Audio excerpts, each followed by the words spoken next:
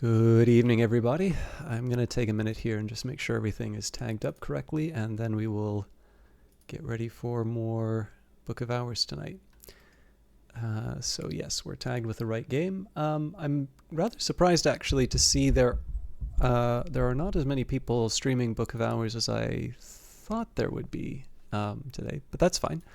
I'm filling a need. Very wearying day today. I'll try not to spend too much time ranting about it, but I'm probably going to need a little bit of time to sort of ramp up for today's broadcast. I will try and not take the day out on all of you, though. Books are the memory which does not die, inscribed in 5 languages over the gate of Hush House. Go quietly. Book of Hours is not a punishing game unless you want it to be. Welcome, librarian. For 15 centuries, Hush House was a fortress of knowledge until the fire... Oops. You know what? I'm going to close and open that up again because I'd really like to read it.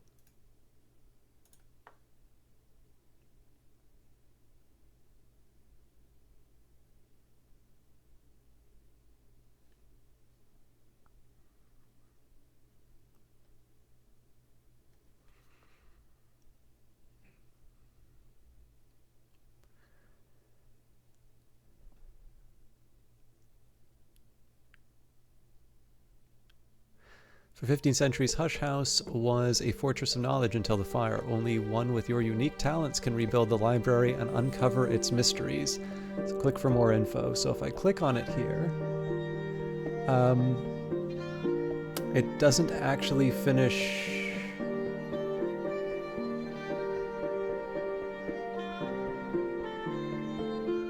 Huh. I mean, it might just be encouraging you to... It may just be encouraging you to click on the item so that you can know a few different tips, but we do have a few of them here anyway. So, welcome to Hush House Tip. These are all on the loading screens, but from the FAQ department. If you're new to Book of Hours, you may not realize just how far you can zoom in with the scroll wheel. When upgrading a skill, you can use a lesson from any skill if it matches at least one aspect. If you only need one lesson, and you only need one lesson, the rest can be any matching memory. If you used up your starting ink, don't worry. There are lots of ink pots in the house, and you can learn to brew your own ink. Brew tea at the kitchen range, but don't throw it in the fire. And backspace cycles between completed workstations or rebind. Problems? Mail us at support@weatherfactory.biz.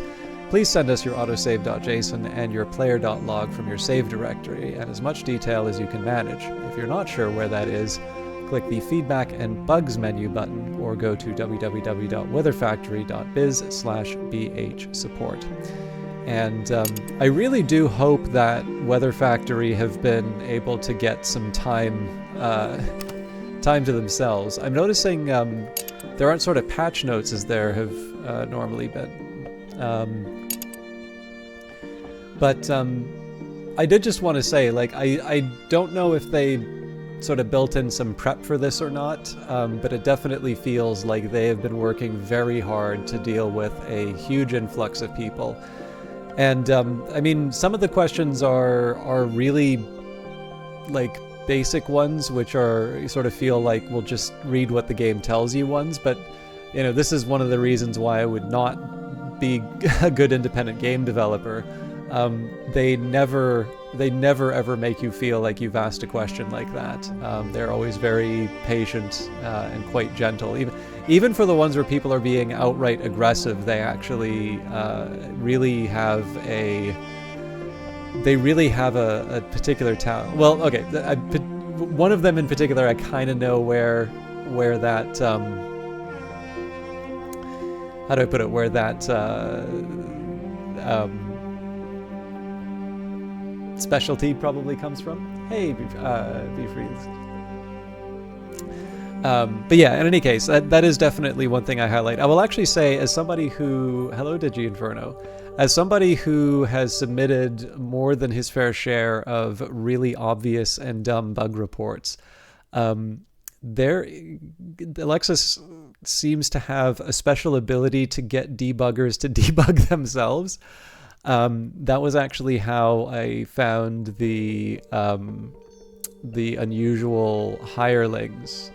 He'd asked just a follow-up question on one of the bug reports that I sent in, and that I was able to sort of identify where the problem was from. But as a side effect of it, I actually discovered this fun thing about the sweet bones.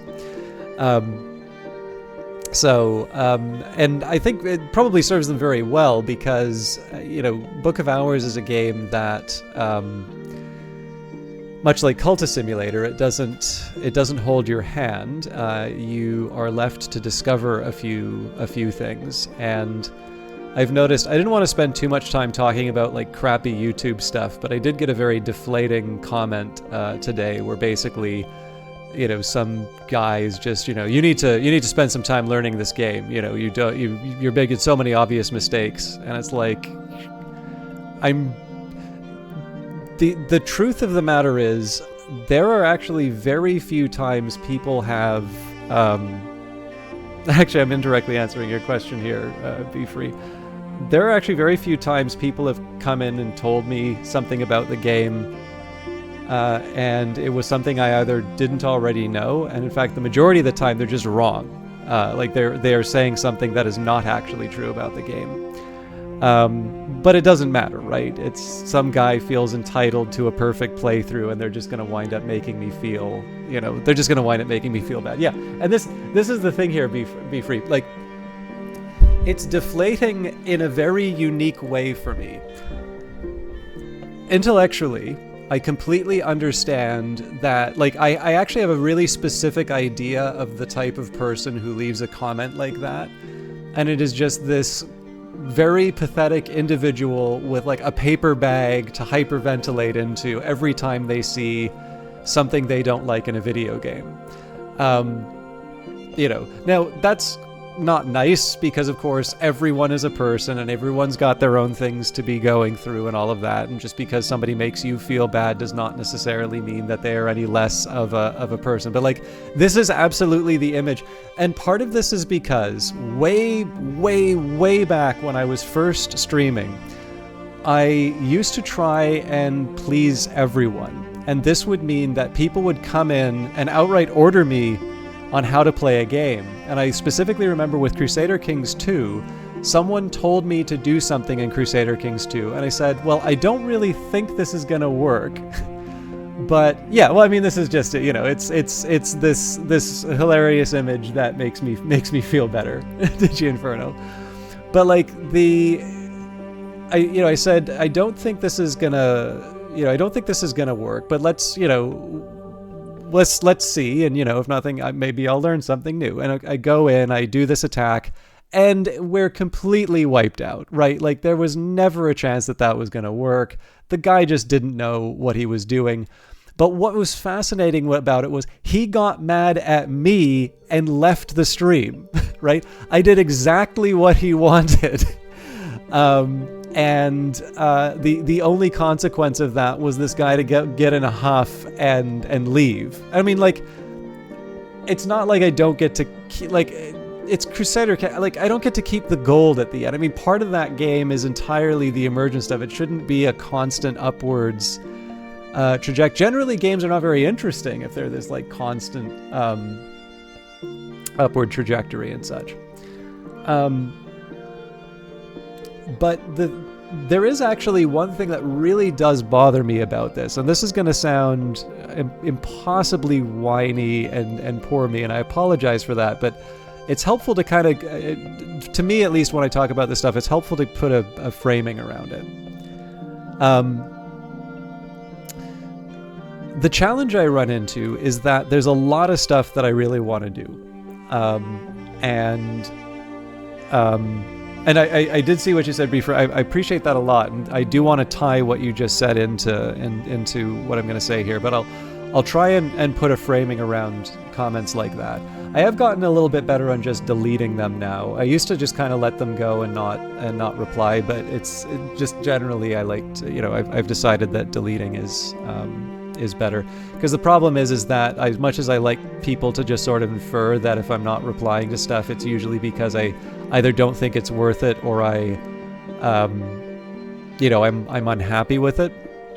But it occurred to me there's two problems with that, which is one, it implicitly means that I'm gonna reply to all of the other ones, and I may not be able to do that. I have actually missed comments before, so I wouldn't want that to be, I wouldn't want that to sort of all of a sudden mean that something that's an honest mistake is now perceived as being something that made me, unhappy.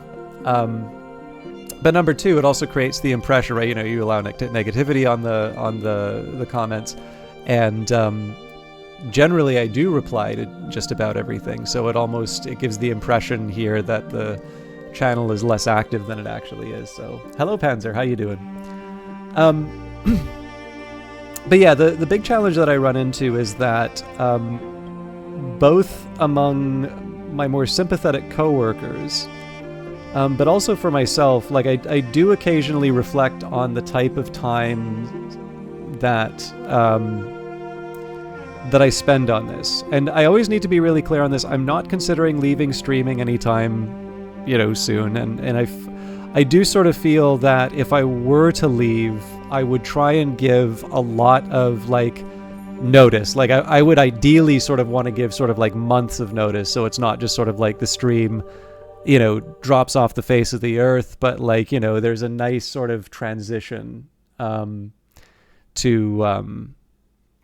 there's a nice sort of transition over the time to help out, just I don't know. I feel that's the right way to do it. I've had cases where people just sort of drop off the face of the earth, and people who I kind of personally knew, and they just sort of vanish, and I was first of all kind of worried for them, and then I sort of found out that they were there, and then it's just sort of oh, okay, well, I guess it's part of their streaming life, and their streaming life is gone now, and so I don't matter anymore. And that doesn't, you don't feel really good there either, right? So to me, just given the way that I sort of wound up feeling about a few of those things, I always sort of imagined if I had to stop broadcasting for whatever reason, that I would give a big, I'd give some notice.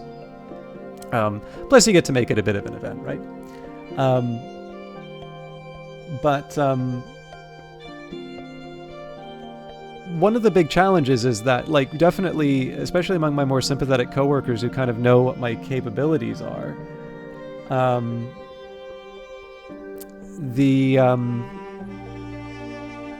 they do wonder, why I spend so much time on this sort of stuff. Gaming in general, but particularly, the streaming side of things. And it's often quite difficult to answer that. To a certain extent, it does provide me some satisfaction, otherwise I wouldn't do it. But it is a very large time commitment, and the challenge is that there are actually a lot of things that I want to do. So offhand, I've probably got about, and I'm not exaggerating here, I tried to estimate it, about 10,000 pages of reading that I would really like to get through before the end of the year. And that's a fairly conservative estimate. And it's a very broad range of things, and I don't plan on doing it in several huge sittings. But that is kind of roughly in terms of sort of what I'd sort of set out for myself in terms of things that are either part of projects that I want to do or just pleasure for myself. That's kind of the stack of reading that I sort of would feel should be done within the next few months. Then there's a number of sort of data-oriented projects which have sort of been on hold. There's a video that has been sort of this albatross around my neck.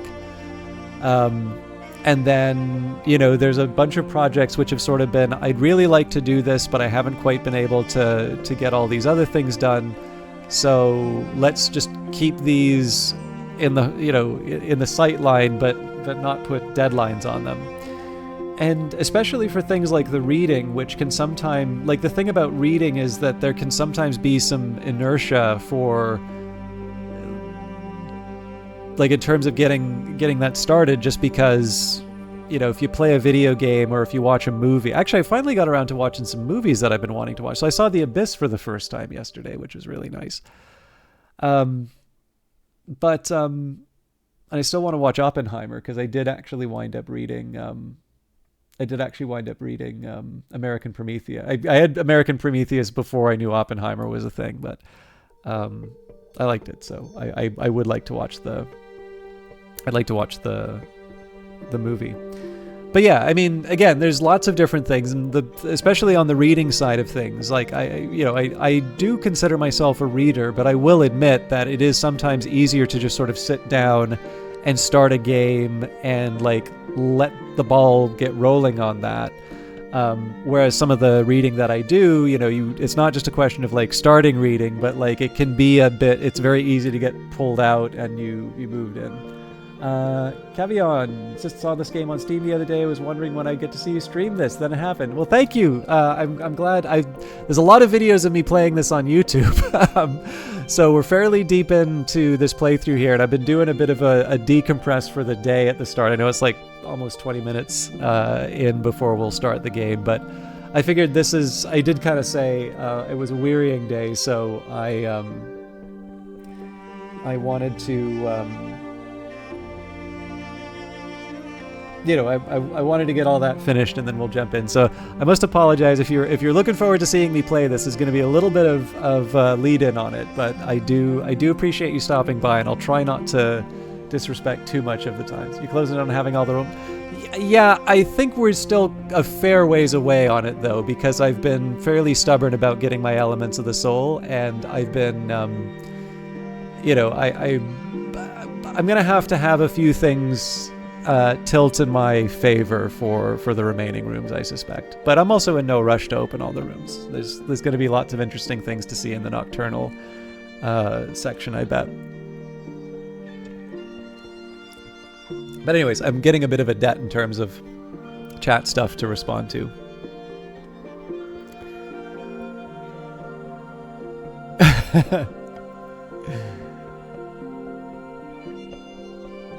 Yeah, I don't know, like I like the biography, and it's a very interesting period of history, but we'll see. Anyways, but yeah, so the difficulty that I run into with this is that when it comes to like the negative comment side of things, they're very small people whose opinions really don't matter, and I'm kind of aware of that. But the drawback is my temperament is such that it kind of winds up deleting like 10 positive comments worth. Like, and it would be nice if I didn't have that gloomy side, but the drawback is just because I already sort of feel that there's so much being sacrificed for like broadcasting in general. I always sort of assumed that the haters would be one of those things that comes from being a large broadcaster, and I'm not. And it's one of these things where I sort of feel like I shouldn't have to deal with this. Like, obviously I do, and I know there's some people will say there's a certain amount of entitlement in terms of saying it, but I frankly don't think anybody should have to deal with it. Like, I do actually think we should have higher standards for, our conduct online. So... Silva Does Cells, I'm not quite caught up on this, was watching your VODs. Next time you stream, I should be ready to watch in real time, but not today. Well, again, I don't, there's usually not an exam, and if people are curious about where things are, I can try and give a bit of a Cole's Notes version of it, but I feel it's a reasonably fair game in terms of, picking things up and moving on. Anyways, I did want to catch up on a few of the items here, because there were some nice things said in chat, and they are going to relate to what I was talking about before, and just trying to find the equilibrium in all of this. So he says, I know you do, but I get it still things, probably because you're out here legit promoting the game and playing in a way that you like doing, community service by patiently explaining otherwise to people who'd be yeah, so that's one part. I mean, like, this is the thing, like, I do not like, I strongly dislike kind of name dropping and stuff like that, but obviously my first idea was to just reply to that comment, okay, I'll return the check from Weather Factory for promoting the game on Steam, right? The thing is that I really don't like the idea of sort of brandishing, this thing that I've done for Weather Factory in, on a disrespectful comment, right? Like, I kind of feel that I should be handling that myself. So you don't use Weather Factory's name in vain.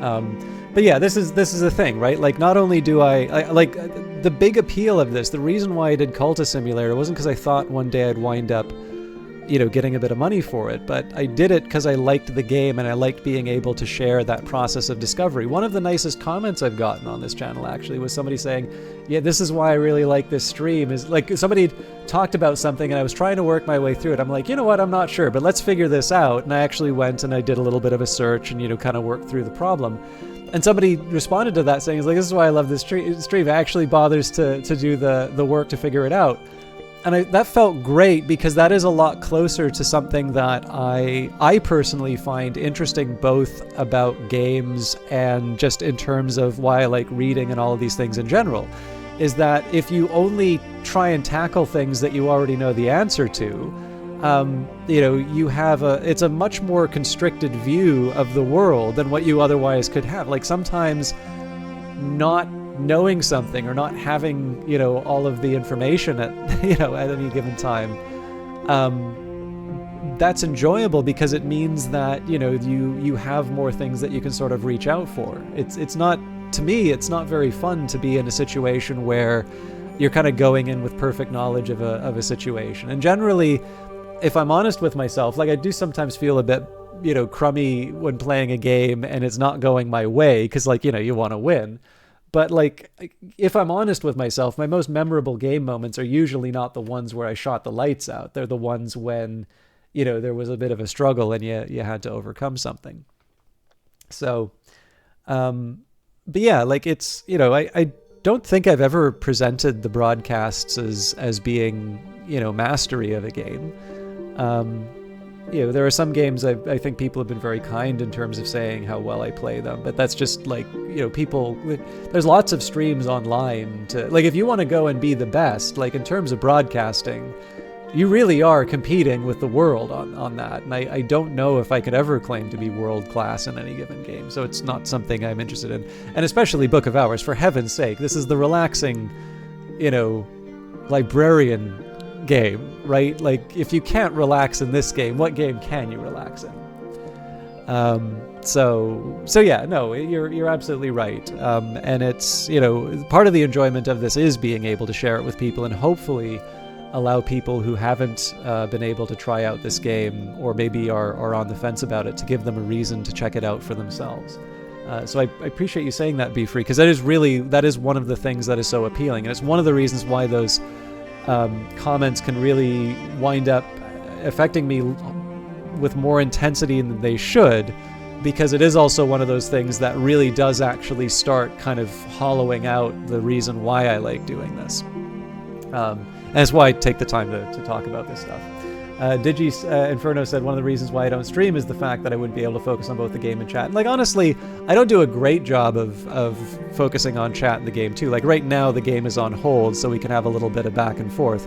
But I think it's okay because then that just allows me to, spend a bit more time on the game and, we divide these things. Also, it's not like I don't think you're all just sort of like some kind of fuel for a stream. It's nice to have some back and forth with everyone. So, but everybody has their own way of handling it. Like some larger streams generally can get away with less interaction with their chat because it's already moving so fast. So that's either self-perpetuating. People are sort of exchanging back and forth with themselves, or they are,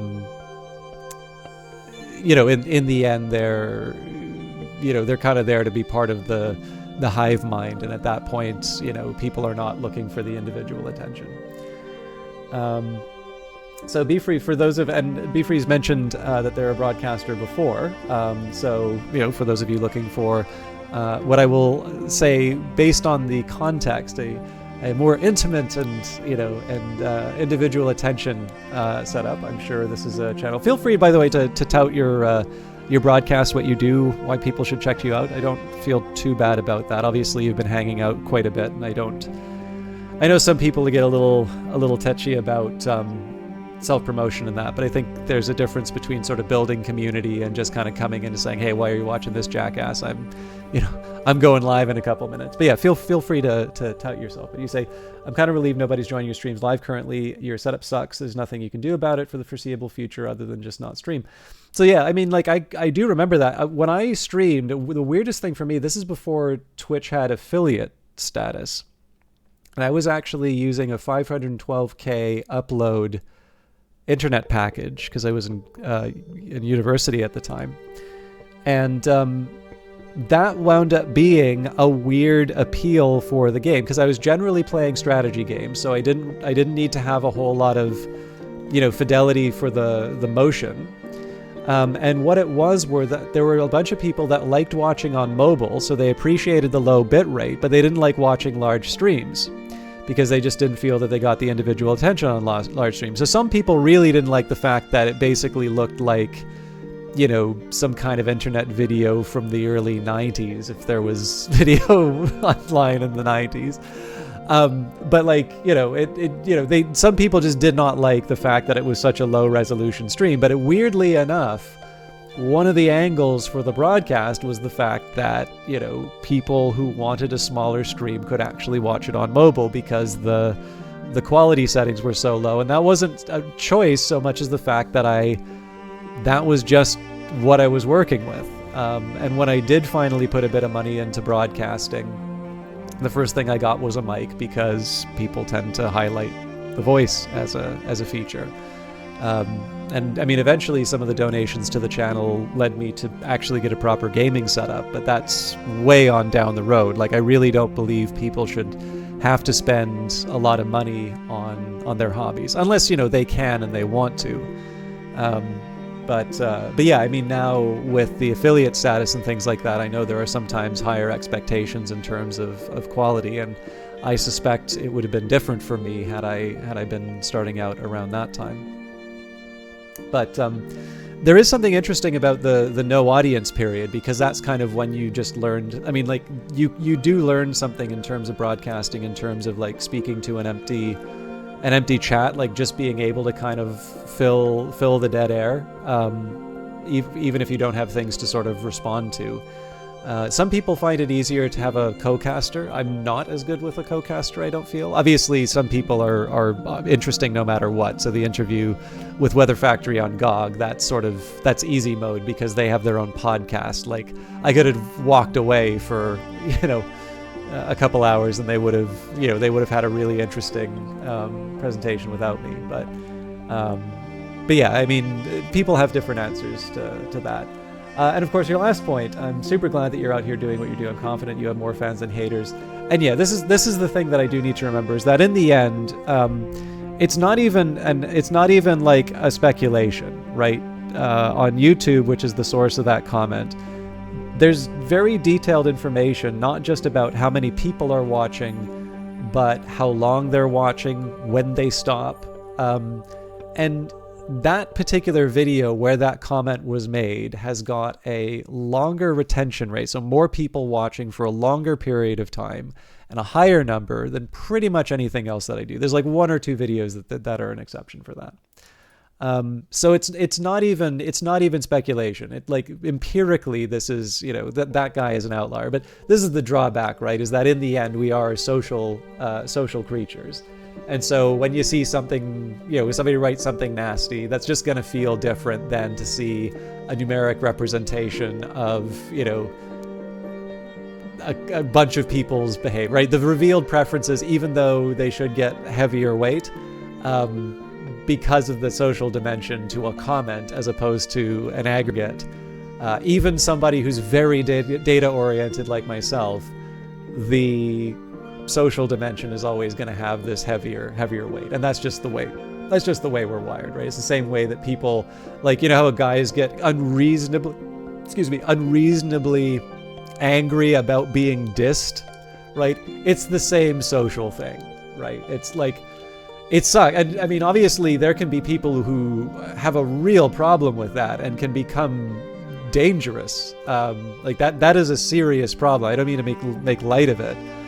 But like, obviously, or like even some gamers, right? Like, I remember one guy when I was trying to talk about a memory leak in Industries of Titan and just saying, is like, just so you know, this may not be very representative just because I've got, a unreasonable amount of RAM for, a machine like this, because I do all my data work on this as well. So, you know, for a while, if you had more than 16 gigabytes of RAM, you were wasting it if you only did it for gaming, because that was all that games used. And then I think Jedi Fallen Order came out, and now like the cap is 32 gigabytes or that. But like, if you had, like, generally if you've got more than 16 gigabytes, it's basically for bragging rights. It's not actually doing anything for the game. And in the context of the memory leak, what it meant was that this game I wound up playing, like, it was a known thing, and they eventually fixed it, but like, I would be able to stream the game for like 5 or 6 hours without there being a problem, where some people would say, you know, yeah, after, you know, this short period of time, it seems to be crashing. And I mostly just wanted to be upfront about it, because obviously you don't want to mislead people, especially if you've been given a key.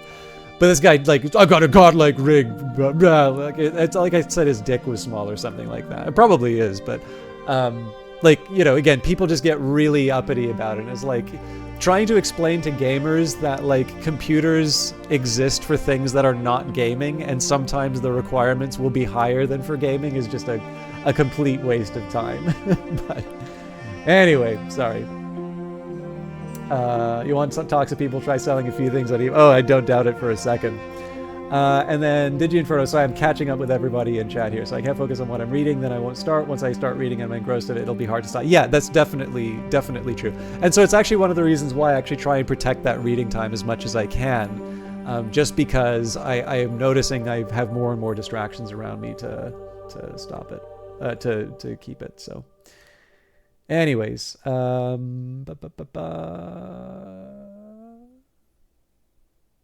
my god, there's a lot of...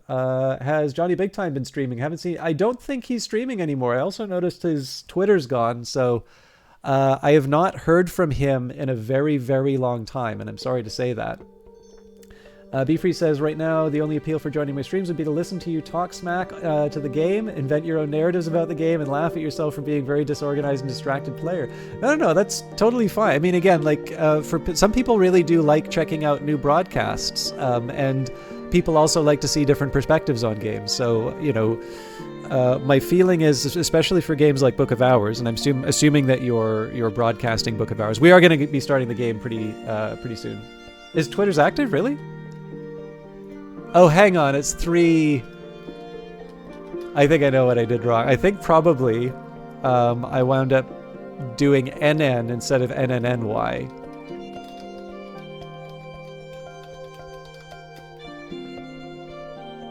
No?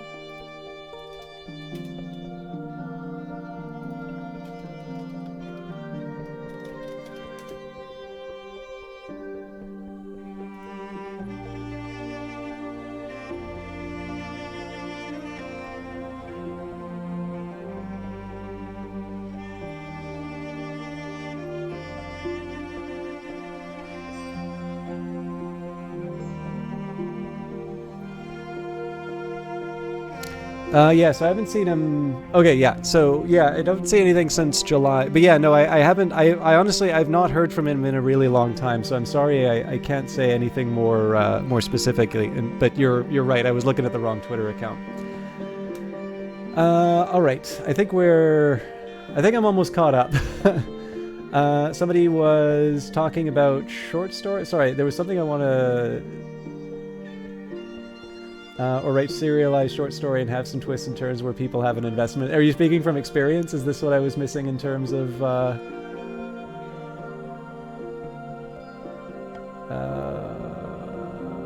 were we?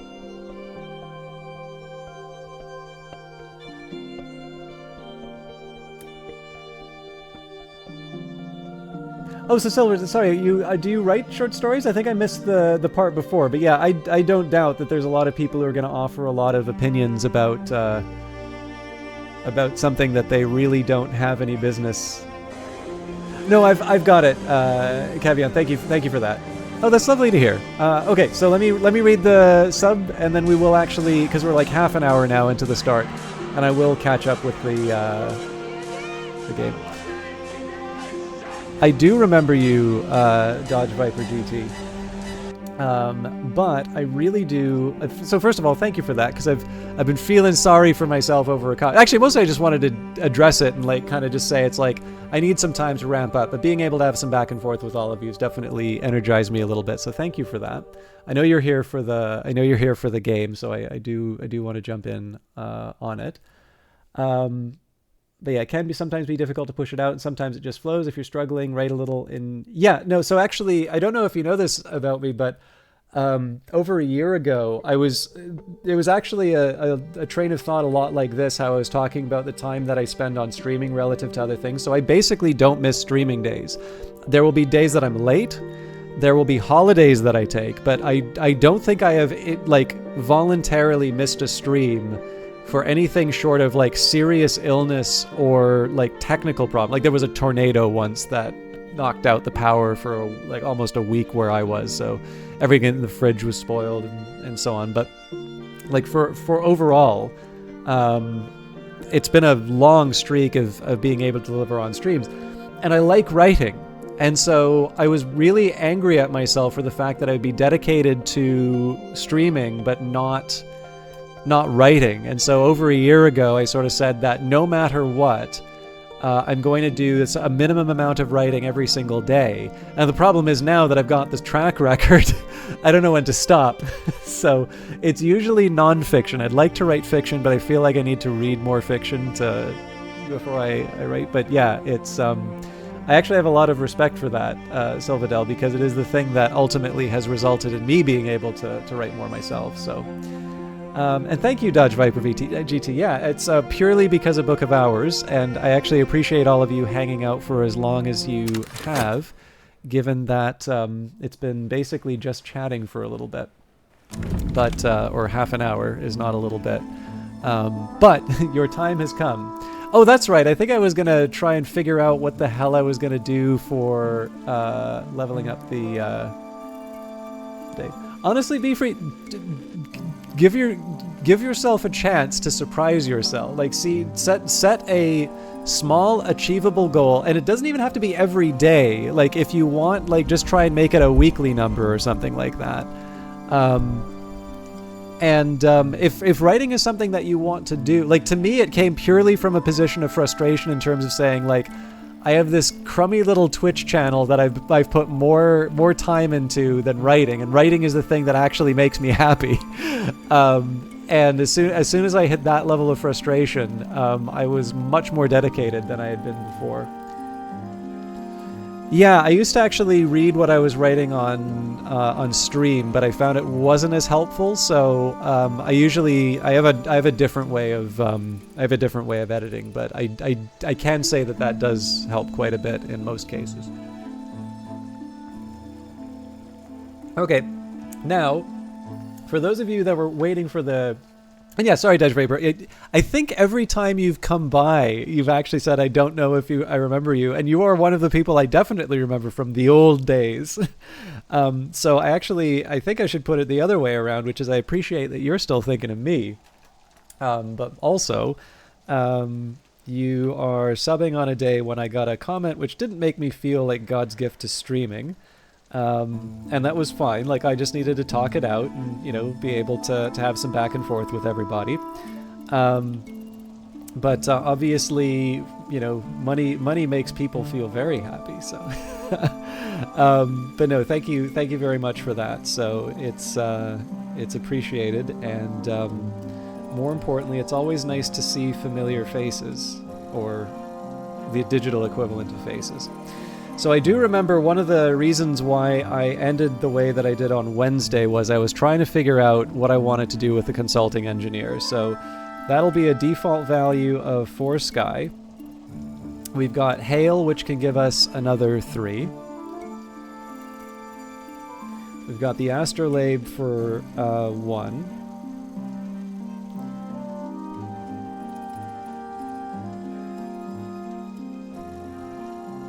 Now, if I recall correctly, the only use for the sky would have been the seagull, the shrieking gull cloud. Our other alternatives, it's moon rose nectar. Oh, that's right. There was also forge.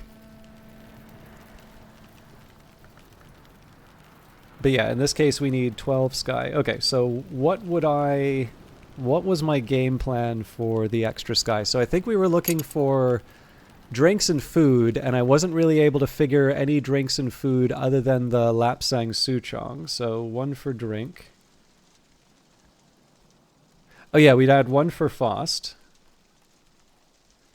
So then we're up to 10. So then I would need to find some kind of food, or I would need to find some other item that they could accept, which would be worth 2 sky.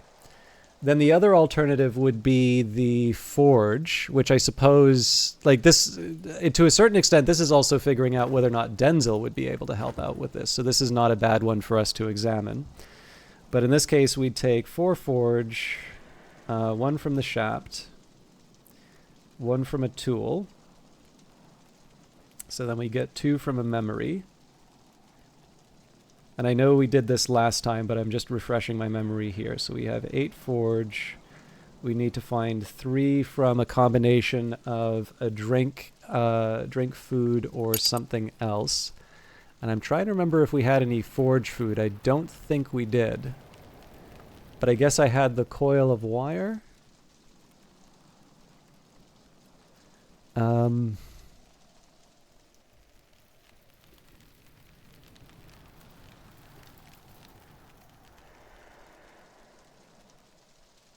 Yeah, all drinks that'll offer forge.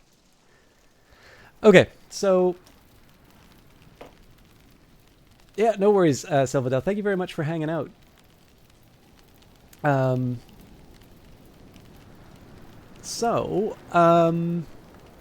Here's what I'm going to do. I am going to hire them. And it's not even because I have a game plan for them, but I do want to see what the extra option is. The other thing that I'm going to do is I'm going to garden.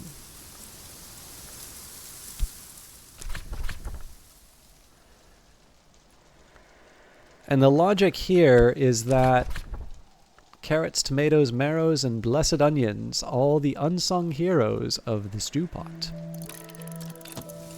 I want to see if maybe we can get some luck with the with gardening in terms of getting some forge aspect. So let's say things don't turn out with the engineer. What are my other options? I could try the Temptations of Architecture or the Rose of Nuriel. Alternatively, I could watch one of the films. And I guess in the case of Trist, I wouldn't need to worry. Yeah, I think I'll set aside the... Actually, hang on. Can I put the Trist in here? No, I can't. Never mind.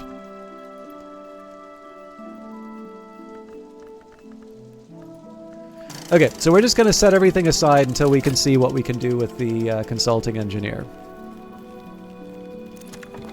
Hired.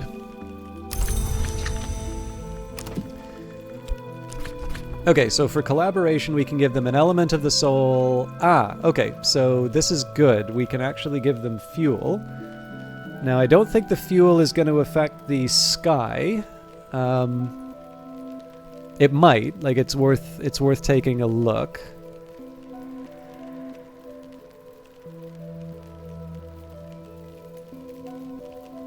Ah, Trumpeter's Lily is worth 2 sky. Okay, this does the trick. So let me just take a minute here. It's going to be good to...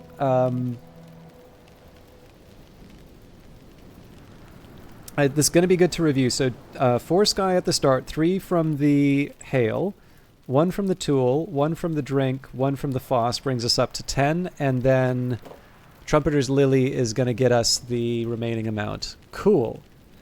I don't even need to spend any more elements of the soul for that, so I actually feel like we're finally getting ahead of something. Ether Dragon, 9th of their name. Glad I get to catch you for a while on stream. I'm very happy to have you here. Thank you for stopping by. I'm starting late, and then I'm also I had an extended pity party at the start. So I do appreciate people taking the time to stick around. So I think actually one of the other nice things. So I'm going to use my FOST with the engineer, but I figure we might as well make something happen with the experiment beyond sight. So if I use we can use the shaft. Where was our best moon? Tradisma Herrera.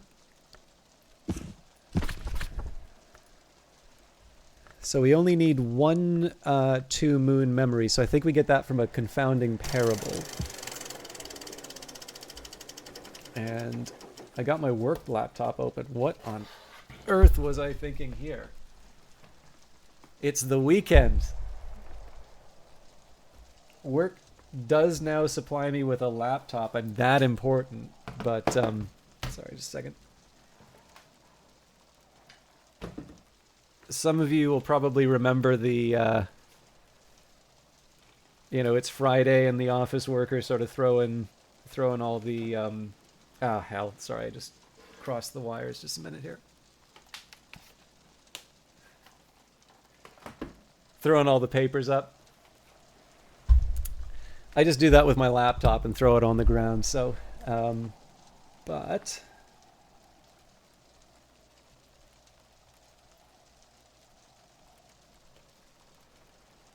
I do have some tomes to consult.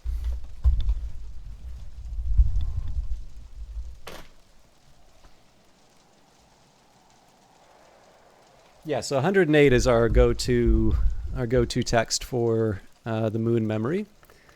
That's not too much of a hardship to consult.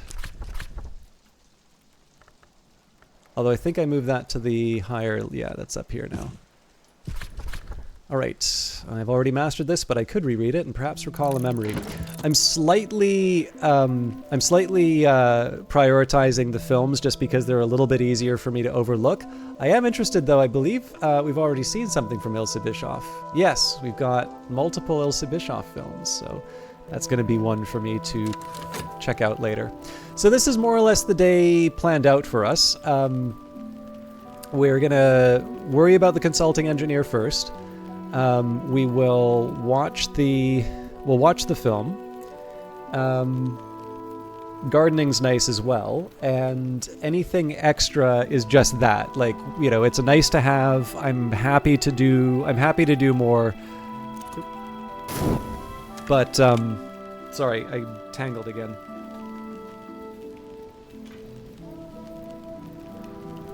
I have a very nice chair now. Unfortunately, it's very sensitive to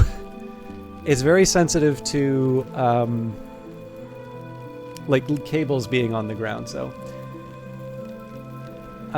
you came to your YouTube channel and accidentally caught the stream right at the beginning, but you've been too busy knitting to type hello. So very late hello. It's been great watching you play on YouTube. Thank you very much, Discerning Duck. Obviously, I think your powers of discernment are great if you've decided to spend your time here. And knitting sounds great. I have no talent for it whatsoever, but as you can see from the my own character is something of a knitter themselves. I guess weaving and not working is slightly different, but thank you very much. I appreciate, obviously, I mean, if you're there from the beginning, you know that the kind words are appreciated. I try to make sure that I give equal weight, if not more weight, to the nice words. So I really do appreciate that, and I particularly appreciate the fact that sometimes you like having something on in the background, and if you've got this constant nagging to participate, that can ruin some of the enjoyment. So thank you for doing that. Please do not feel obligated to continue to participate as much as I would love to have continued participation. I definitely appreciate hobbies, and sort of you time are precious. So please don't let me drag you out any more than you'd like to say. But I do really appreciate that. All right, so again, we're building up our consulting engineer. We will talk with Senor Corso when we can. I will consider refreshing some abilities. The challenge right now in terms of refreshing abilities is thinking about, like, what's the main thing I would like to... Thinking about the main thing that I would like to do. So I can see myself refreshing health because that'll allow me to do some more gardening, and that may get me more items that... that are instrumental to further progress. But what I'm reluctant to do would be to try and refresh Faust without a good reason for it. Because as nice as Faust is, I can make a little money with it. I can, I could use it as an input for the, watching the film.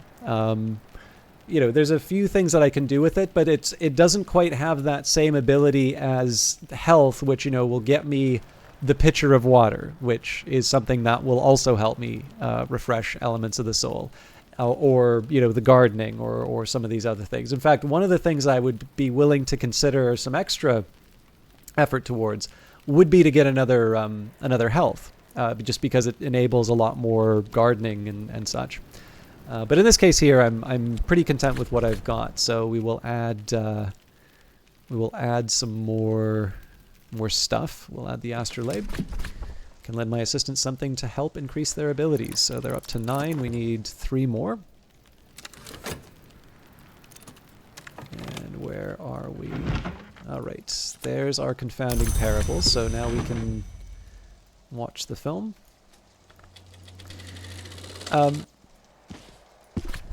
For a while, I debated about making a mod for Cultist Simulator, and it was actually inspired by Sturm, the winter text, quote-unquote text, in the game. And it's because, I've mentioned this a couple of times. I did used to work in the film industry before I went to school, and one thing that I always thought was kind of neat. So there was the reference to Sturm, but the more I started thinking about the different principles and the different characters that I'd meet, like I had kind of a Clovetish script supervisor that, like, she always used to call me darling. Oh, sorry, she used to, not darling, gorgeous. And then there was a makeup artist who always called me darling. And like I remember the distinction between the two, and I always thought that they would be two very interesting characters, almost kind of like the witch and sister and the sister and witch, where they have very similar aspects, but they're just slightly like mirror images of each other. One has slightly more grail, and the other has slightly more heart, let's say. So one of the things that I started thinking a bit more, and then I also started thinking, like, oh man, there's actually some really appropriate films, like, so I can kind of imagine the grips, being very Forge-ish, and of course the camera department, which is obviously the best one, is Lantern. And I actually had a whole sort of storyline planned in terms of what, kind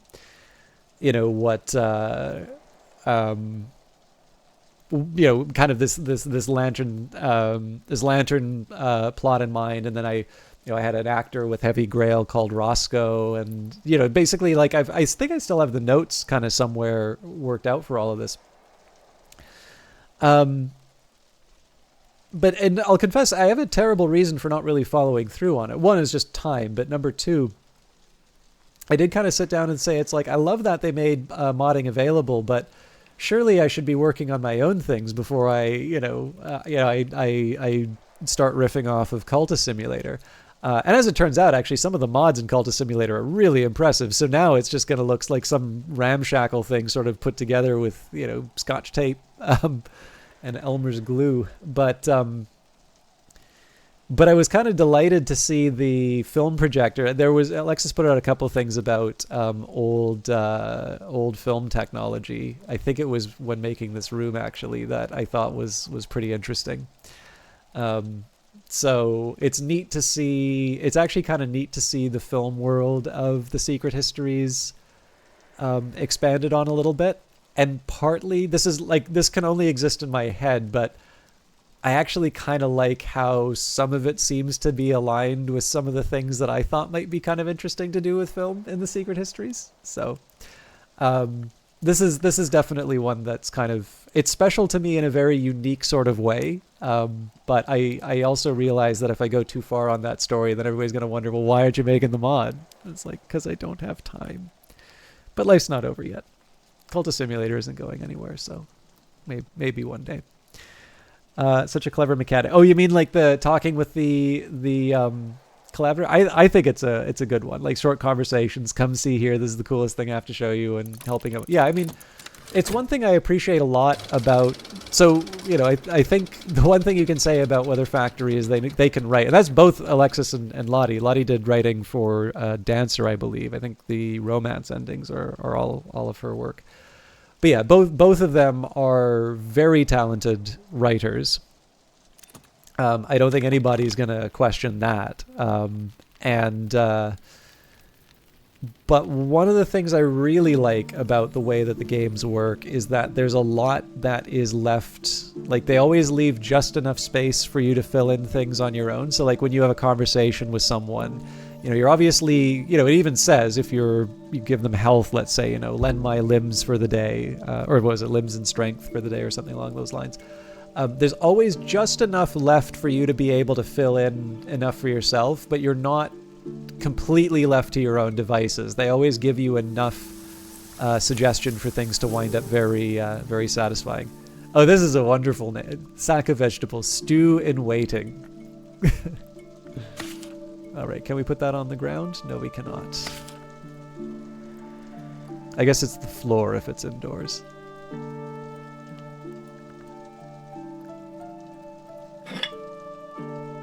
All right, we'll put the pears in the kitchen. No, we won't.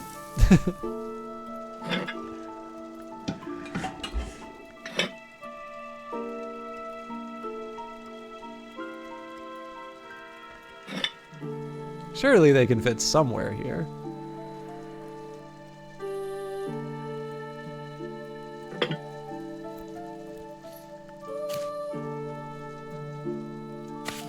They're kind of in the way, but...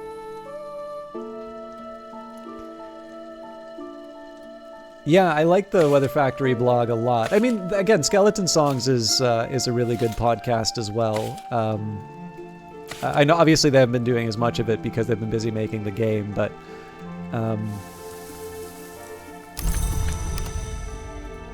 yeah, the reason I mean, I'm never gonna get tired. Oh yeah, actually, this is probably the point. I think I actually forgot to say this earlier, but if it's not apparent, I was given a copy of this game for promotional purposes, so if you're making a buying decision, obviously now the Perpetual Edition is not available. I'm sure after all of the DLC are out, if there's any indication about if what happened with Cultist Simulator is any indication, they did do the, what do they call it? I don't think they called it Anthology. Let me see what it is. This is worth mentioning just because I know people do, like, what's probably going to happen now is this video is going to be one that people wind up seeing on YouTube, and then that's going to be how they find out about Perpetual Edition. They're going to feel bad about it. So, and we actually talked about this in the interview. Like, it's, people who otherwise would have bought the game had they known about it, feel like they're missing out.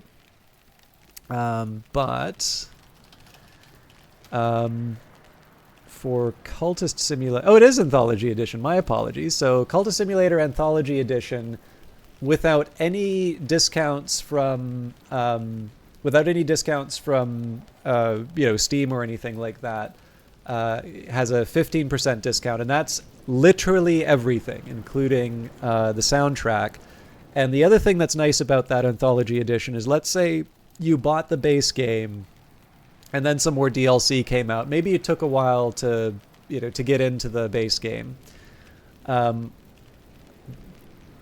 least last I checked, if you buy the Anthology Edition, it's one of those Steam bundles where it will automatically fill in like the stuff that you don't already own and apply the discount there, so you don't wind up buying everything a second time. It will just fill in the things that you want, and you get that discount applied there. So obviously, Weather Factory is the last word on what their plans are, and I'm assuming it's a little too early to talk about what the final edition of Book of Hours will be. But For those of you that missed out on Perpetual Edition, and if you're just morally opposed to buying DLC as it's available, I suspect once everything is released, Weather Factory will probably do something similar in terms of just putting an all-in-one bundle, which will get a discount for getting everything. And at that point, you're able to get it, just fill in the stuff that you haven't had before. But yes, with that in mind, I'm still talking up the game, talking up the developer. And as a result, if you're making a purchase decision, my enthusiasm, I'd like to think, is genuine. I'm hoping it's coming across as genuine. But let's face it, I'm an idiot. I'm buying an Orchard Keeper when I didn't need one.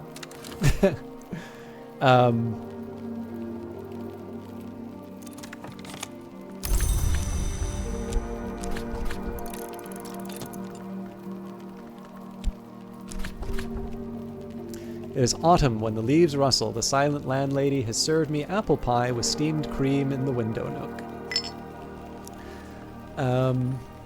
I'm actually not sure I'm going to be able to get anything done with the Orchard Keeper. The best I could hope for here is to do something with the 10 nectar. I'll give it a shot, but I'm going to need to game that out. But yeah, anyways, I wanted to get the disclosure out of the way. I should have done that off the very top, but I lost track of myself. Okay, first thing we're going to do is finish off the work with the consulting engineer. So we've got the collaboration, we've got the memory, we've got the tool, and then it was a drink, and then the fuel.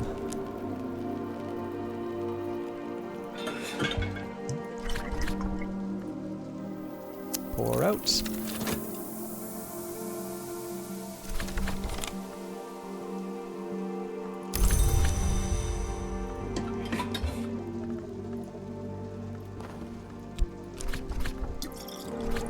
A nice drop. I can offer my assistants something to drink. This will increase their aspects. They'll also be glad of the refreshment.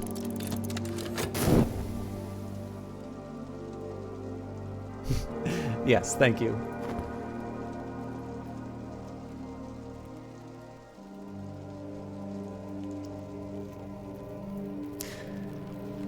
Actually, to what Ether Dragon just wrote, one of the things that I think is kind of fun about this, at least I like doing this, because if you get sufficiently interested in writing, or if you have a hobby that you really enjoy, there's a number of different ways that you can access this. But in general, what I tend to find is, you sometimes wind up asking some variation of the question, like, where do ideas come from? And I think it's a very natural question to ask. I actually have some fairly clear ideas of where ideas come from. The thing is that I haven't written anything that people ask that question for, so I can have opinions, but whether or not anybody's going to listen to them is a whole other matter. But one of the ways I actually find it can sometimes be fun to kind of turn that around a little bit, let's say. A neat exercise is to sit down and say, you've been given the commission, make a game about restoring an occult library. What are some things that you would put in that game? What are some of the ideas that you'd put in? And maybe we expand that out a little bit more, make it a more specific to something like Book of Hours, and say it's going to be an occult library, and it's going to be a very sort of solitary game with a very large building filled with rooms and so on. You can expand, or again, this is just a thought experiment, right? So you can really do whatever you want with it. But where I actually find this can be quite fun to play around with is to sort of think and see some of the things that feel so essential to the game, that are real highlights, and to wonder if these are the sorts of things you can imagine putting in at the start. So for me, I would not have imagined including some tea or including food inside this game as being one of these things that you would include as part of the occult library. In fact, my experience of a lot of libraries, generally at universities, and let's face it, students are not always the most responsible or respectful with some of the books. So very often there will be limitations on the types of drinks that you can put in. And then the few other times that I've been in a library, the public library in Ottawa is okay, but it doesn't really compare to Vancouver. So the other ones that I usually wind up going to are archives, and archives are definitely quite strict in terms of what you bring in. So at least in the university, they'll kind of say, like, you can have a drink with you as long as it's, got some sort of a lid on it. Archives are like, no, you cannot bring anything. You can't even bring a bag with you. So I would not have thought to bring in things like, tea and such, but this, large manor full of interesting things and food and drink really adds to the coziness. So I don't know, it's just, in one sense it allows me I get a better appreciation of the game and a lot of the things that make it special. And I also, to me, this is where I start getting a real appreciation for what Weather Factory's specific added value is, because these are things that I feel are not obvious steps, and yet they wind up being ones that are almost inextricable from the experience, if that kind of makes sense. All right, fading flowers may provide inspiration. This will increase their aspects. Now I'm slightly curious about that text, so I just want to see, because it is the fuel that I'm adding here. All right, well, I'll live with it. To put thy pale lost lilies out of mind. So I'm going to take a quick second here and just see if I can make something happen with the Orchard Keeper. This will obviously be in the context of if I had an unlimited amount of time, but let's just see if I can salvage it. So we start with 2 nectar. I can get 2 from a memory. I can get 1 from a tool. I can get 1 from my health.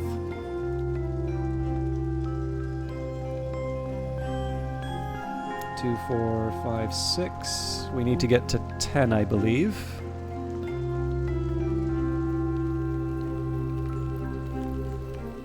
So we can probably get 2 from a drink. Question is, can I get 2 from food?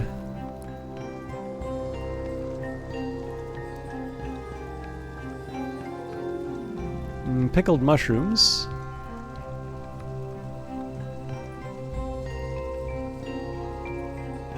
Okay.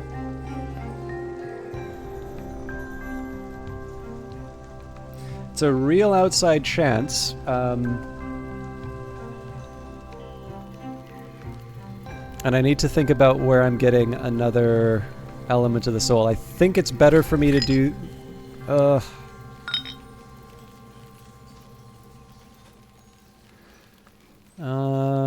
I'm probably going to regret this, but let's restore the whist in bed.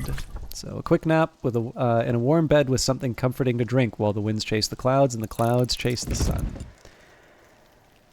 You don't have that reading room, by the way, but a girl could... sorry. My nice idea of a nice reading session is having a reading room with walls covered by bookshelves, a recliner, and a coffee table next to it. I would sit in that recliner reading while enjoying a cup of tea or coffee, or a glass of wine or brandy. Yeah. I also don't have a reading room. One experience I rather liked in Vancouver.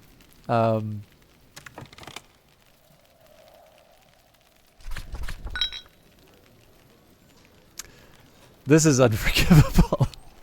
I restored my Faust, not my health. So I'm not going to be able to do more gardening, but this may help with the Orchard Keeper. I really blew it with hirelings. I generally don't think we're going to be able to make anything happen with the Orchard Keeper, but let's try and make something of the day. This is almost hilarious how bad this has turned out.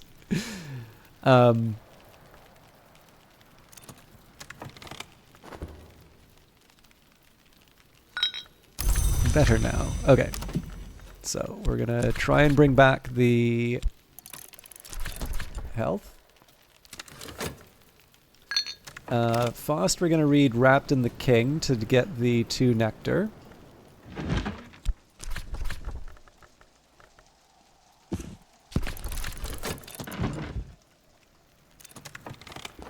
Okay. I cried for madder music and for stronger wine.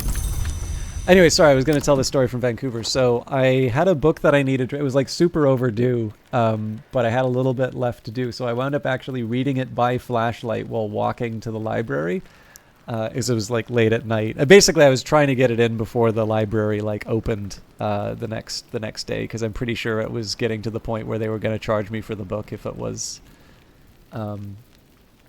any later. And I remember there were like 3 guys that were walking by, and I don't know if they just didn't care that I was in earshot or if they didn't think I was in earshot, but I remember hearing one of them was like, "That guy is the biggest nerd that I've ever seen." And one of his friends actually said, "No, man, I wish I could do that." I was like, "Yeah, I wasn't expecting that." But yeah, I'm actually kind of lucky in that I generally can walk and read. I can also read like in a car or something. So I usually have a book with me at any given time. But there is a benefit to sort of like a sustained engagement with a book rather than sort of taking nibbles. So, and I mean, obviously we all have digital devices in our pockets now, so it's not that hard for me to. It's not that hard for me to get like an online book, or like a ebook, but it's I don't know, like I don't get weird about it, but like I do have a weak preference for pages. Although I do find sometimes with pages I like double tap a word to find the definition. Yeah, Discerning Duck. I actually know a lot of people who get motion sick, and I feel very bad for them because I think for me, I had a lot of road trips to Vancouver. I guess it would be good for me to get the screeching gull cloud taken care of, huh? The gulls have made this their kingdom, and they have grown intolerant of interlopers. We'll have to pacify or discourage them.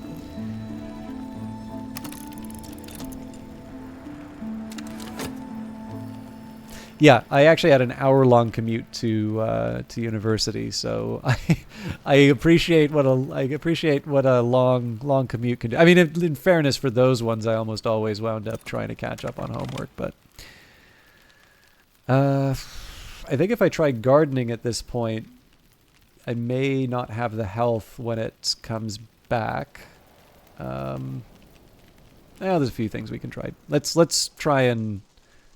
We'll try and work out the remainder of the day. So, Experiment Beyond Sight, Ilse Bischoff's bewildering, widely derided final film. The film is an unrelenting fusillade of apparently unrelated images: birth, mirrors, grain threshers, animal attacks, crowds at stations. But a single image appears again and again, dominating the rush of images until the film is only a single static shot. The repeating image is a view through a grimy window pane of a nearby tower. There is a vague impression of flickering light around the tower top. Just as the film ends, smoke plumes from the tower. That's it. Nothing of note at all, unless one happens to recognize the view of Crucible Tower from the window of the librarian's quarters, and unless one happens to know that Ilse Bischoff never visited Brandkrug or even Britain before her untimely death. So let me start recording some information. I've kind of been I've been distracted, so I need to make sure I'm back on top of things.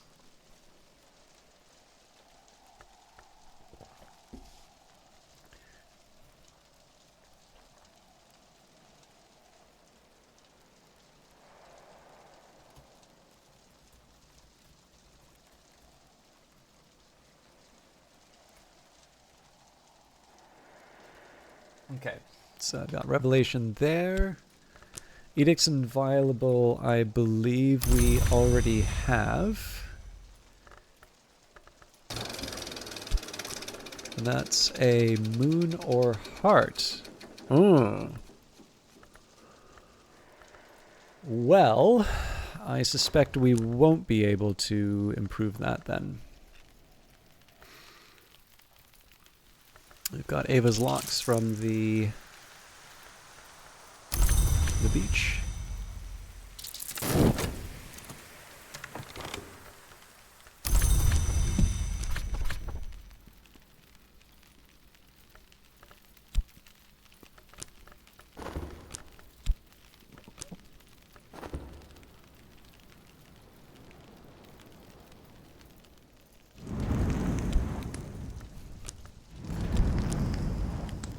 Trying to think if there's anything else I can try and do. I'm really reluctant to try anything with the Orchard Keeper. I think what we'll do is we'll talk just to get a memory out of them, but I think it's a lost cause to try and get them up to 10 nectar for today.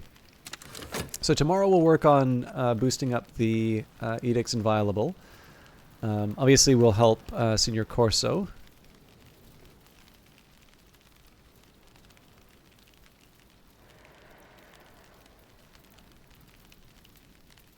And then depending on the weather, I'm tempted to try the garden again, but or not weather, depending on the time of day, I'm kind of tempted to try the garden again, but this may not work well for me.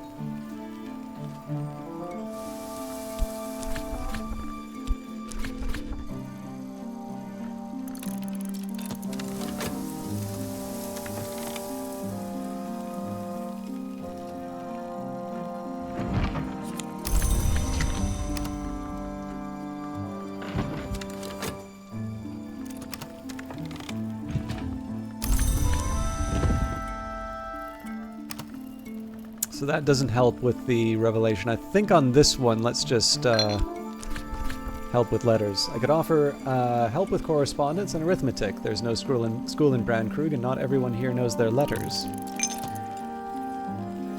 Yeah, anyways, sorry, I was talking about what I think probably, I don't know if this is how motion sickness works or not, but I had a lot of road trips to Vancouver. Oh man, that worked really well for us. So if I can somehow get... I guess I need to get my tryst back on the... Oh, but I can't get my tryst back at the Sweet Bone, so never mind. This didn't work for us because I don't have the element of the soul to apply.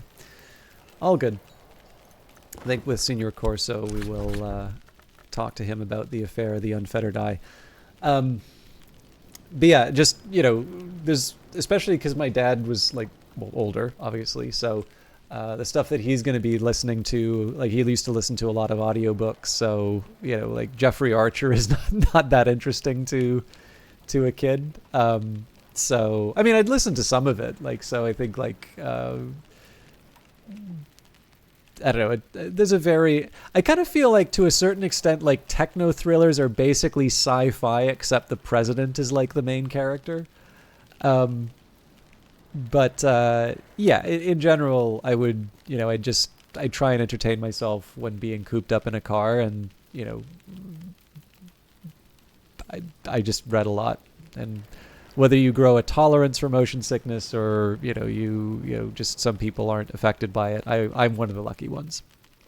So, all right, Masana, a prosperous little desert village that has become in recent years a place of pilgrimage. There have been peculiar manifestations there of late. Villagers gifted with sight or struck blind. The church has dispatched its representatives to investigate. So I don't need an appointment, do I? Senior Corso, manuscript hunter, legacy scavenger, mercenary. Many would question his ethics. Few would deny his acuteness. I'm working for the church this time. I've got a pass and everything. So we need to give him a lantern text of 3 or higher. Depends on the techno-thriller.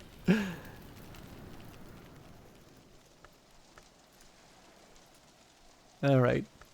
So one thing I have observed is that whenever you give someone a text, they will not accept the same text twice. And it does increase the number that they want. So if I give him a lantern text, which I have to, it's going to mean that he will want 4 lantern in the future. So what I would like to try and find is a lantern text that he can read that has the lowest lantern aspect I can manage. And that's just so I don't wind up working myself into a corner for future instances. So if I have to, like, Wainscot Histories is okay, but Wainscot Histories is definitely well above what the requirement is. So if I could find a 4 lantern, that's ideal. And I realize that involves a bit of a... I guess if I mouse over the... Nope, that doesn't do that for books. There we go, Bancroft Diaries. Can he read Latin, though? I don't think he can.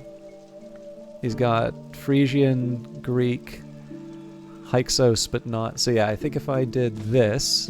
my visitor can't read Latin. This text is of no use to them.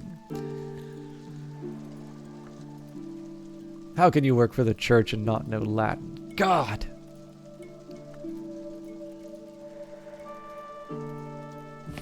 Okay, so this may be a time we do actually need to break down and give him the...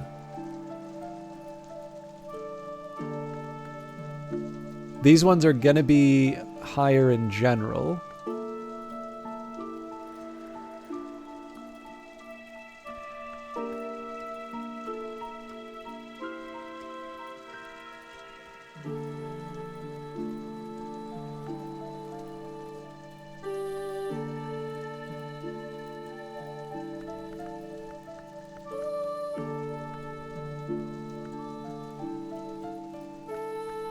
Yeah, I'm not trying to come up with a general theory of techno-thrillers. Although Michael Crichton, I keep failing to appreciate just how successful Michael Crichton was, because like obviously we associate him as the author the author of Jurassic Park. But also, like, you know, he did the original Westworld. He was into climate denialism before it was cool. Probably one of the same. But the thing is, like, if you look at like Jurassic Park, you actually see a lot of the points that he wound up making and a lot of his opposition to climate things. I don't agree with his positions on that, but like if you know that, you can actually see the through line in terms of his work. But like what was it ER? Like I think that was the TV series that launched George Clooney's career. Like I think he was also responsible for that. And on top of that, developed software. I believe he did. I believe he had some writing software that he made as well.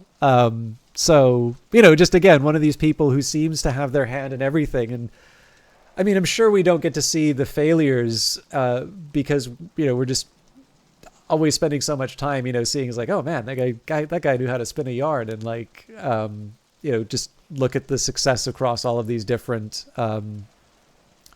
fields of endeavor. But yeah, it's really impressive. The first novel by him that you've read was The Andromeda Strain. I just couldn't put it down. You know, the funny thing is, I actually think I've only ever seen adaptations of Michael Crichton's stuff. I don't think I've ever actually sat down and read one of his works, which is funny because I seem to know quite a bit about his different plots. I'm not really sure what to make of that, but it probably just means I'm illiterate. No, it means I don't read that much fiction. All right, Gull Colony. Through all the isle's long years, the gulls, heedless of our affairs, have taken their due from the sea and returned it to the rocks. Careful where you step. Is there nothing else here? Oh, no. Steal eggs from the seabirds or find what the seabirds have stolen. Okay, there's Rose... Well, I guess that gives me something to do with my Faust now, if I want. The Gaping Darkness, 12 Heart, 12 Moth. Yeah, for sure. It's he's not at the top. So I have been wanting to read some more fiction in general, but I've been sticking with a nice collection of H.G. Wells' short works for now. And I was surprised how much I liked The Time Machine. Not that I was expecting it to be bad, just, sometimes when you read an older book, like you never know, right? Like some of them work really well, and then some of them you're sort of like, okay, I appreciate this for, what it was at the time, but maybe this doesn't quite hold me. But I actually really like The Time Machine.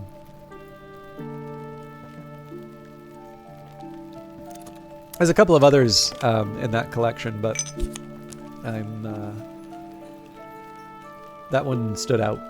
An afternoon spent profitably reading newspapers to the curious, writing affectionate letters for the lonely, steering farmers through the requirements of the Ministry of Agriculture. Another thing I really liked finding out about H.G. Wells was he was a big, wargaming nerd. So he's got, was it called, Little Wars or something like that? But he has, a miniature wargaming book. Right, that clinches it. They've been sold a pup. Their manuscript can't be older than the 18th century. Maybe I won't tell them that, eh, librarian? Clients don't like paying for bad news.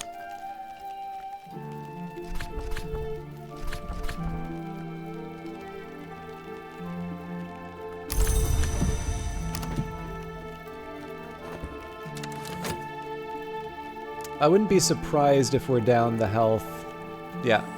Okay, I'm gonna have to renew my health for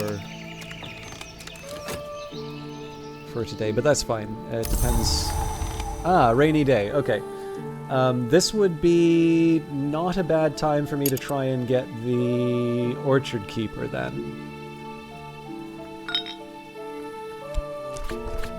So yeah, we'll get the assistance from an Orchard Keeper. In autumn, the Orchard Keepers come to sell their wares at Brandkrug. A shilling will buy one's help. That's going to be the first priority. Everything else will be...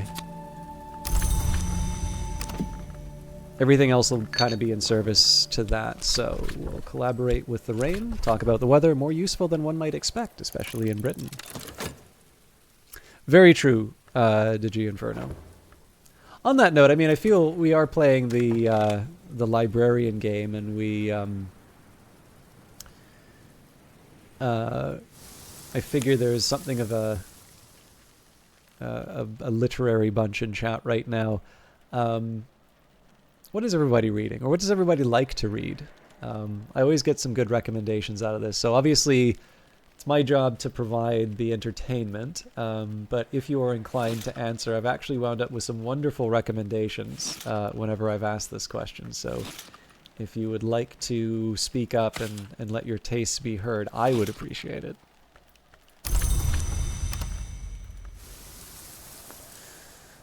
Okay, so I need Heart and Moon for the Edicts Inviolable.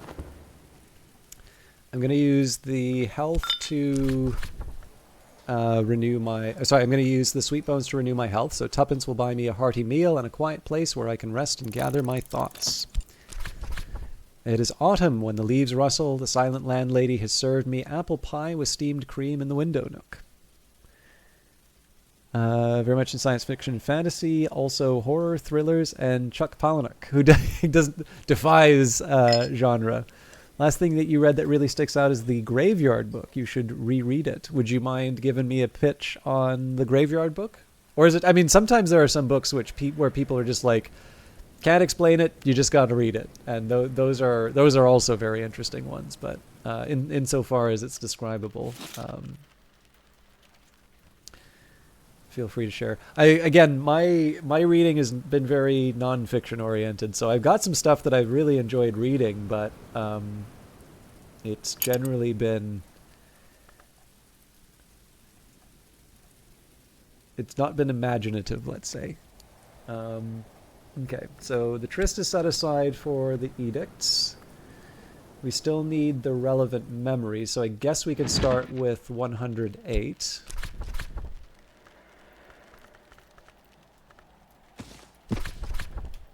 I've already mastered this, but I could reread it and perhaps recall a memory. And in fact, we can probably get to work with the heart aspect that we'll need as well. So I've already mastered this, but I could reread it and perhaps recall a memory. And What other heart or moon? I guess, so we got a storm, but I can get a solace.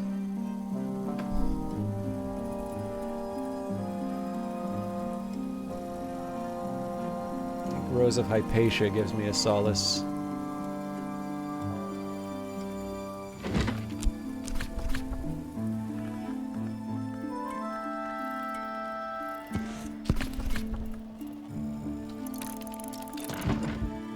Alright, that's a start.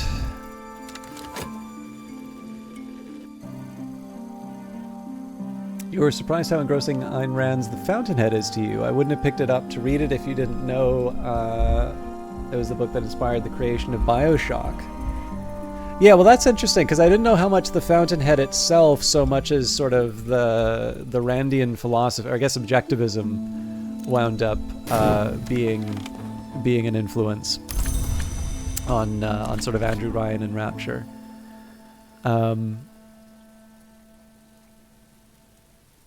Yeah, I mean, I'm only really there was Fight Club is obviously really well known because of the film, and then I also know about Choke, but I know he wrote, like, he's more than that. I just those are the two that I remember, because I think there was like the movie that came out, and then I think that was the book that came out after the movie, and then essentially if you were a fan of his stuff, you probably knew to look for it, and then if you weren't kind of looking out for it, it was just sort of, he's crystallized as the movie, which is such a terrible way of putting it, because obviously books are different. But I mean, I am also a product of the fact that I have seen probably a lot more movies than I've read a lot. The fiction I tend to write is definitely skews older. It's actually why I get a lot out of these kinds of discussions, because they help me fill in the gaps of some of the modern stuff that I've been missing out on. So, it was written by Neil Gaiman. So yeah, I have read The Sandman. I did read American Gods. I actually remember not caring that much for American Gods when I first read it, but I've had people recommend it to me a couple of times, so I'm thinking I might have missed something on the first reading. And then Good Omens is one that I've had recommended a lot, and in fact, I'm ashamed to admit I've not read anything by Terry Pratchett, which is definitely high on my list of things that I want to read, because I love The Hitchhiker's Guide to the Galaxy. And so from what I understand, it is definitely, if you like Hitchhiker's Guide and you're looking for something, in sort of the same ballpark, then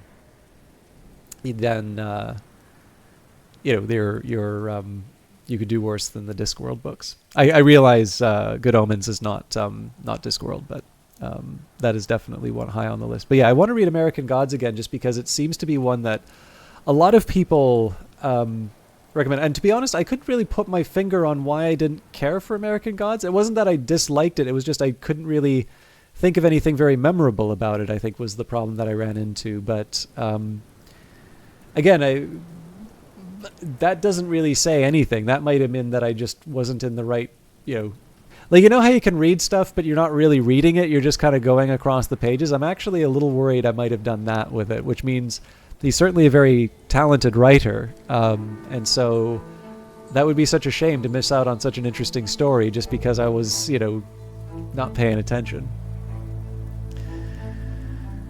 I really like Kurt Vonnegut. I see one here. The Graveyard Book follows the light of a young nobody Owens as he learns and lives his life as an orphan living in a graveyard. Interesting.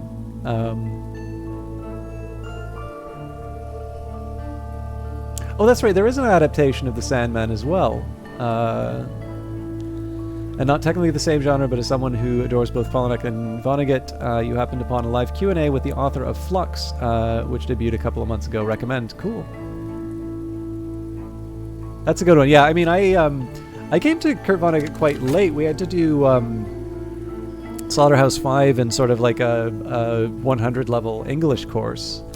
And I'd not really encountered him before that, but I really did enjoy Slaughterhouse 5. So, and he actually has a rather good bit on writing it's like a technical journal. So it's basically like, it's addressed to people who have to do technical writing to basically get better at their technical writing. and I actually thought it was very good advice in general. Like, again, this is following this rather bad habit I have of reading a lot of nonfiction stuff. But excuse me. But again, like, I'm not going to deny myself, a perfectly legitimate and enjoyable branch of reading. It's just, it'd be nice if I had a slightly more balanced diet in terms of what I was reading. Although Philip K. Dick still winds up being a favorite. I have a couple of friends who keep saying that, all he's got going for him is his twists, and I really can't agree with that, especially because Man in the High Castle is still an absolute favorite of mine, but...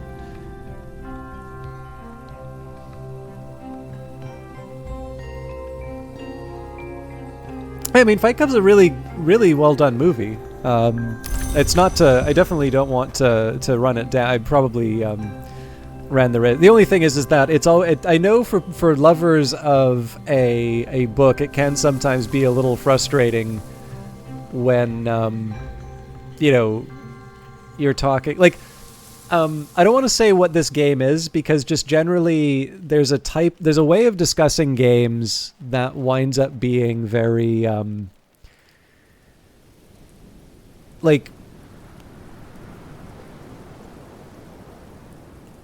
it's very easy to get an audience or to build a channel around negativity about games. And, the fact that any of them get made at all is sometimes a small miracle. But more importantly, there's just enough good stuff out there that you don't need to spend so much time focusing on the negative. But sometimes the contrast can be helpful. And so the line that I tend to draw is,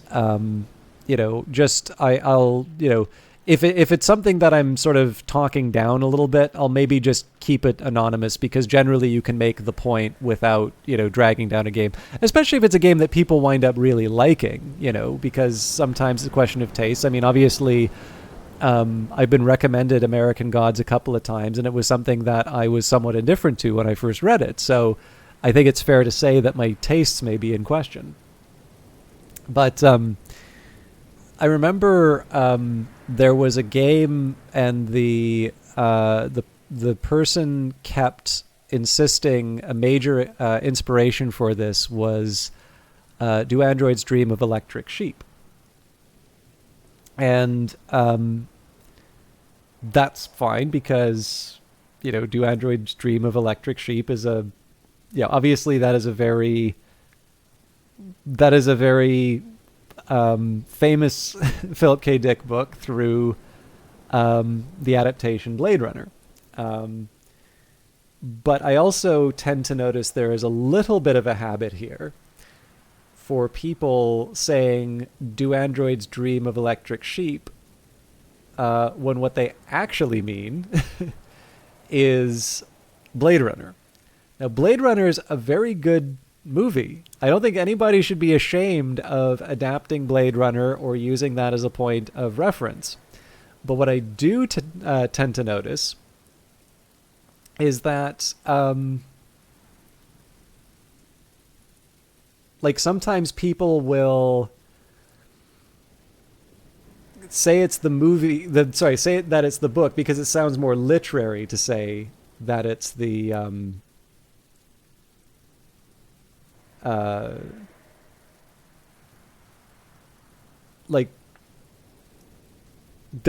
basically they kind of want to talk up their I'm a reader of books sort of thing, rather than the movie adaptation thing. And the thing that's frustrating about it is it's really obvious when it's the movie thing, and part of it, there are some really obvious tells, whether or not they ever mention that Deckard has a wife. Right? Or in the movie, there's a reference to is that a real snake? Do you think I'd be working in a place like this if I could afford a real snake? Is that a real owl? So on and so forth. But in the case of it's been a while since I've read Do Androids Dream of Electric Sheep, by the way, so I'm kind of guilty of this now too. But a plot point, if I recall correctly, is the fact that Deckard can buy a goat, a real goat, Now, again, I'm not hoping to like nail someone against the wall for for using Blade Runner as a reference, because Blade Runner, like, again, Jordan Cronenweth, like, amazing cinematographer, right? I'm obviously big on the camera department. If you're gonna go for a visual style, like, man, definitely, follow in that guy's footsteps. Oh man, A Scanner Darkly, both the book and the film are really, really good ones. I'm a huge fan of both. I really like. Actually, I think Takri came in and didn't just mention A Scanner Darkly, but had actually seen Richard Linklater's first film where he did the rotoscoped animation, Waking Life, which is a really good one too.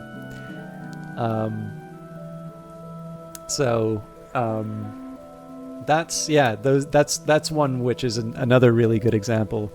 Ubik, oh man, I love the idea of Ubik. I have Ubik, but I have not actually read Ubik yet. I didn't even know there was an adaptation of it, but yeah, I definitely that is one that I want to read because I think it's such a cool idea for a book. So that one and Valis are two that I own, but I haven't actually read yet. So again, I've been on a bit of a short story kick. So Matrix, good to see you. Hey, Takri, you're here. So yeah, Waking Life's fun.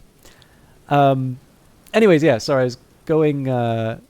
Yeah, no worries. So if you've ever seen Richard Linklater's, I don't know if it was his first, but it was definitely one of his early films. There was like a certain type of movie around the 90s that I kind of feel like Linklater was responsible for like kicking off. And it's almost like a collection of vignettes with just these kind of outlandish characters just talking about stuff. And he did that very well. There was a bunch of people who tried to do it and like could not pull it off. So like if you've seen Slacker, it's like that, but Waking Life is that, but in the context of dreams. And that wound up being sort of the first movie where the director of A Scanner Darkly tried to do the rotoscoping animation.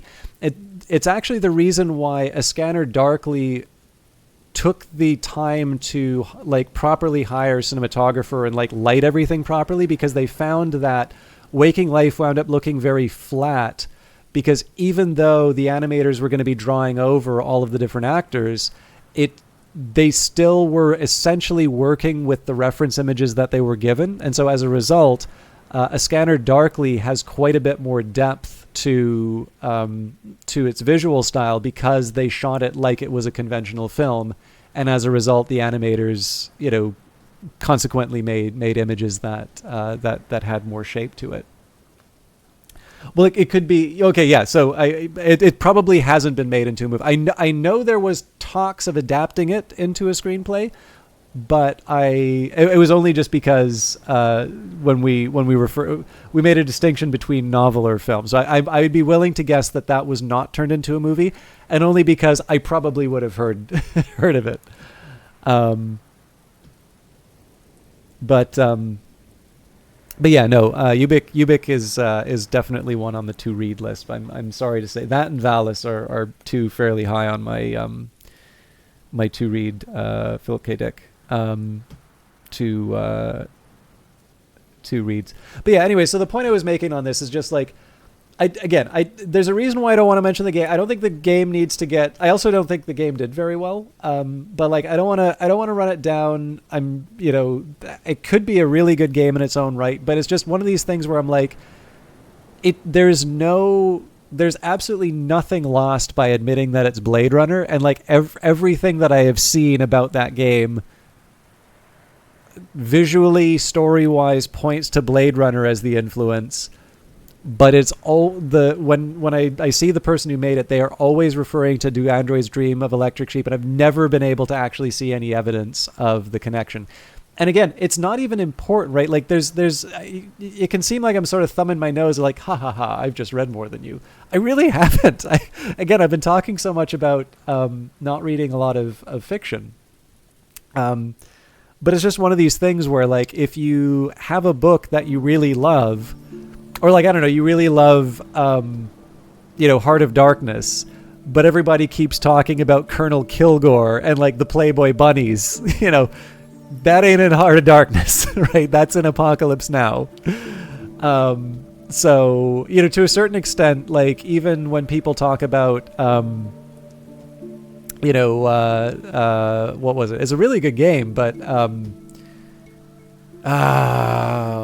it's Jaeger made it.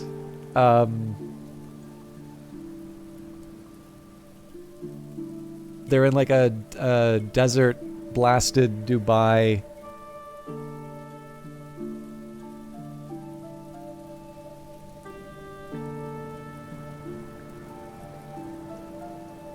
I don't know. Anyways, I'm sure it was a good game, but like I definitely see a lot more Apocalypse Now references than Heart of Darkness references. And again, totally fine. Apocalypse Now is a good movie, but it's just one of these things where it's not bad to admit that Spec Ops: The Line. Thank you, Digi Inferno. I was really bugging me that I couldn't remember it. And again, like great game, but. Just when people keep talking about, their deep and abiding love of Joseph Conrad, I see a lot more Apocalypse Now in that than I see Heart of Darkness, and it's fine because both are fine source material.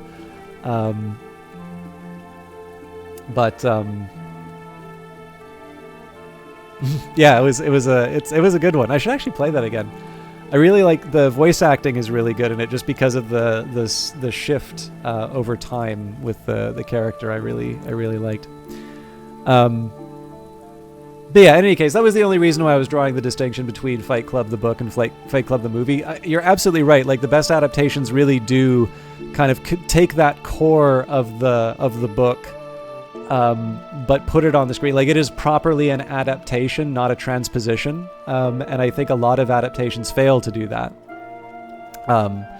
But I also want to be as careful as I can in terms of,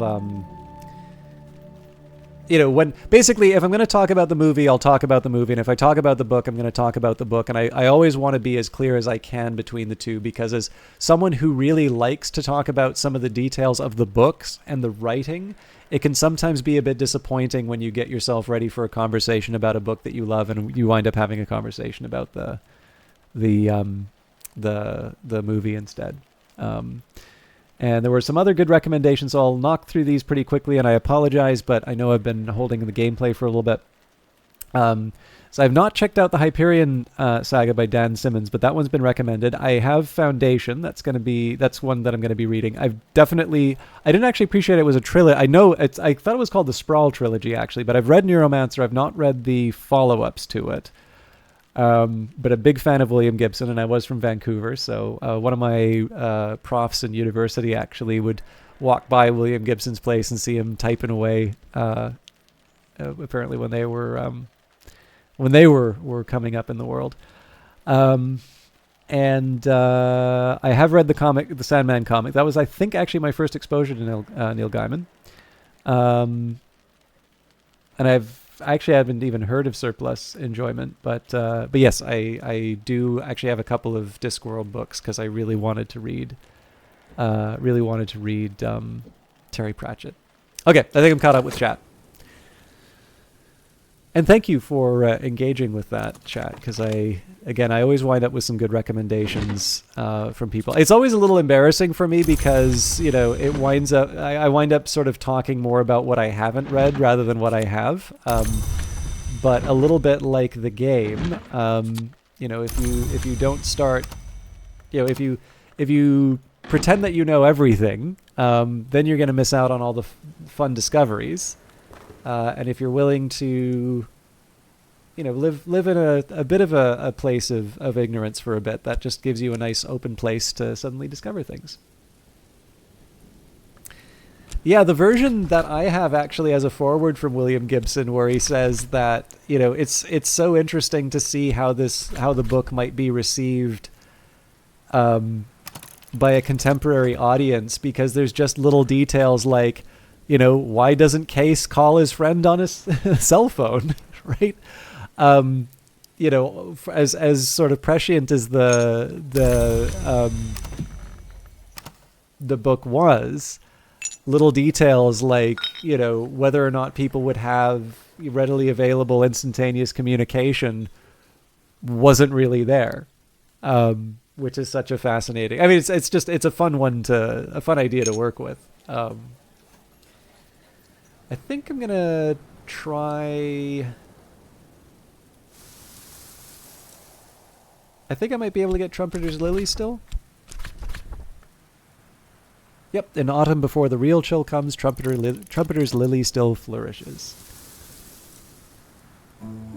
Why did the Matrix characters use payphones? What are those? Okay, funny fact. Some of the work that I need to do at work does occasionally involve analysis of the telecom industry.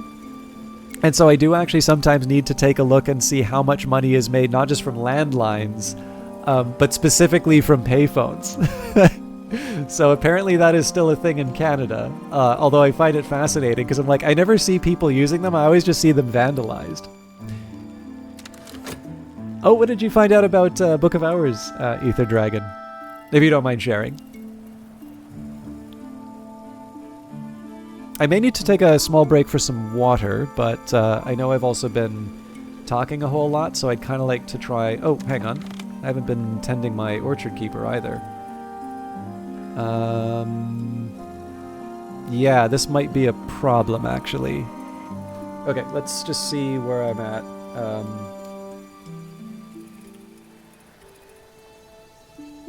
So I needed a 2 nectar drink and a 2 food.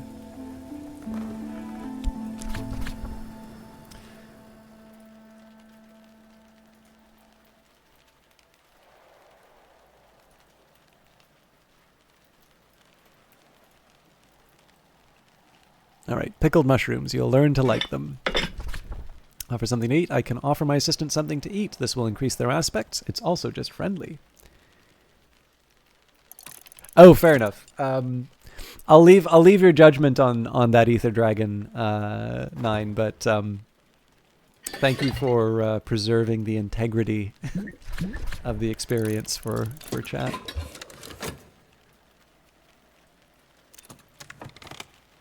All right, have a good one, Digi Inferno.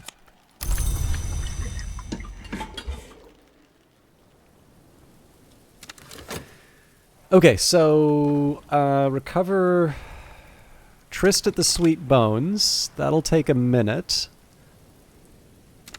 Actually, that times out reasonably well. We should still be able to recover the health in time for...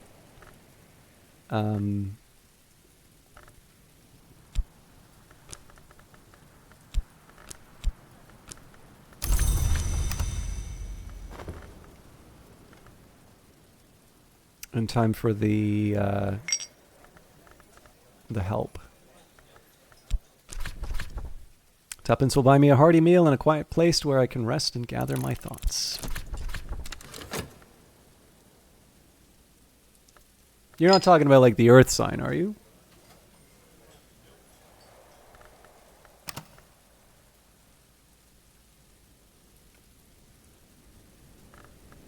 Well, presumably not, because you would have already pointed that out.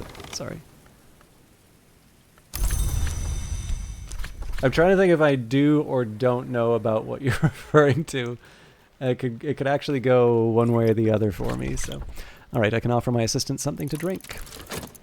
So I've given them the memory, the sustenance, the tool, food and drink. I don't think there's anything else I can give them, but we will have the health available in a little bit.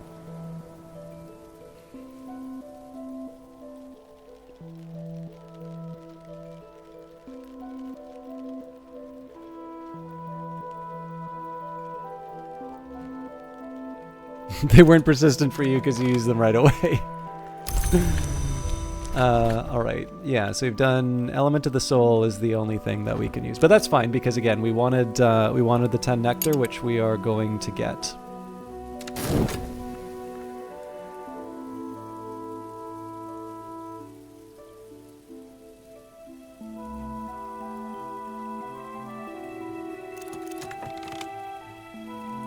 Good to hear. I mean, again, it's a challenge, right? Because I am kind of thick, so sometimes there will be things that I know and haven't just run into yet, and like those, in terms of the integrity of my playthrough, it's fine. But obviously, not everybody's going to be there. But on the other hand, I'm sure there's quite a few things in the game that I've not encountered yet.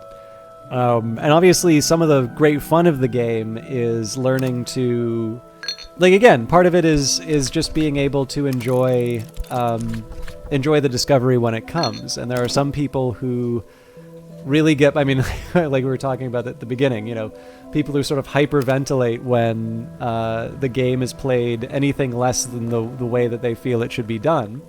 And then there are some people who have this, you know, tremendous enjoyment in watching people sort of, you know, the process of discovery, basically. And definitely for me, that's one of the things that made Cultist Simulator so appealing, was the idea of that initial discovery. So actually the best example I can think of here would be discovering ways to the Mantis. A lot of times,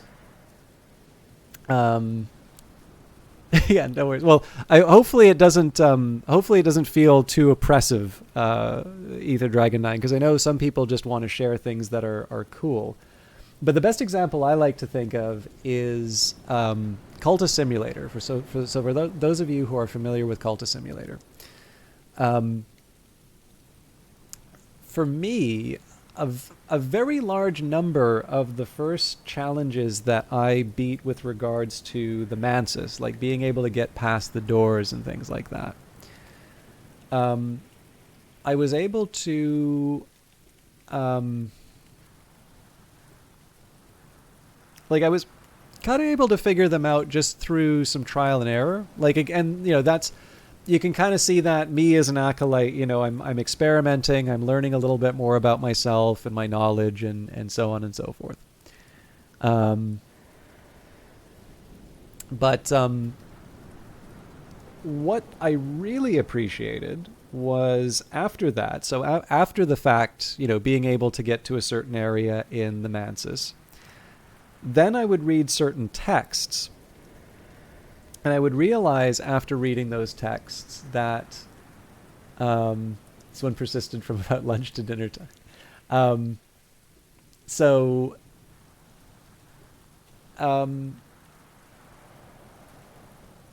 Basically, once I knew how to get to certain places in the Mantis, what that did for me was that that gave me an appreciation of certain text. So when I would reread certain things, even some of like the early Christopher Rolopoli books, for instance, the ones that kind of tell you how to get to the wood, I then sort of realized, oh, hang on a minute, this was a guide to tell me how to get to this special location.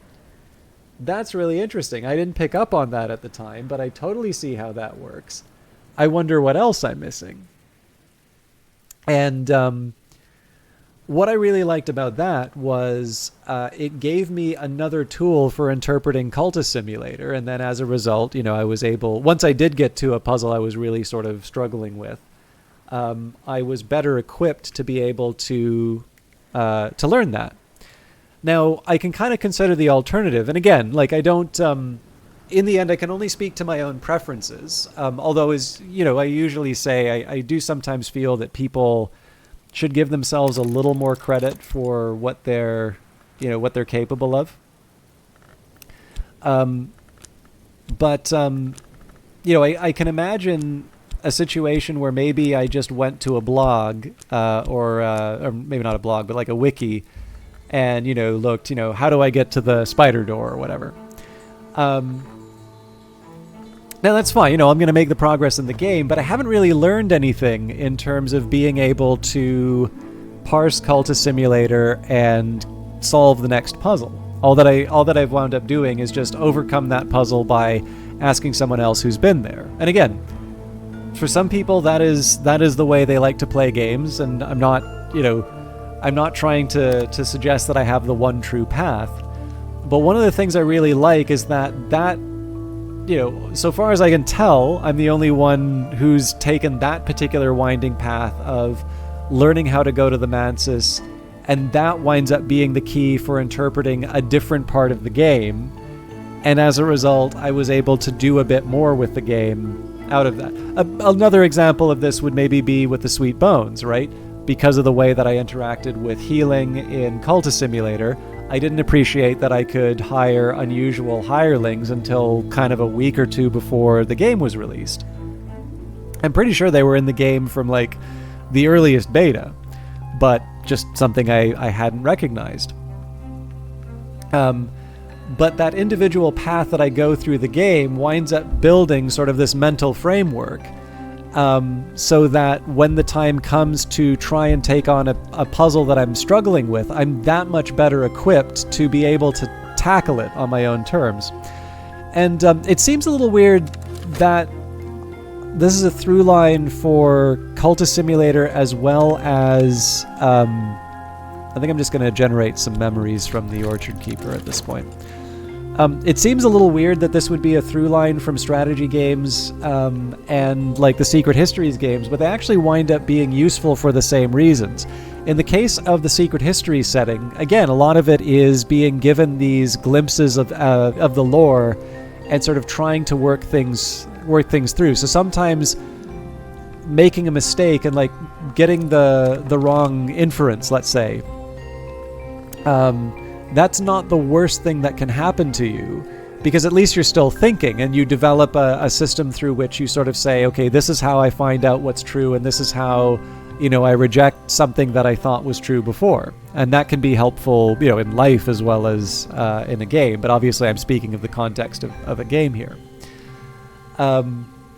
But in the case of strategy games, this is usually where, and this has happened where there are people who are at the start of, a run, are very insistent on what the proper way to play a game like Stellaris, let's say, is. And inevitably, those wind up being the people who 4 or 5 streams later wind up saying something like, oh, I never knew you could do that. And it's like, well, there's a reason for that, right? Because if you just keep listening to how other people play the game, you don't get the chance to discover these new strategies. And to me, the discovery has always been such a big part of these kinds of games. But I mean, like I said, that's true for me. Some people might actually really just enjoy sort of the mastery of the game and the progress. And then as a result, in those situations, participating in discussions about, what's the fastest way to get to, to the leftmost part of the house. That's a different kind of conversation. It's just one that for me, I think I tend to like those conversations after I feel like I've kind of gotten a good grip on the game already. And I think that's just because I sort of understand that if I participate in that conversation too early, that I'm not going to have the opportunity to do those discoveries for myself. And so I've always kind of I've always guarded that transition kind of carefully. And I think it's just because you can't, I guess barring like a heavy night of drinking, you tend not to be able to unlearn that sort of stuff. Yeah, exactly. And again, too, like I sometimes feel that we've been trained by certain games to, like, it's kind of neat. Like if you think about games like Dark Souls, it has a reputation for being a really difficult game, but in the end, it lets you, first of all, I think it's good at giving you the illusion of difficulty rather than actual, Oh, see, that's interesting. I actually really like writing down the notes for myself. Although I do tend to find I put some gaps in my notes. All right, I could offer help with correspondence and arithmetic. There's no school. Actually, hang on. I don't need to do that. We can explore the Gull Colony.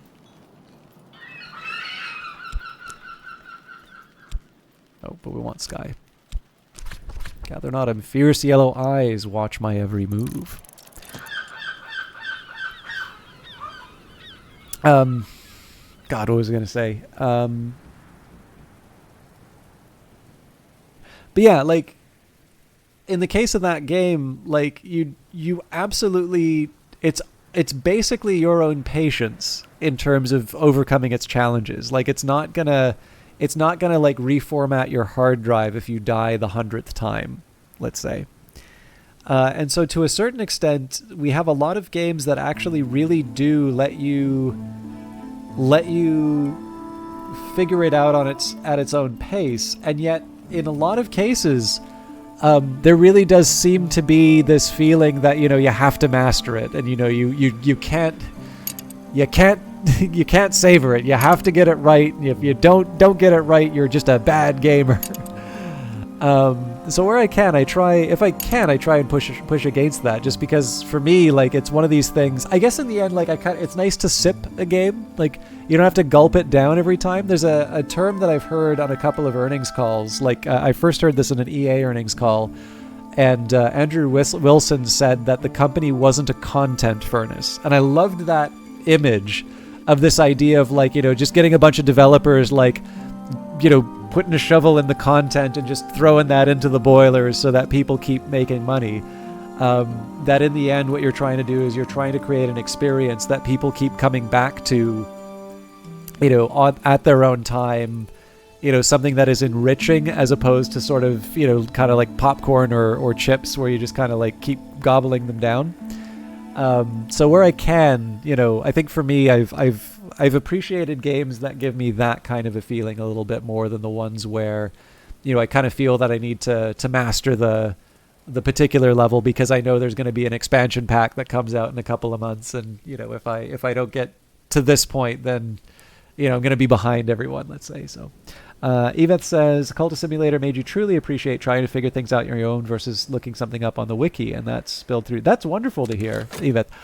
One of the reasons why I like this, I will, when I can, post the interview with Weather Factory, but that is still available on the GOG channel as far as I can tell. I'm ready to lend my limbs, boosts heart, scale, and nectar. Alexis was talking, so I asked about the use of AI tools in the creation of the game, and it was not because I thought that he used like ChatGPT to write something or anything like that.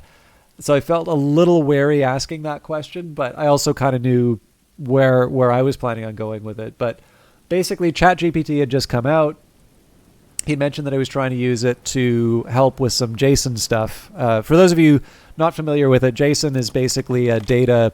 It's a way of storing data. Once upon a time, you might have heard of XML, and JSON kind of seems to be, XML's kind of moved a little bit more to the background, and JSON's now the popular one. But it's a way of ordering data in a particular way. And if you are a modder, or you're interested in modding, when you go into the directory for Cultist Simulator or for Book of Hours, all of the files are all of the game is basically just stored in these files. So obviously, if you're building a game which relies on this file format, you want to retain a certain structure and you want to make sure that it's following a certain set of rules. Being able to have something that will automate that process is helpful, right? I kind of know this too, because one of the first exercises I had in my kind of intermediate programming class was to write a JSON parser. So like, you're given a JSON file, make sure that it will interpret it, it'll load it into your session properly. This is something that is implemented in basically every programming language, but the idea here is to show that you can do it because it shows that you understand the format well enough and that you also understand the language well enough to be able to do that. So it's the sort of thing that you do in the context of a classroom, but very rarely would you ever need to do that in real life. So I was kind of curious, right? Like there was that reference to that on Twitter, and I never really heard much about that otherwise. So I did take the time to just sort of say, like, this may be a bit of a controversial question just because of the way people talk about it. But I know at some point there had been, an exploration of using AI tools in the creation of this game, like whatever came of that, basically. So the idea here is just to say, it's like, was this actually helpful? Oh, looks like we are. Okay, good. We do have our 10 nectar. I was basically just curious, did this actually wind up help? Because the way I was thinking about it was, is this one of the few cases where we can actually say, here's an example where an AI tool wound up being wound up being helpful. And this was a case where a 2-person team was able to do that much more because of this very helpful and sort of less controversial application of the technology. Or did it wind up not turning out? And the answer was it didn't, it didn't really turn out. Like, it was promising at the start, and then you start seeing the errors coming in, and in the end he just wound up, doing it the old-fashioned way. But he did actually wind up talking a little bit about the idea of using AI as a writing tool. And he said something that definitely struck a chord with me, which was, he can't really see himself using a tool like that, because in the end, he may need some help, or want to have a particular writing problem solved, and perhaps maybe the AI tool would even be able to do it. But in the end, he would be left with the solution, and he wouldn't learn how to do that type of writing himself. And to me, and I think this is maybe where you're going with this too, Edith, like, to me, this is a really big one for me. Like, I do like that journey. I mean, number one, it's actually just fun to learn new things. I think everybody can probably agree with that. But in addition, there's the old proverb, right? Build a man a fire, keep him warm for a day, but set a man on fire, keep him warm for the rest of his life. It's one of these cases where being able to have that hard-won knowledge, like to wrestle with the problem and sort of know that in your mind you have this really clear idea of how you get past that problem in the future, that can be a really rewarding feeling. And it's actually, to me, one of the really big appeals of Cultist Simulator and now Book of Hours. So, but I'm glad that you're engaging with it in the same way, Edith, just because to me that is such a big part of the experience to me. All right, the wheel-filled spring. The pool here is filled with rustling and rotting wheels. Was this some attempt to block it, or were the wheels thrown down the well above as offerings? In either case, it'll need to be cleaned out and suitable offerings made to appease the powers to whom this place is holy.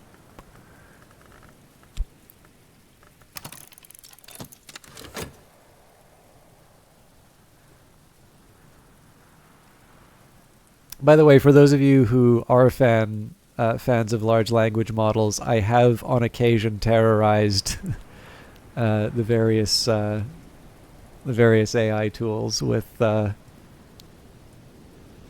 creative prompts, let's say. I think a few of you have been around here for when that came up. Okay, night has fallen, dawn will come soon. I am going to I know I've probably been a little too liberal with the chatting today, but I'm probably going to take a small break. Excuse me. Just to be able to just to refill my water and clear some of the fuzz out. I'll try. I definitely enjoy engaging with everybody, but I also know that some people find the digressions a bit much, so I'll try and come up with a slightly better equilibrium. But I am going to need just a minute to sort myself out. All right, scraps from the Isle's Edge. Sound! A memory lasts longer than an echo. Of course, when speech came into the world, and we could cast echoes into words, things got more complicated. Scraps from the Isle's Edge. So that's not exactly going to help me here, but hey, at least we got to see what happens when we mess with the seagulls. If this is a Canadian edition, clearly it would be Canada geese, and they would have edge aspect. All right, the Sacred Spring. Oop. The eye marked on the rocks here is not the watchman's eye that decorates the church above, but the eye that marks the temple of the wheel in dreams. The priests of the sun would tell you there was no sight before the rising of the sun, but those who've drunk from this spring will dream of another sun, one that swept lower in the sky, one that would speak with us, one that would accept friendly gifts of blood from us. Dawn period, 599 AD, is the traditional date of the first foundation here, sometimes called the Abbey of the Black Dove, sometimes the Abbey of the White Crow. But the Sisterhood of the Triple Knot first built their temples here much earlier than that. Okay, so, sacred spring here, a pilgrim would bathe, make offerings, or drown as they might prefer. Grail, moon, and nectar. Interestingly enough, not heart, despite the a couple of suggestions. So this will accept an element of the soul, remains, or an omen. So in this case, the earth sign omen, actually, I can sort of see making some sense. Pigment, remains, memory. Yeah. Not an obvious step for me yet, but I can definitely see why I might want to investigate this a little bit later once I suppose maybe once I've come up with some better uses for the altars up here. I just haven't been experimenting with them that much because I've been focusing a lot on reading various texts. So what does this open for us? Well, 11 Forge again. So I suppose if we have an answer for the Worm-Eaten Hall, we would have an answer for the Room of Rust as well. And then, 14. That's gonna be a challenge. Still, fun to see how far we can go with our current tools.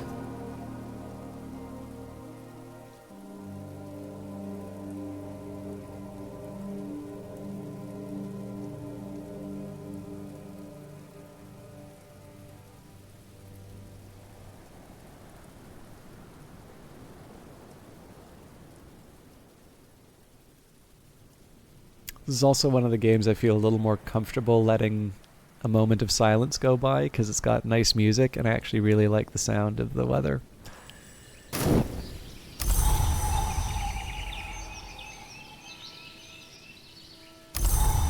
Another rainy day. Alright, so I'm going to need to... oh, nuts! I don't even know why I did that. Okay. If you are looking for a break... now would be a good time. I am going to fix my ordering here first.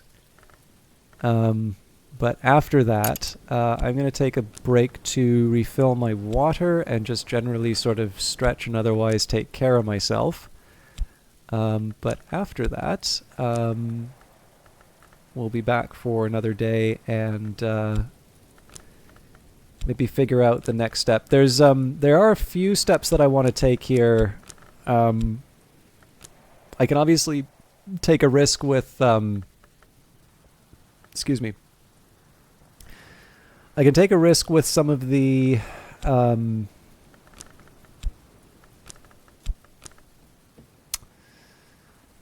forge texts if I was so inclined. I think I'm caught up on films. Maybe something for me to double check.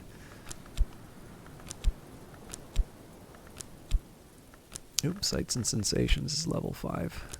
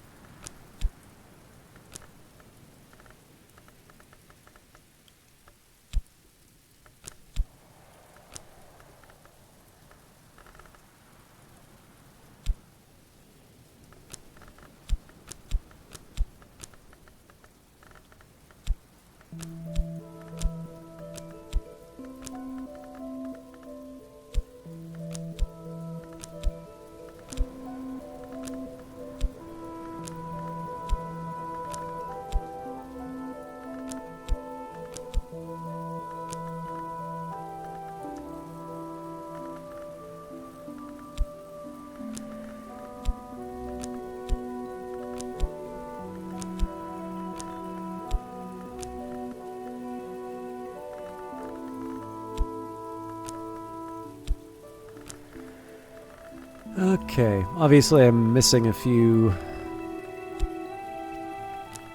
candidates, which makes it a little tricky to... oh, actually this one's a bit easier.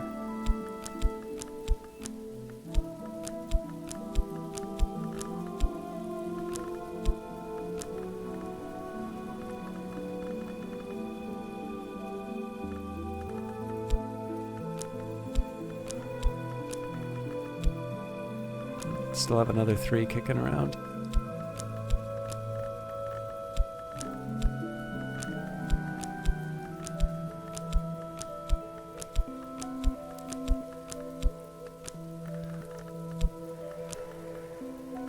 Okay, I think we're in better shape now. Again, that was just me taking leave of my senses. I meant to do it here, not on my skills. Nope.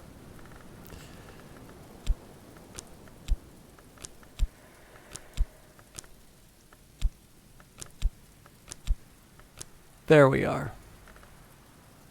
It's maybe not the way that it was before, but at least it's manageable. Okay. So I'm going to need to spend a little time thinking about it, but the overall list of priorities, we can try the admonitory automata project. Actually, that one's probably the most likely to work, because with the projector, if we add that, the shaft, we'd find our highest forge, which is probably Disciplines of the Hammer. We get 2 memories for that, so I get to do two forge memories. After that, everything's going to basically be a 9 forge, so it's a little harder for me to work with. The other step that I might want to take reasonably soon, and there's sort of a similar story. Actually, with Rose of Nuriel, it probably wouldn't be a bad time for me to consider reading it, given that we've got the rain, but we're still short. Like, I can bring it up to 8 with the spice scale, but we'll see.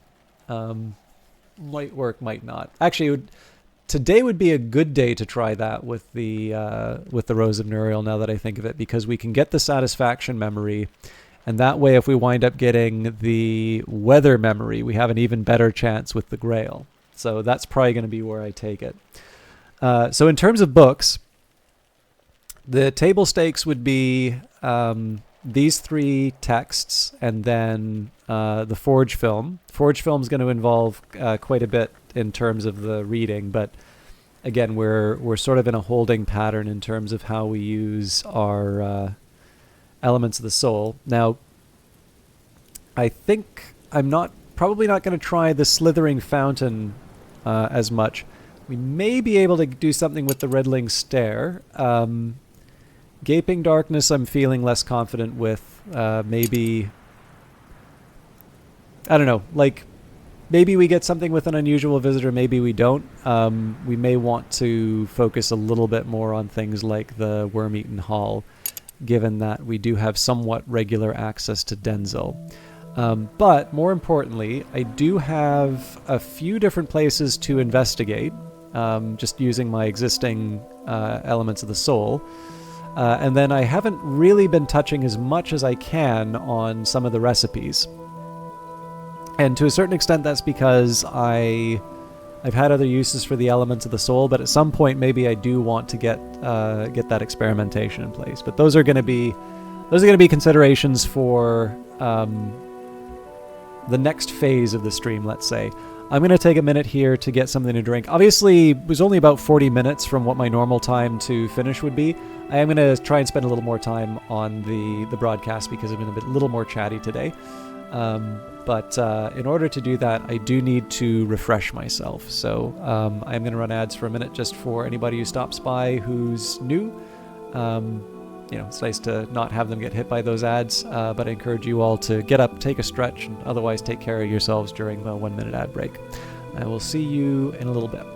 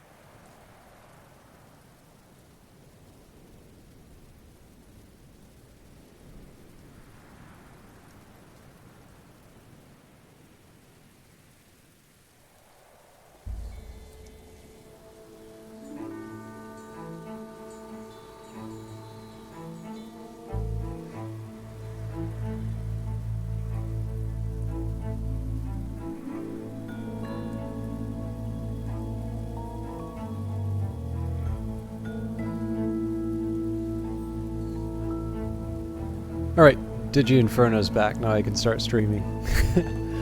Sorry about the wait on that. I need to get better at anticipating the time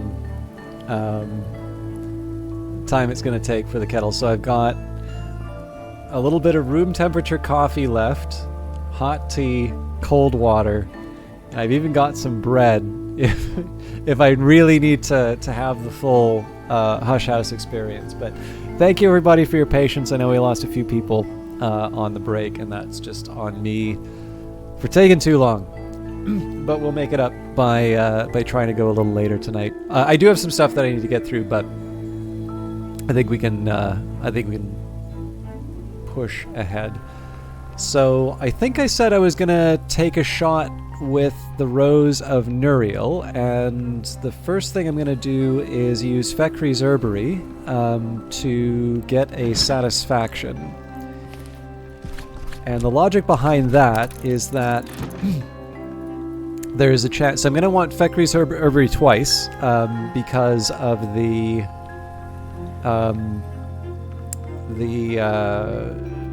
sorry, words fail me. One for the... Actually, hang on. Do I need it twice? I guess I only need it once because the rain counts as weather and a memory. So yeah, I only actually need it the one time. So the idea here is going to be that we can get... we have the Rose of Nuriel, we'll have Satisfaction, we'll have Tridesma Hyra, and we'll combine that all together. We'll be one short when the tool, the memories, and all of that are taken care of. But what we'll have is the chance for the memory. We'll have the chance for the weather, and then the chance for sort of the art and the things and so on and so forth. So no guarantees, but we're better positioned than we would be on a random day, let's say. Now, with the time, though, I think it would be sensible to use, to try and get some extra forge, because with 2 forge memories, oops.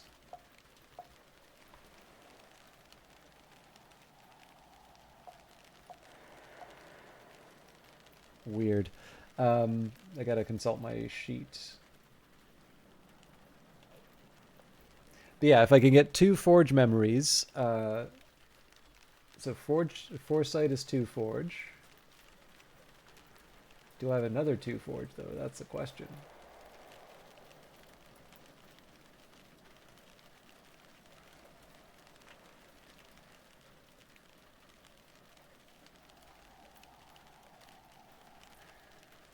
Doesn't look like it. So what about through skills?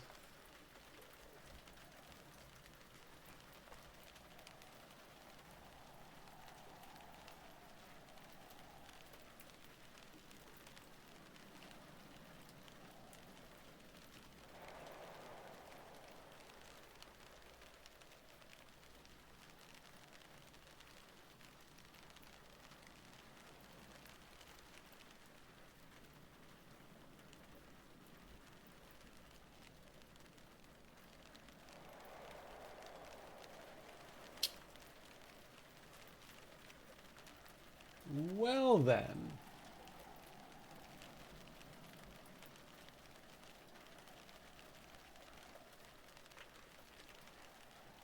I may need to reconsider my forge plans then. So let's just double check what we're working at. So admonitory automata project, we would add shaft. Presumably it's disciplines of the hammer, but let's make sure that's our highest level forge.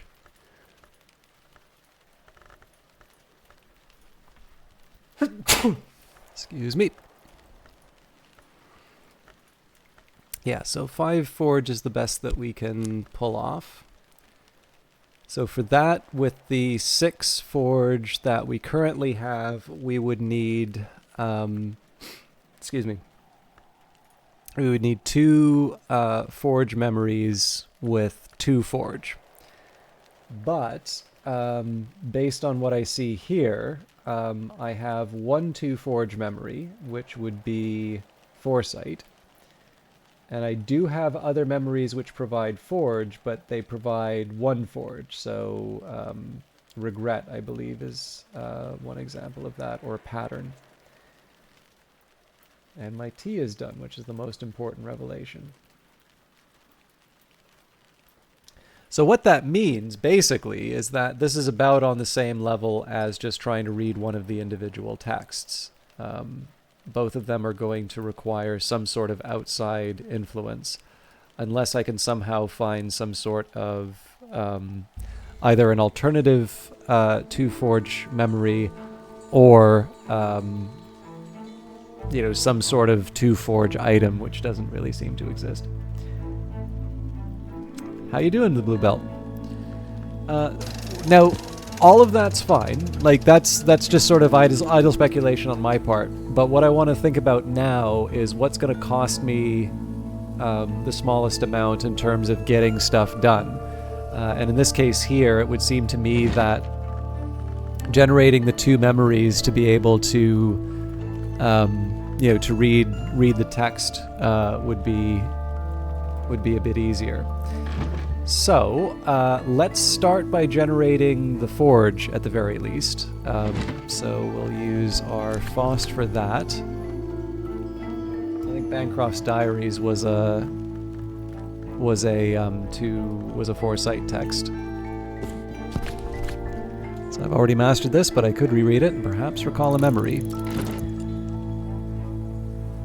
And I think we'll leave it there. So that kind of leaves the Tryst, the Whist we're going to wind up using for another memory. The Shaft is going to be used for the... Oh yeah, and we actually still need to commit something to reading the text. So I guess the Tryst and everything but health is spoken for now. Idle Speculation, the first title of your first comedy special. Available wherever fine streams are viewed. Yeah, so I'm gonna cool it for a little bit just so that we can start on our texts and see where the day takes us.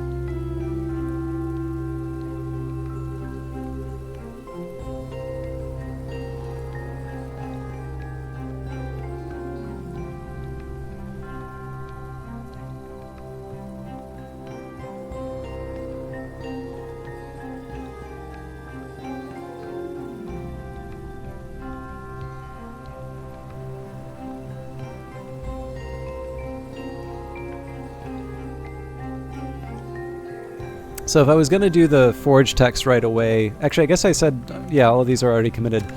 Again, this is the difference between like trying to play like it's the finals and the international for Dota or something like that. One way you can technically be a little more efficient during the day is if you know you're going to double up a memory, you sort of stagger the readings. So, I do, let's say, Bancroft's Diaries. And then I think like the Walter de Wolf Diaries would be another one which generates a forge. So you give yourself enough time to start the Bancroft Diaries and you commit those to the study. So then like immediately the second later, you've got the other foresight available, but it doesn't cancel it out because the other one's been committed, and then you can reload or refresh your elements of the soul. I just have no interest whatsoever in doing that because it's a relaxing library game, not a workaholic simulator. So the first thing we're going to do is go to Ava's desk. We're going to use the Satisfaction. We're going to use Tradisma Herrera. We're going to use Tryst just because that's one of the things that the desk will accept. We don't have Arab, so we're not gonna use that. And then we use the Spice Scale. Redolent with decades of piquant passage. And has anybody encountered the word passage before Book of Hours, by the way? I haven't. So in this case, we are up to 8 Grail. The good news, though, is that if we get weather, memory, or painting, we should be able to handle it. So it's not perfect. We may still fail, but we're we're in a better position today than we would be on another day.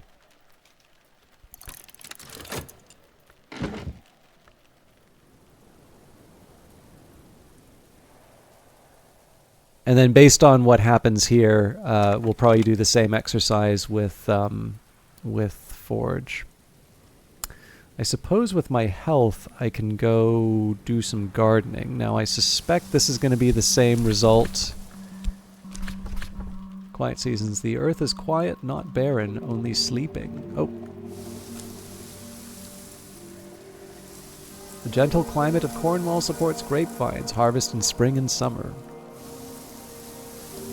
Just chose the wrong season. Okay, well, if I want to collect some flowers, now would be the time. Oh, pears would be a good idea, actually. Fragrant pears, soft in the hand.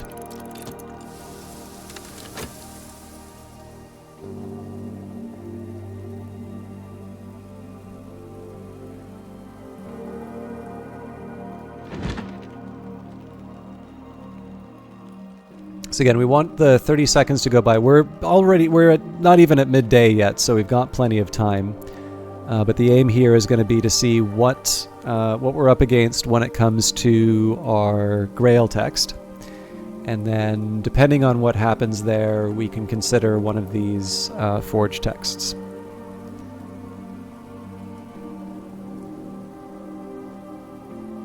And then if the Forge text turns out so much the better. Now we're up 2, and then we'll try the other one on the following day, because there's no Forge weather, so there's no reason to do it one time or the other. Okay, so relevant furniture. I don't think there's a 2 Forge furniture, but it's a start. Ubisunt, where are my kindred? Where is the giver of treasure? Where are the benches to bear us? Joys of the hall to bring us together. So this is just a mood, and we can put soul effort in, but we don't have any Grail. So perhaps it would be a good idea for me to see what we've got as far as... Oh, interesting.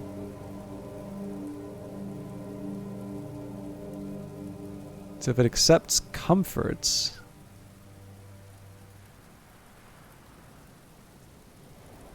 I don't think the cockatoo would be Forge, but what about the Stimpfling?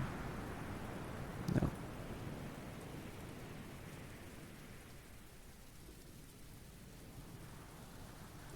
You never know, though. It's worth taking a peek.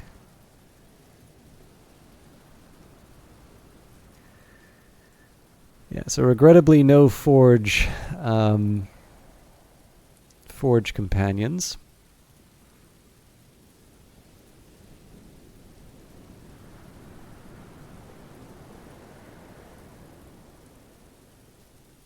Actually, maybe it would be a little easier if I just took the tool.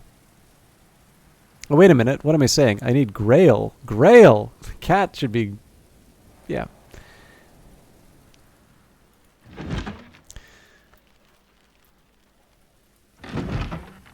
Okay. I'm kind of taking a bit of a flyer on this one, but let's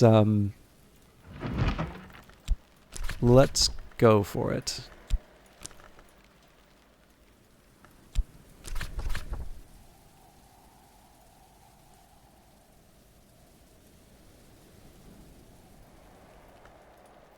So the Temptations of Architecture, the antiquarian and nyctodromist Ambrose Westcott writes of the dangers of doors, with particular reference to a house in the Bounds named Treowin, which is, by the way, a real place, and you can actually have a Secret Histories experience there.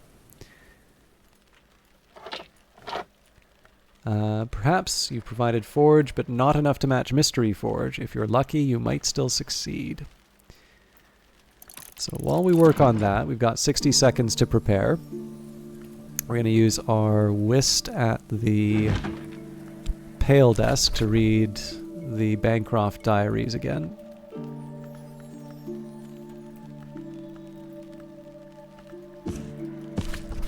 So I've already mastered this, but I could reread it and perhaps recall a memory. Okay, so the first thing we want to do is see the order in which this stuff comes up.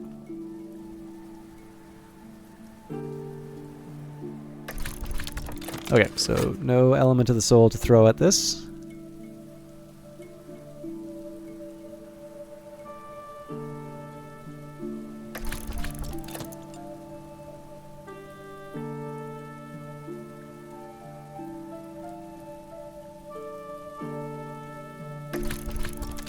Comfort. All right, stretch my legs and increase, and change my point of view. Increase relevant aspect by using comfort. So, we just need to use a cat as a footstool, and we should be able to understand the mysteries of the Grail.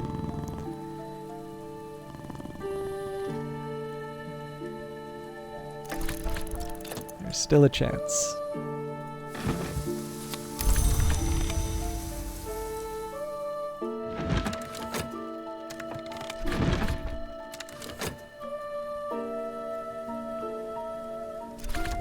Ah, that's neat. Recently, there has been a dearth of food. You will understand the gravity of the situation. No doubt you are eager to rectify it.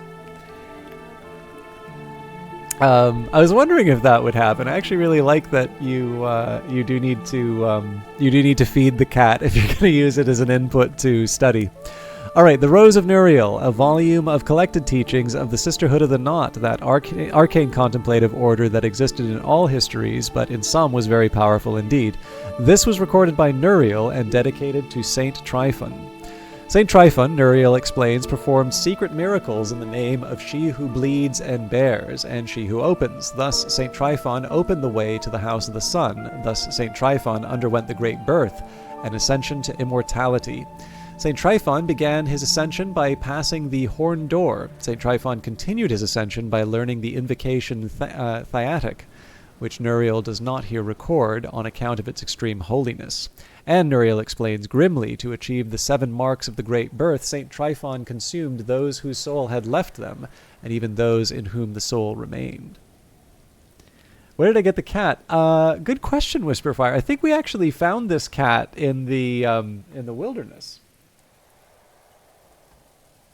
I know some of the pets arrive on their own, like you find them in rooms. But I do believe this particular beastie was one that we discovered on the moors, I think.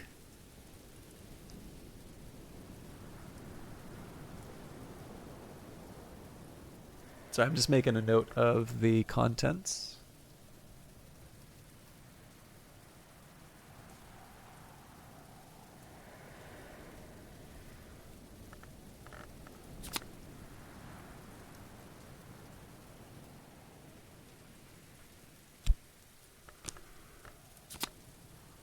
Ooh, we can make something of that. We'll need to recover our shaft.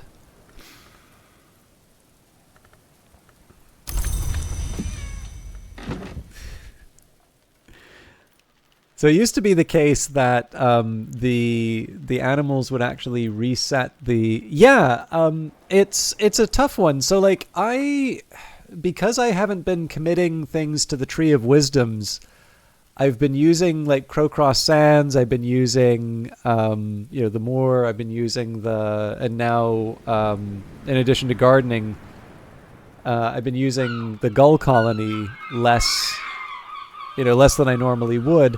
And that's really just because, like, actually in particular, it was because most of the things would just be heart aspects. So in the case of the moor, it would be heart, rose, and scale. Well, in this case, the only one of those that satisfies that is my health. And if I'm going to do gardening with my health, there's less of an opportunity there. For a long time, I couldn't do Crowcross Sands because I didn't have the relevant skill. Now, that's... I think it's fair to say that excuse doesn't apply anymore. But still. And then, of course, the gull colony we just recently got. But in this case here, right, like there were fewer and fewer reasons for me to use them just because it's not that I didn't think they were worthwhile. It was just I couldn't think of something that I knew I would be getting from them that I, kind of overrode, let's say, claiming more, more flowers. So, for instance, Blue Crown is something that is assured to give me,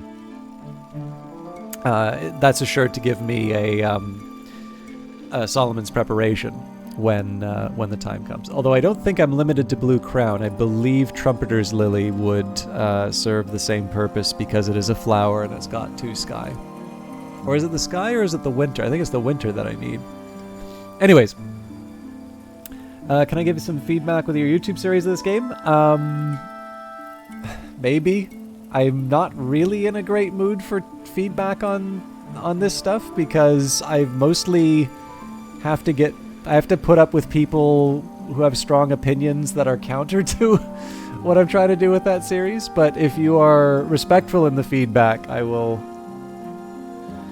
I mean, you can say what you want, but please be respectful with it because it's, there's people with a lot of opinions who really like to tell me how to do my stuff, and I am a person.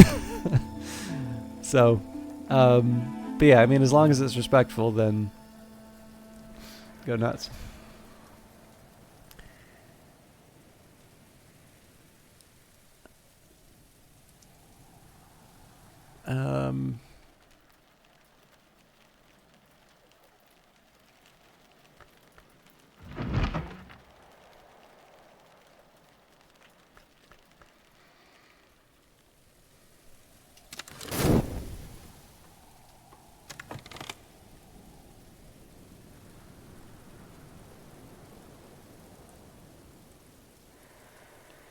I mean, I'm trying to get the videos out in time.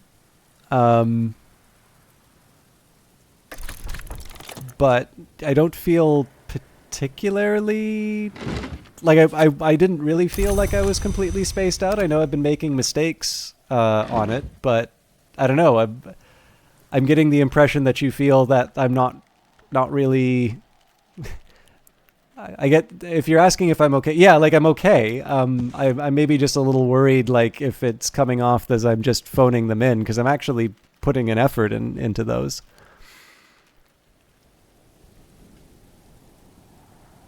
But yeah, I'm fine. Like I don't. There's nothing critical going on for me.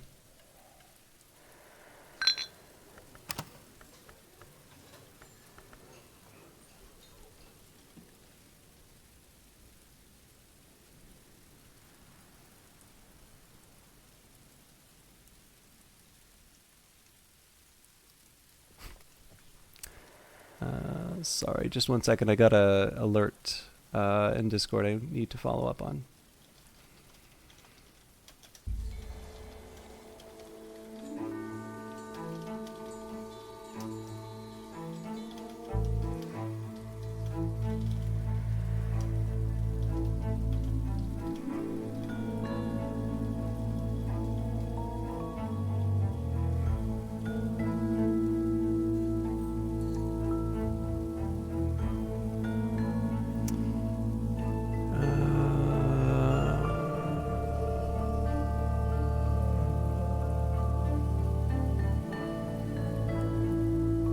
Oh.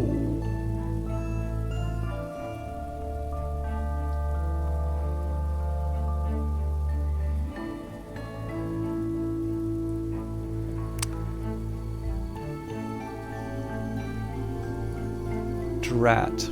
Okay. I'm helping test something, and it looks like...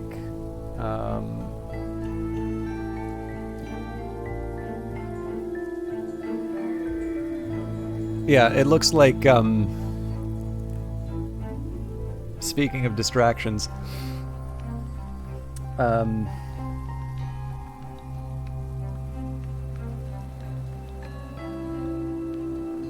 think I've blown it on a save file I needed to... I need to work with. Anyways, that's something that I don't need to worry about now. Okay, anyways, Wisterfire, I'm not sure what to make of the comment. I'm sorry if you feel like I'm not giving my all on those videos. I will try to do better. I thought I was kind of streaming normally as I was, but I'll try and take that on board.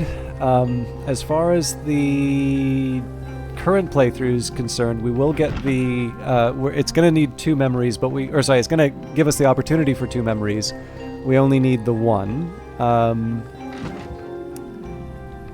And I want to feed the cat.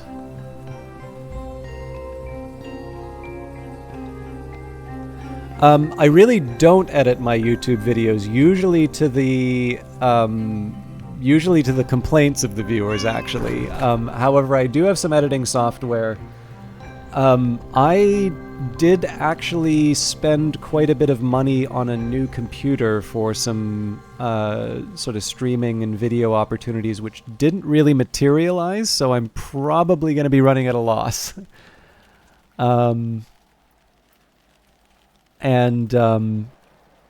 So my favorite has usually been Final Cut Pro. I think now it's just called Final Cut. And the software has changed quite a bit since I've used it. Now, the thing is that I actually don't feel like people need to...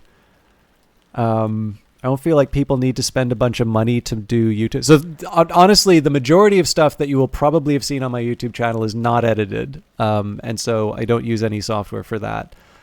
But when I did do editing, so a good example of this would be the videos that I did for Brace Yourself Games, particularly the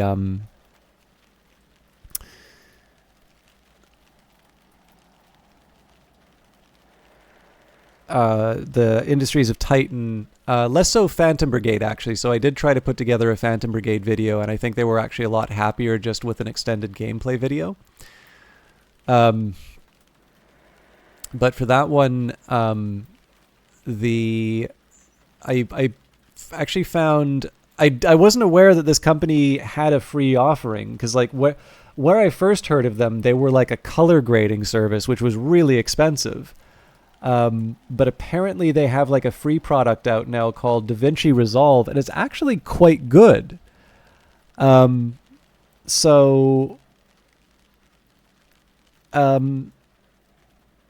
It's hard for me, like, the best editing software is the one that you're familiar with. If you are looking to use something for editing, I'm definitely a big fan of learning fundamentals on free or inexpensive software first. And for that, if you have an Apple computer, iMovie comes for free. And if you have a desktop, or like if you have a Windows PC, your best bet's probably DaVinci Resolve. Like it'll try and get you to spend money for like its some of its special features like noise cancellation that they, everything's got AI attached to it now, right? So AI driven noise cancellation. They'll want you to buy the deluxe version for that. But like honestly, if you just want to put together some footage, you don't need any of those features. So that one I've actually liked quite a bit. And obviously if I'm editing on the PC, I can't use Final Cut, so I still use that. And then in terms of paid software, again, I'm partial to Final Cut, but I sort of feel like that would be if you were doing it professionally. So I'm not entirely sure that there are features in that which you would need as a broadcaster. I mostly got it, one, because I wanted to do a little bit more video editing stuff, and that may or may not happen now. But it was software I was familiar with and like using, so I didn't feel too bad about paying for that. And then I've heard good things. I've not personally used it, but Adobe Premiere, from what I understand, did a very good job of capturing some of the old Final Cut Pro users, including Walter Murch. And I believe actually Lottie used that for a couple of the Book of Hours trailers. But again, that's assuming that you're subscribing to Adobe Creative Cloud, and I know some people have some strong feelings about that. My feeling is that if you're already paying for the software, Premiere is a good tool to pick up. It's a professional piece of software. It's, you know, you'll be able to do a lot with it. And if you're not already paying for it, I would say again, DaVinci Resolve is probably your best bet. Oh, that's cool. Yeah. So DaVinci Resolve's going to need a little bit of it's going to have a bit of a learning curve, but it's actually, I also like it because you can map it to whatever other software you may wind up using. So, but yeah, DaVinci, again, like I said, I only ever knew DaVinci Resolve as an expensive piece of color grading hardware. So I was astonished to find out that they had a free editing package, which I was completely unfamiliar with. I mean, I was very surprised at how good it was. So I would probably still be using it if I didn't have the software that I was already more familiar with. Is maybe the best way that I could put it. Not that I want to sound like a black. I think is it Black Magic that owns them. Anyways, I don't want to sound like a complete shill for that company, but it's helpful.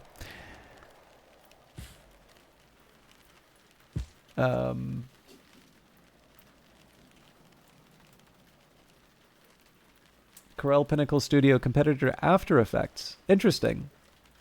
So you use so that's interesting. I've never heard of well, I guess some people would use After Effects for editing, but another one that people have talked about.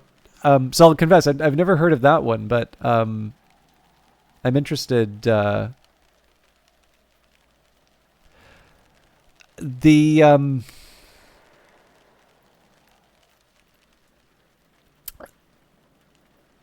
The other one that I've heard people recommend is Blender for its editing capabilities. Although, again, I don't know how robust they are. Like, I'm assuming that this is, Blender always gets a new set of features each year, and I'm sure at some point somebody said, "Hey, wouldn't it be nice if we could edit inside of the animation software?" So I don't know how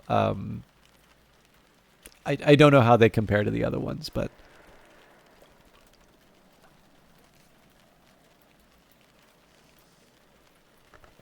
All right, let's okay,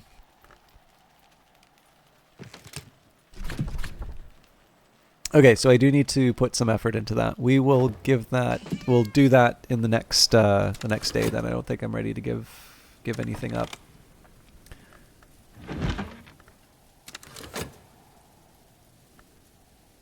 I might still be able to get by with the sweet bones, but we don't exactly need the cat right away. Okay, so we can't use the element of the soul here.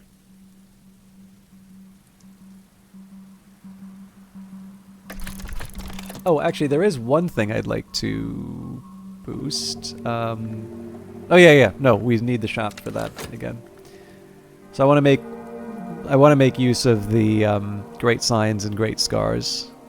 So that's something I will use the sweet bones for.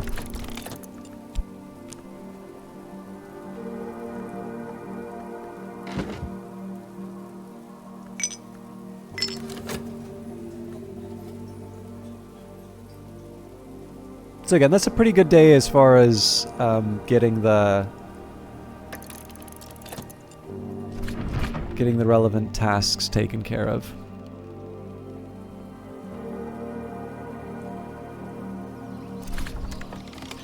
About the cat, what happens if you don't feed it? Does it run away or just not be available for use as a memory or influence to do stuff? So I actually think it's a little more subtle than that. It's not clear. I don't have a direct contrast that I can make. So far as I can tell, the cat doesn't run away. So it used to be very easy. The beasties would sort of reset on their own from their unimpressed status. It's like basically the animals won't die or go away if you don't feed them. However, I think with a recent patch, their state persists. So essentially, this cat had 2 Grail, and I think maybe even 2 Moth. I wouldn't be able to talk with it to get the relevant memory from it, and if I were to use it as a comfort, as I did in the case of the research, it would only grant me the 1 Grail as opposed to the 2 now. So as far as I can tell, there's no permanent consequence for not feeding the animal, but it's going to be less powerful, let's say. So, and to be honest, I do slightly prefer the new system. It's inconvenient for me to have to, give up an element of the soul and, and a mackerel to be able to feed the cat. But I feel like it's a little more appropriate to set it up that way. In the end, there was basically no reason to feed the animals unless you wanted to take advantage of them more than once in the day. Whereas now you actually kind of need to properly interact with them, and I feel like that's the better one, or better way of doing it. Okay. The Temptations of Architecture. The antiquarian and Nyctodromus Ambrose Westcott writes of the dangers of doors, with particular reference to a house in the bounds named Treowin. No doubt they have come to regret the ambitions of their winding stair. Even now in Treowin, a silver sea is unwisely visible from a rash window. Westcott explains that the wheel locks, the charge holders of Treowin, have had recourse to dramatic measures to prevent oniric encroachment, removing the entire top floor of the building. Nevertheless, he writes, the business of the Moon Hall has begun to touch the other business of the house. So I think I've actually read this one before, but let's just take a look.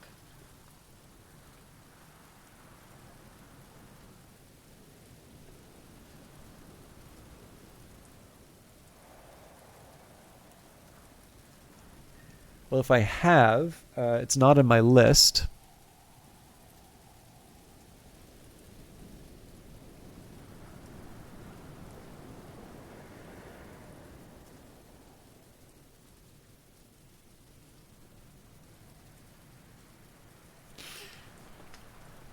All right, but I am going to need to reorganize the library now. So there's our secret threshold, door and wall.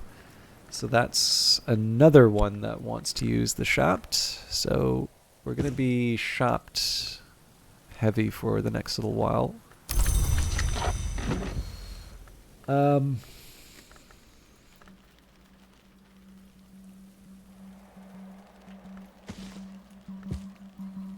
Okay, I want a minute here to think about what room I'm going to put the two difficult ones in. There's fewer bookshelves once you get past the middle of the house. So I think I'm maybe going to start moving out some of the... I think I'll start moving out the flowers and put them somewhere else, and then we'll use this room as the too difficult room.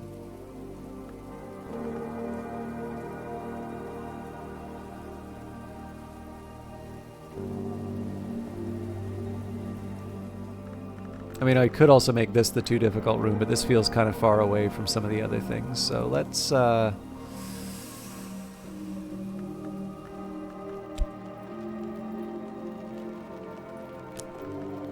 This is so silly, but this'll do.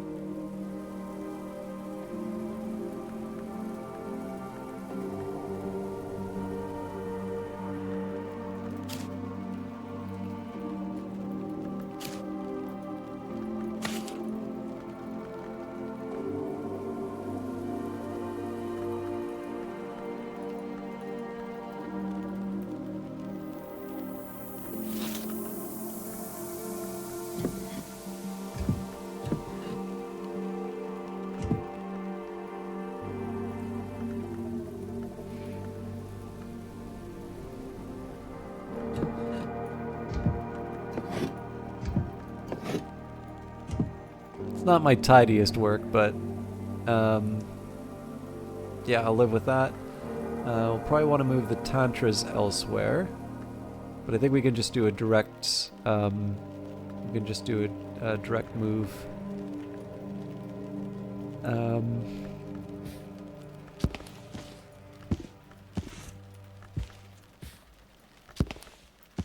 And obviously, like, there's a filing system I could make in terms of trying to keep the memories or the aspects or something like that together. But right now, it's just sort of cramming all the books into one place and then having sort of a general memory of where they all went. And honestly, I'm probably just going to stick with that system.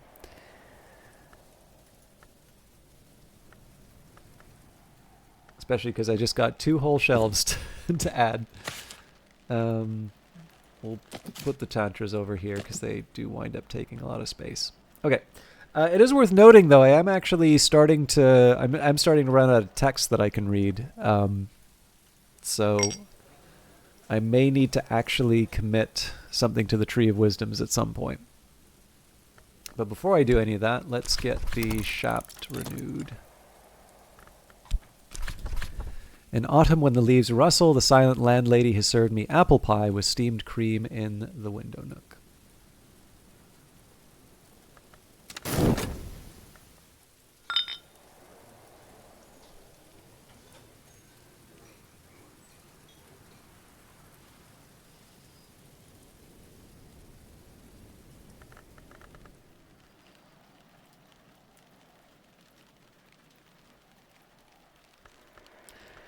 I think I'll maybe just move these up to this shelf as well. I have no idea when we'll get the rest of the Locksmith's Dream or the...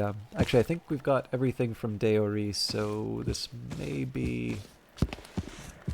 This may be a free shelf. Although I guess there's Against the Sisterhood of the Knot, which is...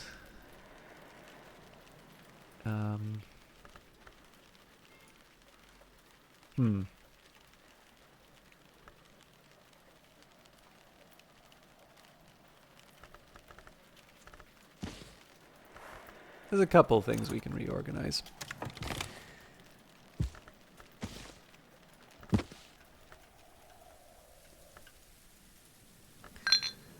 Better now.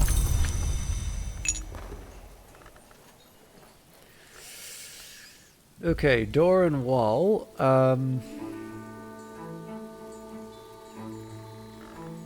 Okay, see, these are both level 1. So it's Grail and Forge or Forge and Knock. There's really not a great argument.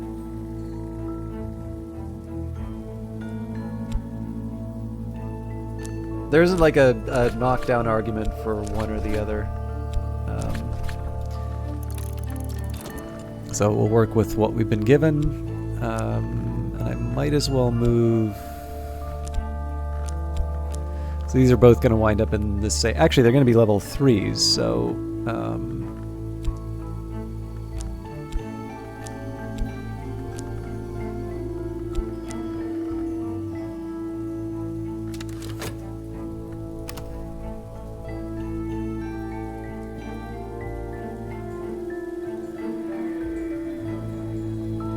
Yeah. I'm going to need to figure out...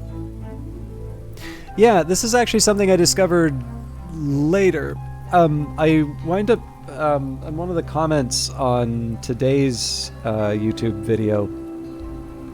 I think somebody mentioned that they were wondering why I didn't do the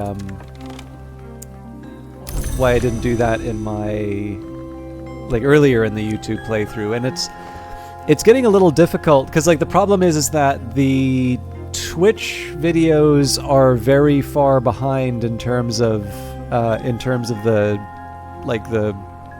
YouTube uploads, and that's just because again there's only certain days and where all of these things come up. But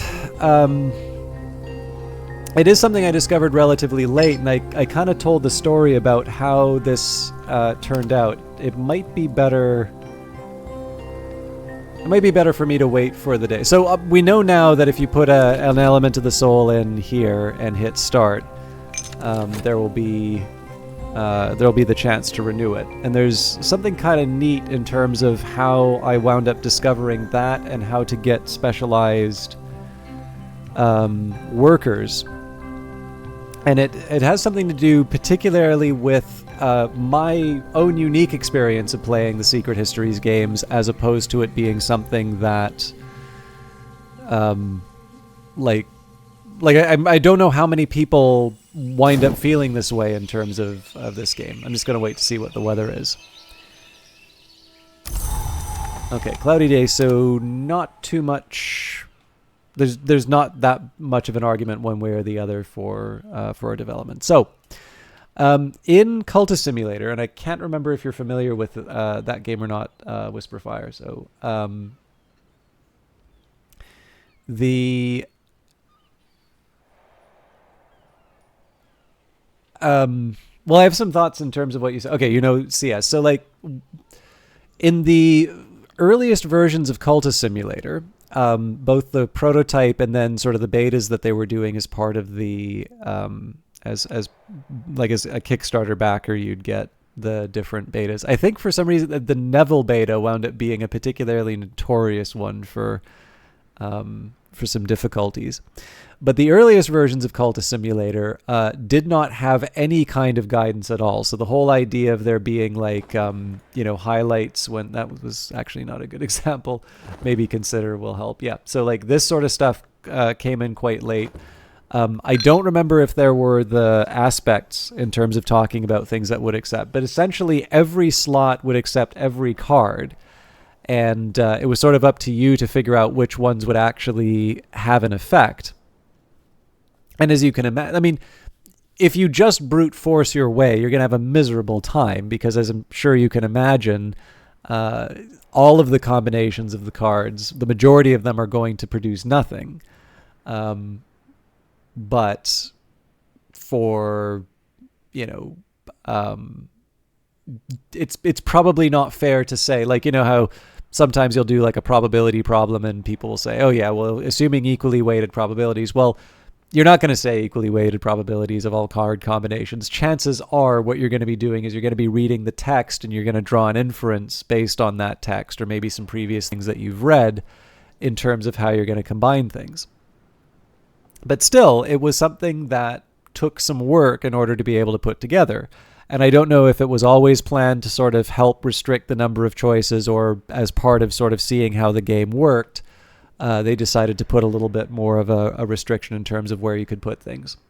But there are a couple of heuristics that I sort of developed over the time. So one thing I eventually did was like try to logically fill each of the different slots. And then once I started seeing aspects that were relevant, it's like, okay, well, I'll fill those up with the relevant things and then, maybe take some notes to see what the result was. And one way that didn't help me was when it came time to heal an afflicted health card. What I would consistently do is I would not just add a vitality to heal my health, but I would add a vitality and a funds because of that pattern where I would always fill up all of the different slots. And so far as I can tell, that doesn't make you heal fast or anything like that. It might. I haven't tested, but the consequence in the game, it's not something I measured, let's say. And it took me a very long time. Like the game had been released, and I think there'd been some DLC that had been released before I suddenly realized that I could do an either-or affair for my health, and that ultimately I was a little bit like I had in the earlier stages of Cultist Simulator. I wound up wasting some cards needlessly because, I just I didn't have a clear idea in terms of what was required. So fair enough, I stopped adding health, but that sort of shifted the heuristic, which was now it's like, okay, add as many cards as necessary for the act to occur. And generally this serves me very well in terms of the Secret Histories games. But there's a couple of tricks that sort of hurt me with the... Well, I won't say hurt me with the Sweet Bones, but left me an area for discovery, let's say. And the first realization is this idea that it's not natural to put a fatigued element of the soul in the Sweet Bones. So in this case here, right, you can see that it's natural to put an element of the soul in here because you're doing something at the Sweet Bones. And it would be, okay, well, if this is the slot where I do things, it wouldn't make sense to put a fatigued one any more than it would make sense to put a fatigued one, in, let's see if I guess I would need to...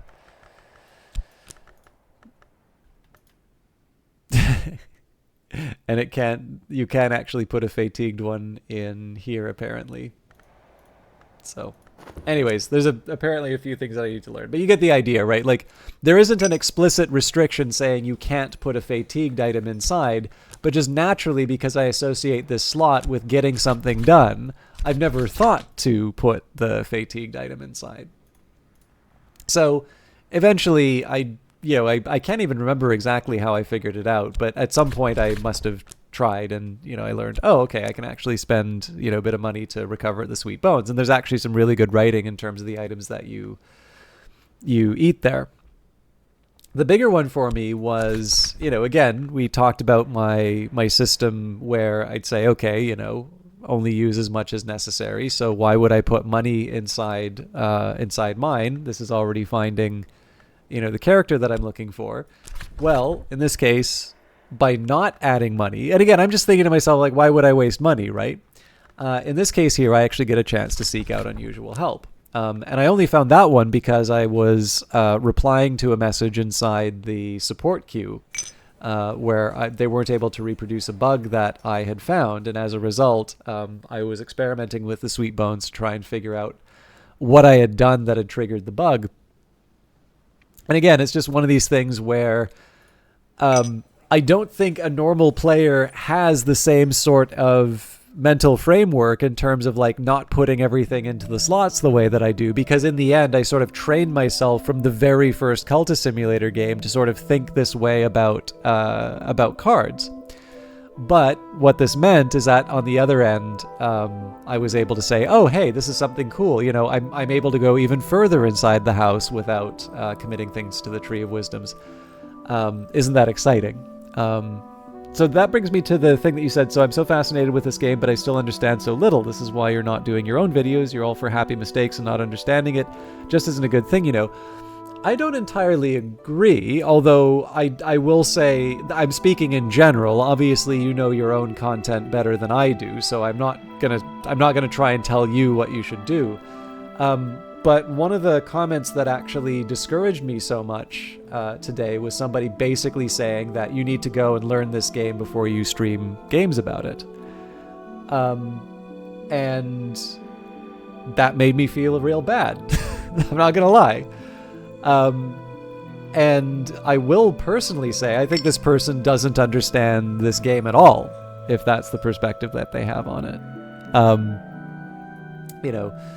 To play a game where you have a big house full of interesting things and opportunities to discover things, part of the experience really does feel like, you almost have to start from a position of ignorance, of not knowing what's going on.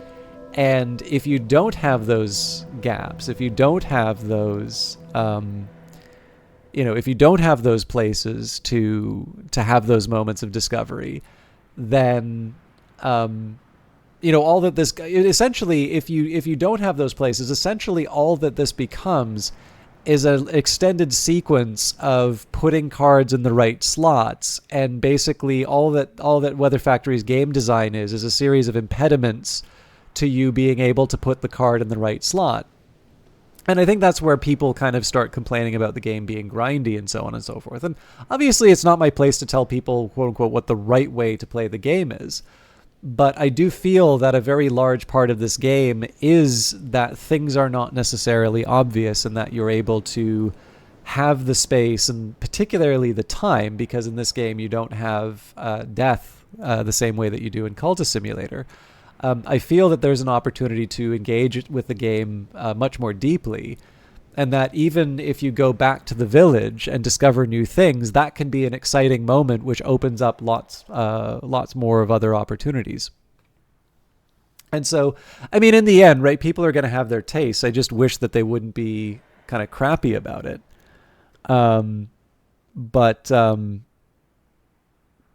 yeah, like, it's just one of these things where, like, I mean, I said earlier on in the game, like, there is the side of me that wants to just reply. It's like, well, I guess I should send the check back to Weather Factory for covering the game on Steam, right? Like, but the thing is that I don't like using that connection to settle an internet argument, right? Like, the guy could just move on and not watch the stuff. But But yeah, like in the end, right? Like to me, I feel everybody's got to have a different. Everybody's going to have their own way of streaming this stuff. Obviously, some people are not going to like the fact that I spend so much time stopping and talking, either about the game or about topics that are related to the game. And yet, I feel for me that's an equally important part because there are themes in this game that are worth exploring. And I think a very large part of my enjoyment of the game is throwing myself into the experience. Um, but you know, um, for my own part, I try as much as I can to convey part of the experience. I will confess, I don't like a lot of artifice, but I do feel in the case of the YouTube series, I do hold back on a couple of things. So I don't think I've used an unusual visitor yet because I kind of wanted that to be a special unlock later on in the video series. And then there have been a couple of things where I've gotten a little unlucky in terms of some of the books, but I don't feel bad about getting unlucky with those books because in the end, I've actually had a pretty good run of getting all of the different events so far in this one. So now I'm going to be able to draw the comparison between the two different playthroughs to see, what happens when you 100% an event and when you don't. So yeah, it's, in these cases here, even for the cases where I haven't, directly, intended a particular outcome. I've at least wound up in some situations where I get to discover something new about the game, or at least I'm in a position where I may discover something new about the game. And to me, that's a large part of what the excitement of these games are. But yeah, I mean, again, I hope that doesn't come off as too prescriptive in terms of what your own content should be. If you don't feel comfortable playing a game and putting it out there, like clearly you shouldn't make videos. But I think a very large part of the game and a large part of the enjoyment of the game for me is that process of discovery and just working things out. And, I was happy to stream the beta because I remember the early days of streaming Cultist Simulator and being able to share the game when it was, a much lesser known game. Just being able to have that chance to, interact with Weather Factory, to be able to share the beta again, that brought back some very fond memories of my first encounters with Cultist Simulator. So in that case, it was very much a continuation of something that I enjoyed. But yeah, I mean, to Digi Inferno's point, right? Like it's, I will advocate for my own enjoyment of games for sure, because I think there's some value, like especially for the secret history stuff. I definitely feel that. I definitely feel like there's a little bit of unlearning of this habit that you need to know everything about games for them to be fun. And so where I can, it's nice to just try and encourage people to say, just enjoy the mystery for a bit. But other than that, if people really don't want to live in that place of not knowing, they did pay the same amount as anyone else to play it, and they have every right to play the game the way they want, right? Yeah, no worries. I mean, the other thing too is it's nice to it's nice to be able to just give people more Book of Hours stuff. I suppose to a certain extent I like advocating for Weather Factory getting more coverage, but I don't know. Like I said, it's to me at least, the enjoyment I get out of this is the ability to share something that means something to me.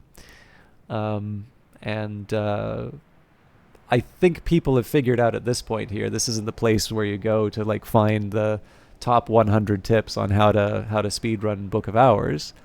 But I do feel like this is a game where I feel like this is at least a broadcast where you can engage with the topics that the game is talking about. And my favorite moments certainly are the ones where I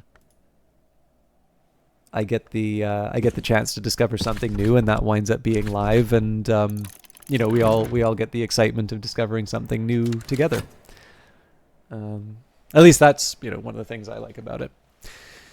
All right, I need to get myself some more signs. So I think I'll probably go for a pattern, and that's almost certainly gonna be advice on containment.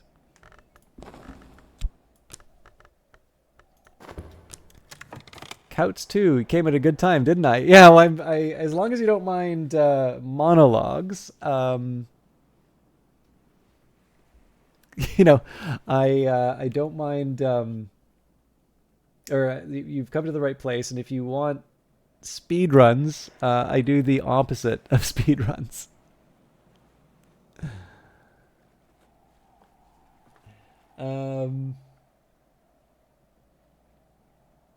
I actually have a lot of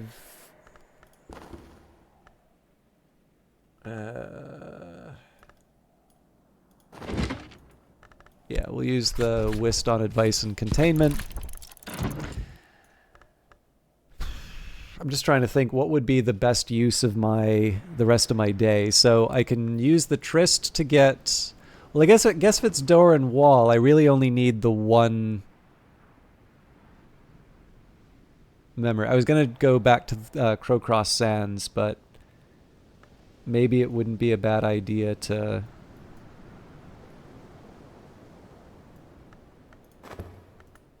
get a door and wall. Okay, well, we'll read our book first.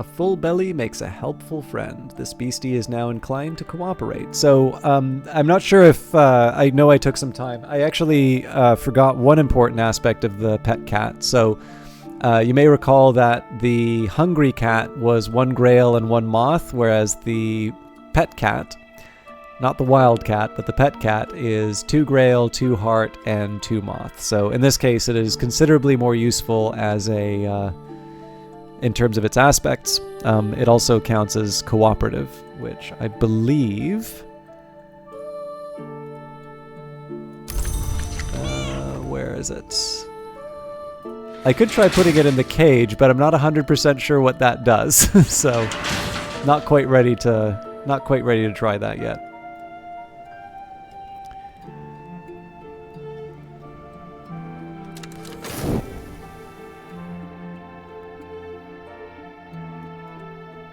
So I do want to restore my Shapt when the time comes. And again, we'll focus on the great signs and great scars.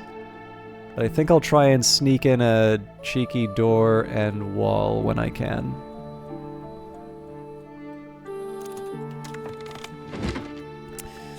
Okay. Do not put the cat in the cage. Cat wants to be free. So the dog? I mean, the dog is already loyal. Will it become more loyal if I put it in the cage? Alright. So, again, Shapt is the only thing we can use for all of these, but we needed 2 memories for... Alright, I'm no expert, but I'm no dabbler either. Improve this skill to level 3.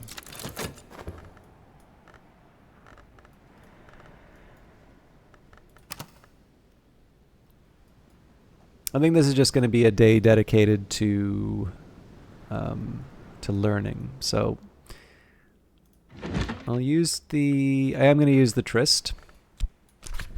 So this one we needed Forge, so Bancroft Diaries will suffice. And then in 6 seconds, we'll go to the sweet bones to recover.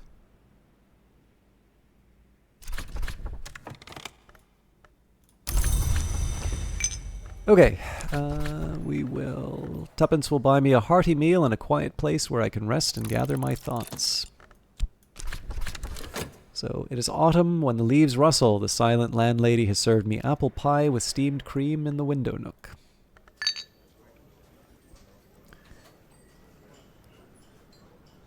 So, this door and wall kind of looks out of place, but in 44 seconds it will be where it needs to be. And I think we're going to head out for a walk on the moor. Gather in autumn, the last leaves toss and scutter.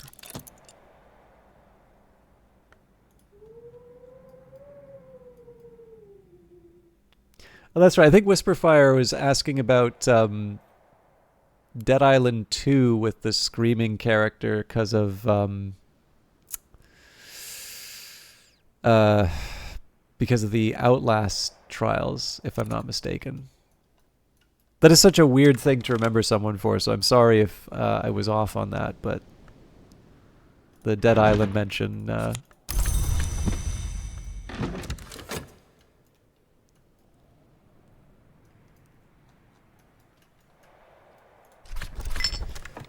Alright, better now.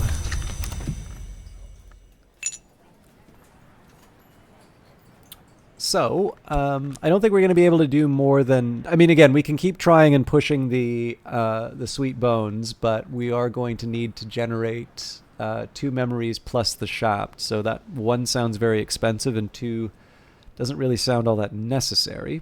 But I believe if we take our door and wall... We can add the foresight, the shaft, and then when we let the day pass over... I mean, again, it was just a cloudy day, so it's not like there was a whole lot for us to do anyway. But we can pass over, we can move the door and wall up, and then we get the weather. We kind of know what we're committing to try and advance door and wall. At that point, I can decide to try and take a crack at the last of the Forge books. Or I could try and see what we get with a new hireling and see if perhaps the skill is now level 2. Its power aspects have also increased. We can maybe see if we can have some luck with a new, like an unusual visitor and make some progress in these areas. I know with Denzel, I believe if I use... I believe if I use the wire, we should be able to move into one of these rooms. The challenge is I've got 2 rooms which would require that... sorry, I heard a click. Oh, here we go. Granite slab. Long, cold volcano blood. But yeah, so I've got some ideas in terms of what we can use Denzel for, but the challenge is that if I rely on the wire, I get to use that once, after which it's not available. So I either need to find a way to make more wire. Okay, maybe I'll just carry the granite slab around with me for good luck. I either need to find a new way to make wire, or I need to find an alternative way to boost them up. Oh, fair enough.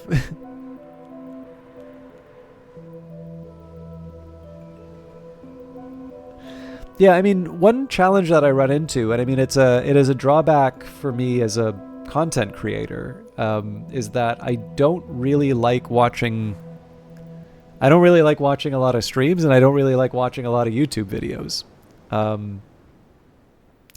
That doesn't mean, like, obviously I don't think people are doing something bad. Like, there was a comment on the Book of Hours, the Book of Hours forums before the release, which basically said, I wish you wouldn't give this to the YouTube people. They spoil the game. And like I don't like that kind of an attitude, because I don't think that's what YouTube people are doing. I mean, some people are like, I'll be honest, the one type of content, quote unquote, creation that I don't like, there's people who go into the files of games, rip out the content, and then put up videos on that. So like, there are people who've taken the soundtrack for this game and they've put it on YouTube.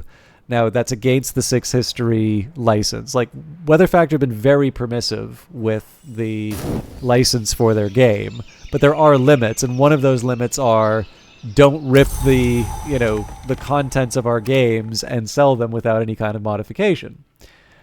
And more importantly, like, it's Mary Beth Solomon who's the composer of this. They are going to be making money off of the sale of the soundtrack. And I know that people want that soundtrack right now, but effectively what those videos are doing is they're taking money away from a musician, a very talented musician, so that they can get a little bit of advertising revenue, And I to be honest with you, I don't really feel like,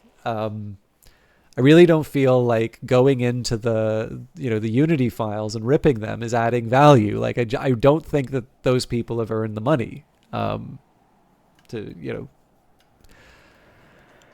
So, that is like my one case where I'm like, this is where I actually think people are not contributing.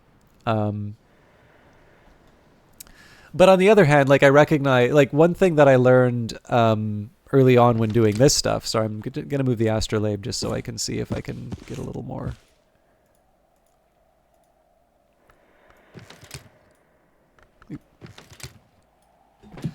One thing I definitely learned was that some people used to like gaming, and then what they do now is they like watching gaming, and that's one of the reasons why they watch, my stuff. Some people like can't play horror games themselves, but they find sort of the reassuring voice a way that they're able to engage with that kind of content. So that was something that was kind of unexpected. Turns out I actually really like horror games too, so that's a nice little combination. But the thing is that I haven't actually quite found my angle for myself. Usually if I'm watching YouTube, it's so that I can watch like a lecture that was recorded, because usually the talks that are being given at university, like, there's one physical location for a university, but there's a global distribution of the people who will benefit from that lecture. So I benefit from that sort of stuff. So again, the challenge here is that I would be a better content creator if I understood the format a bit better. So I know a lot of people want me to edit more of my stuff, and the drawback to that is just the more time I spend editing, the fewer videos I get out. And so in the case of my YouTube channel, it's basically archives of these videos. Sorry, I'm filibustering a little bit because I'm trying to decide how I want to play the day. The sunny day doesn't give me anything, so I'm trying to think what the best approach here would be. Probably a pattern and a foresight again, so we can use Faust for that. Well, maybe I'll hold off on one of the Faust. Let's do Whist and Faust. Oh yeah, but I also want to try and get an unusual visitor, so that might change the calculation. Not critically, though. But yeah, anyways, like, so obviously understanding the format better would be something that would make me a better content creator. But yeah, the drawback is that in general, I haven't quite found a style of gaming content that really speaks to me.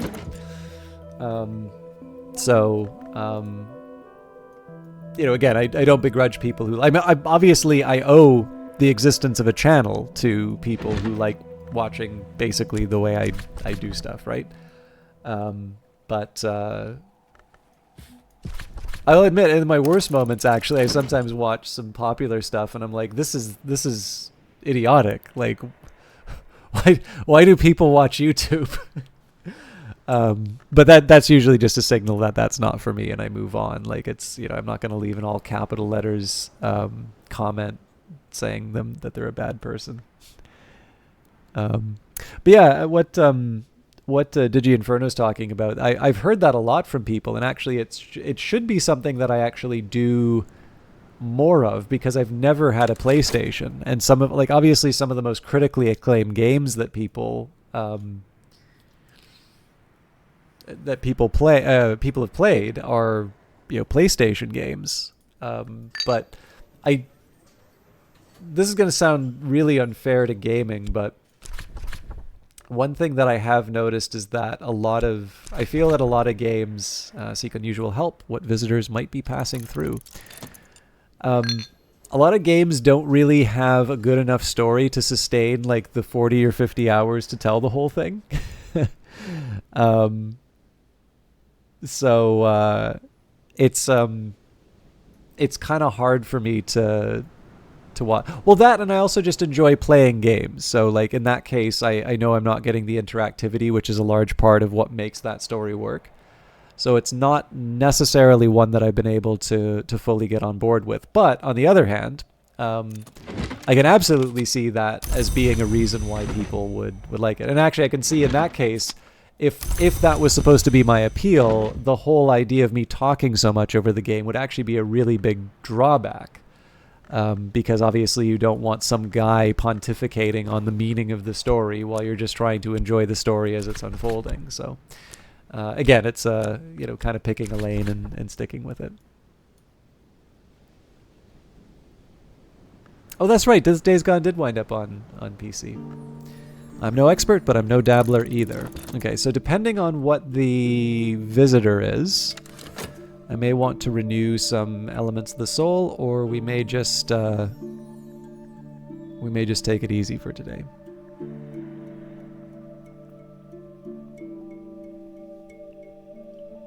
But yeah, the other thing that's kind of funny is a lot of the games that I play on my own time, I don't necessarily play on stream. So like I play, not less now, but I played a lot of Tom Clancy's Division 2. So, but okay, there's definitely some possibilities here. So the passing musician has both Nectar and Rose, so I don't think we have any more Nectar to play around with. The Rose is going to be kind of tough, actually.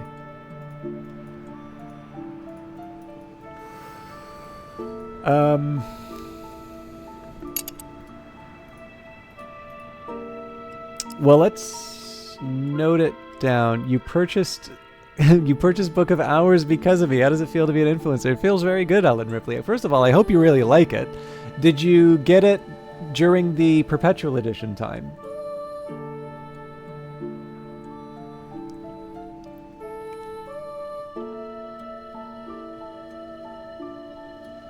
So I'm just going to take a minute here to... By the way, for those of you that are enjoying this, Ellen Ripley probably just earned you all an extra hour of gameplay. That's wonderful to hear. Are you enjoying the game? I guess is the question.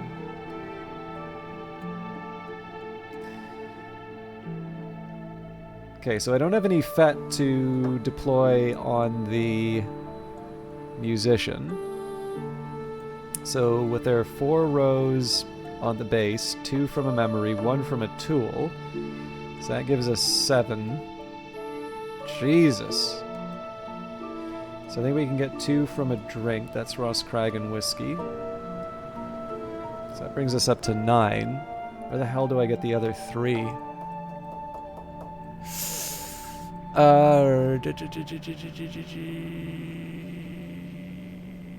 Okay, Elements of the Soul's off. Memory we've got. Tool we've got. Drink we've got. So it's got to be food, and then whatever unknown quantity the musician will take. Okay, so there is a more systematic way that I can go about this now, and that's to mouse over whenever... So, for instance...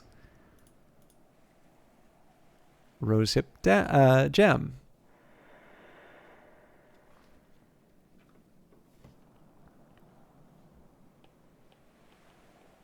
Oh, that's exciting, actually. So with the Ross Crag and whiskey, that's not it, but...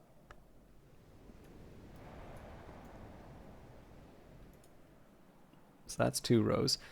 So with what I've currently got here, so 4 rows, 2 memory, 1, 2, 2 drink, 2 food. So 4 at the start, 6 with the memory, 1 with the tool brings us up to 7, 2 with the drink brings us up to 9, 2 with the food brings us to 11. And so we just need to find 1 more rows somewhere else. Now, the first thing that I can do is consult my skills to see if there is a memory I can build that gives me a higher rows, because that feels like rows is one of those things. Oh yeah, actually, also a foggy day would help with that. Eleanor Rigby. Yeah, I'm planning on starting it today. You've actually got 2 TVs in the lounge room, so technically you can watch you stream it while I play.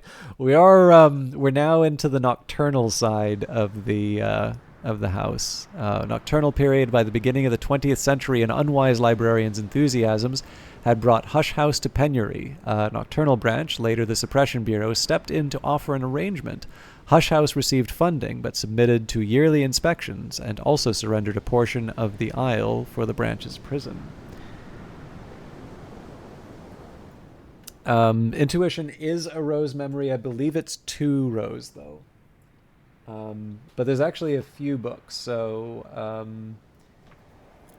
Collected Hush House Lectures, Orchid Transfigurations, A Feast, The Book of the Centipede, The Fire Circle Tantra, The Republic of Teeth are all intuition memories. Also, Confounding Parables give Moon, Rose, and Sky. I don't think there's a book that gives any more than 2.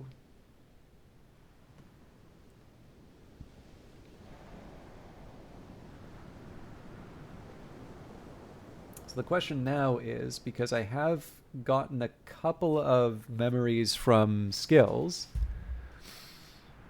Actually, Ellen Ripley, what we need to do now is convince Outworld not just to get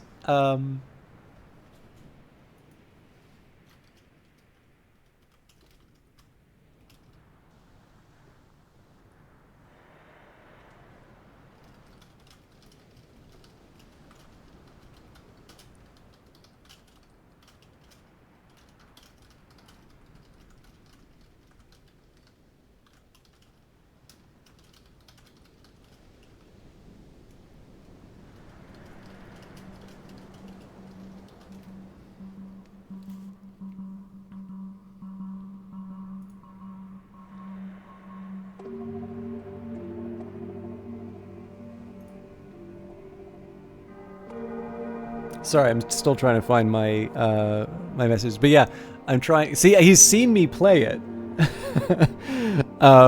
And I believe his exact words were, "It's effing weird." But yeah, we need to somehow convince him to buy and play it now. All right, sorry, I'm just going to take a minute here and consult my spreadsheet. Obviously, I'm not very good at multitasking. I think I'm still probably going to hire the musician to see like what I can make happen, but it'd be nice if I had a better game plan.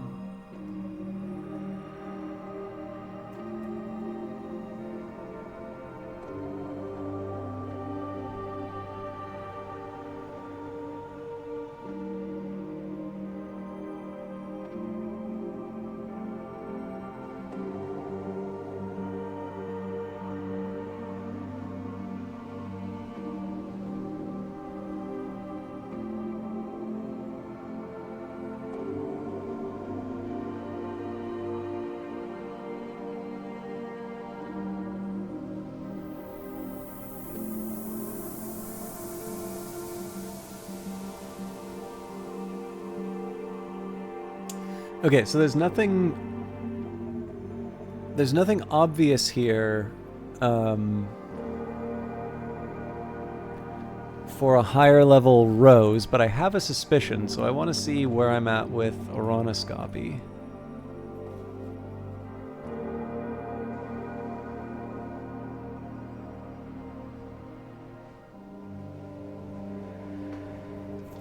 This is going to be a tough one, but let's see what I can make happen.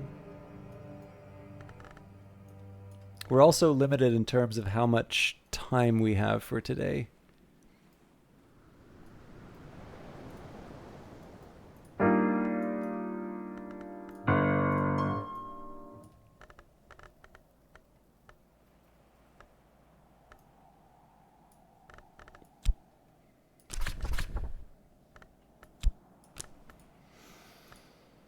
Ugh.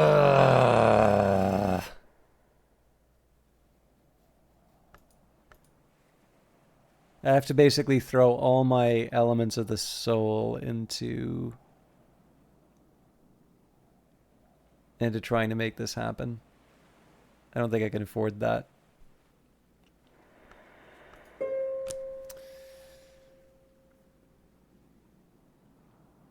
But let's see what Sacra Lamea offers.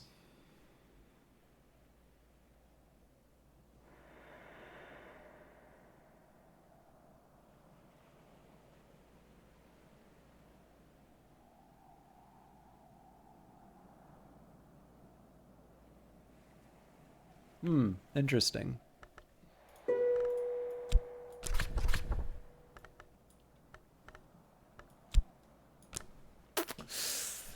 Damn it. Okay. I'm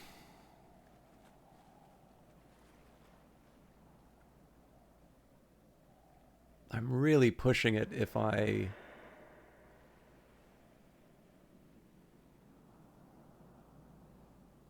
Okay, here's how I think I'm gonna handle the day. I'm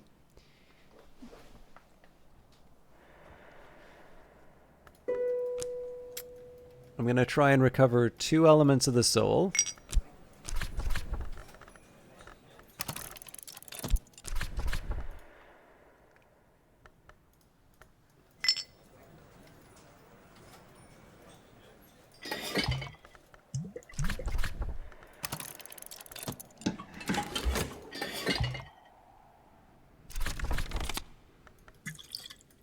I guess I should probably draw the water from the well. And I think I am going to hire the musician, but I am a little worried that I've overextended myself.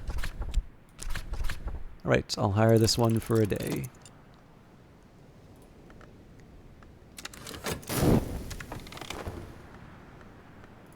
Okay, so the skill is now level 3. So we've got the main thing that we wanted to do for today, which was the door and wall. So I'm going to take a flyer on something sky-oriented. So for that, we're going to use Apollo and Marsyas for its sky aspect.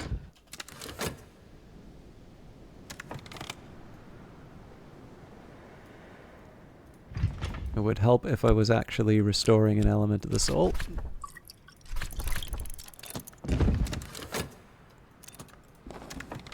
Okay. Now, if I want to improve the traveling musician, they will accept element of the soul, memory, a tool, a beverage, and sustenance. Okay. There's a really good chance this isn't going to work. But let's make the most of it.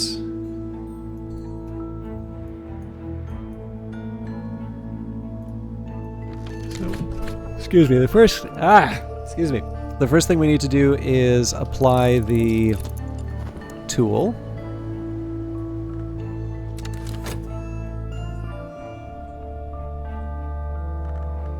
I think this will just be an expensive lesson for us, but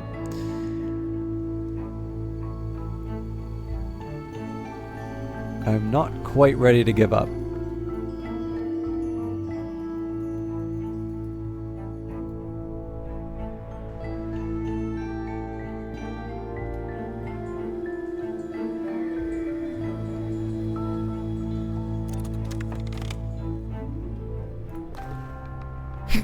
Excuse me. So just as a recap of what I'm looking for, so the only thing that I can really apply them to would be the rows challenge. So that's got to be 12 rows. And right now, between their base rows, the tool, the memory... so the base rows, tool, memory, that gets me up to 7. and then the drink and the food bring me up to 11. So I need to find something to bring there. Basically, I need to find one of these things to go higher than 2. That's easier said than done, obviously. So one thing, I think if I mouse over flowers, yeah, here we go. But one thing I can do is just do a quick audit of some of the different items in the house, and maybe make sure that I'm not missing out on some obvious candidates for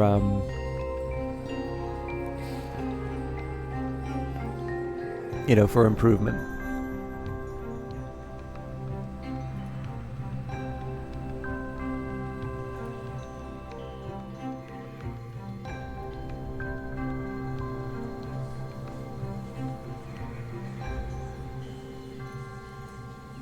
Yeah, so 2 rows here. That's no different than Roscragen whiskey, so I'm not too worried about that.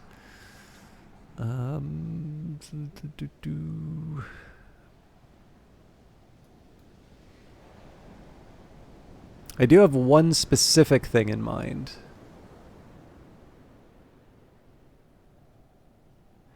But the reason why I'm kind of doing this search right now is I would like to make sure that so in terms of consumables, I'm not committing anything until I know we've got our until we have our 12 points. But if we do, that's the time. And I mean, again, the easy answer here is just apply a FET, but we haven't broken to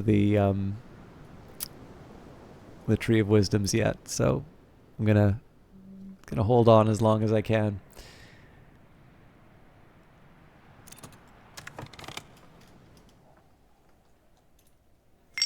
Okay.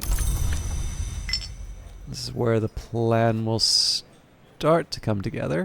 I think I still need a couple more details. Okay, there's our store memory. So I think if I just try the harp here, number 1, I think we're still short. Oh, here we go. Whisper an Ascension cantrip to awaken an abandoned feather, or for a scholar level recipe, whisper it to carved wood and enchant an instrument. So carved wood is actually the trickier part.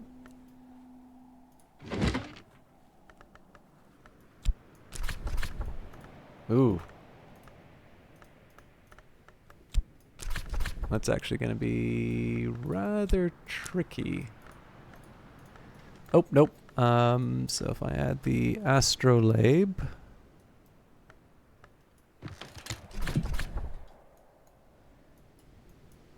So presumably I can add any wood here. Out of curiosity, is there a sky wood?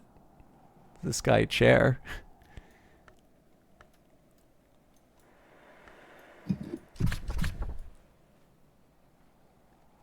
Interesting.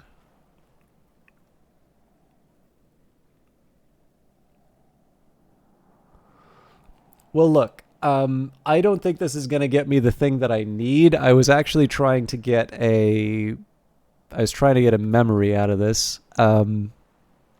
But it's really hard to complain about finding a new recipe. So let's just run with that. A Mazarine Fife.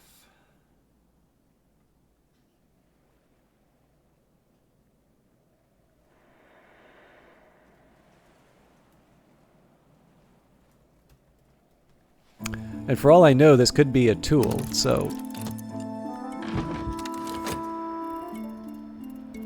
But yeah, I think in this case, it's fair to say, unless the Mazarine Fife winds up giving us something big, we've wasted our money on the traveling musician. One thing I can do is keep talking to him, though. I could encourage my assistant, work with them, or, for a little while, exalt them, or I could just listen to whatever they might have to say. Two mechanics that are oddly satisfying in this game, including the unpacking mechanic. I agree. Also, the ability to upcycle stuff like chairs. I was actually thinking more about breaking chair. I've not broken down a chair, but I do think it is actually kind of funny to. I do think it is kind of funny that you can scrap things. So I don't think this Faust actually got me anything that I need. I suppose for a second best, we can still try and go for the intuition.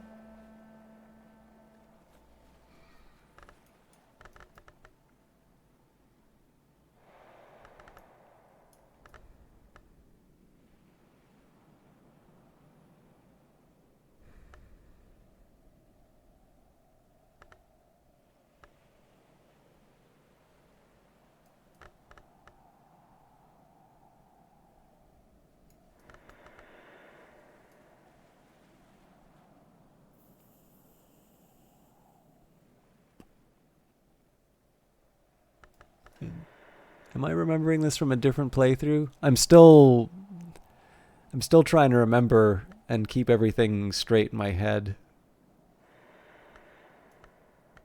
I could have sworn we've got at least one Orchid Transfigurations. I just don't know if it's the right one. No, there's another on Matthias and Amethyst Imago.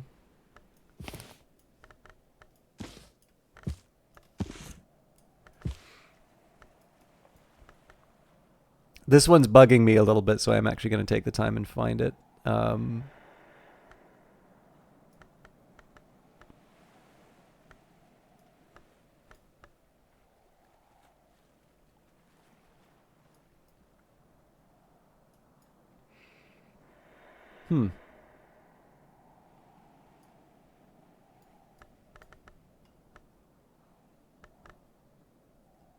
This is Snare of the Tree.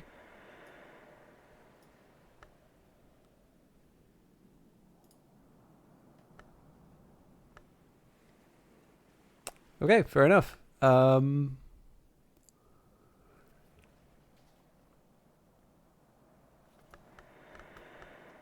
This'll do, though. Oh. Where did I just put it?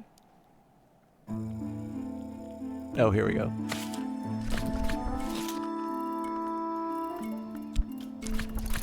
So again, we'll do our best with the musician, but I don't see this.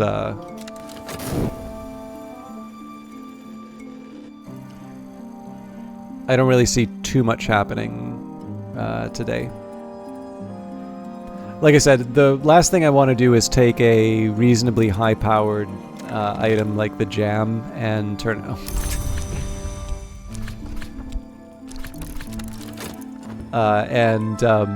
And use it up, only to turn around and find out that okay, yeah, we still don't have what it takes.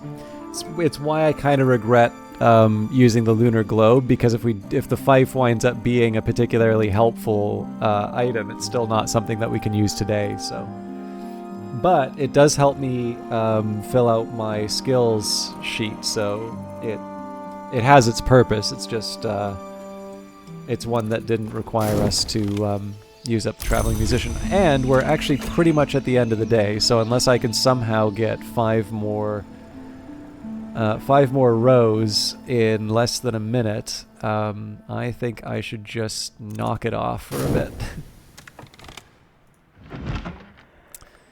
Okay, with Keeper Level Sky, a Mazarine Fife is an essential tool to conjure a wind in waiting.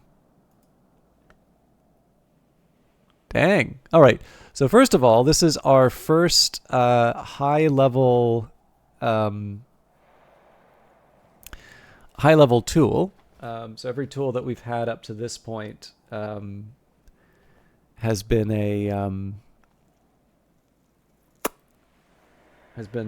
one.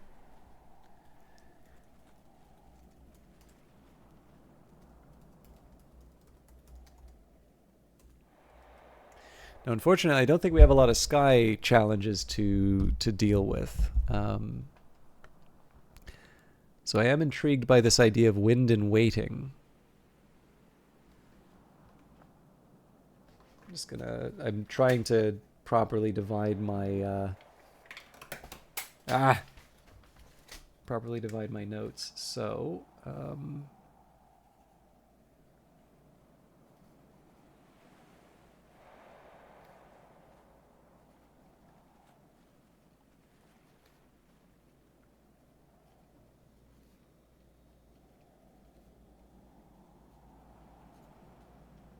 now, the one sad thing is that I did wind up using that Faust, because with the Sacralamea,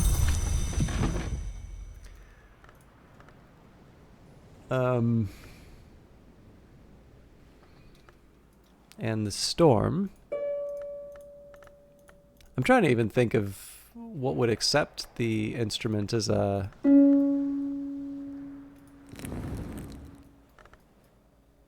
as an input.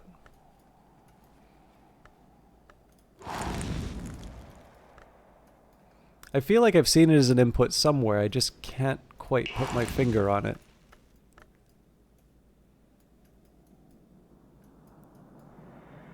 I could also just be imagining things, but... actually, come to think of it, maybe it was...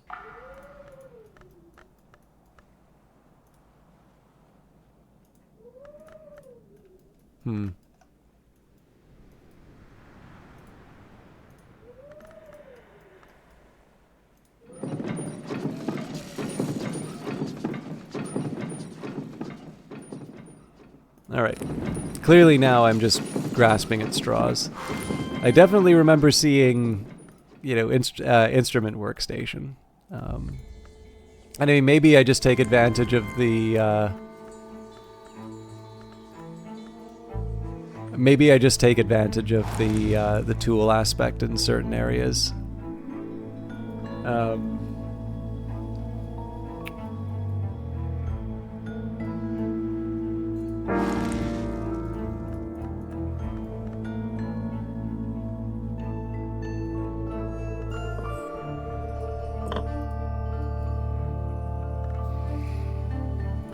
But yeah, my hope would have been, I don't think we consider it.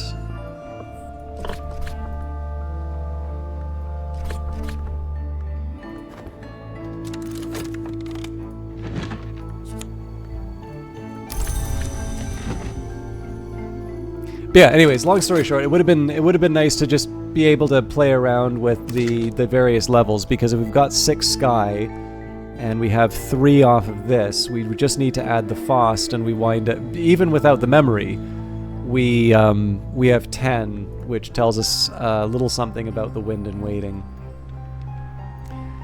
But I suppose it's just as well to know that we've got a high-powered tool. I'm actually going to fill in the rest of my sky.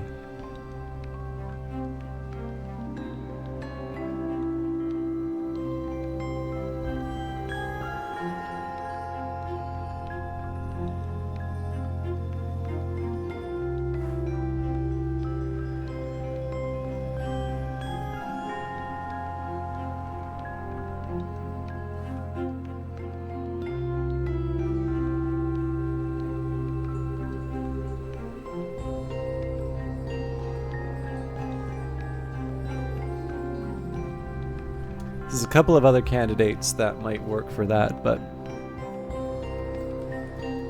I don't want to go too far down that path because I still want to figure out what possibilities just opened with the Mazarine Fife.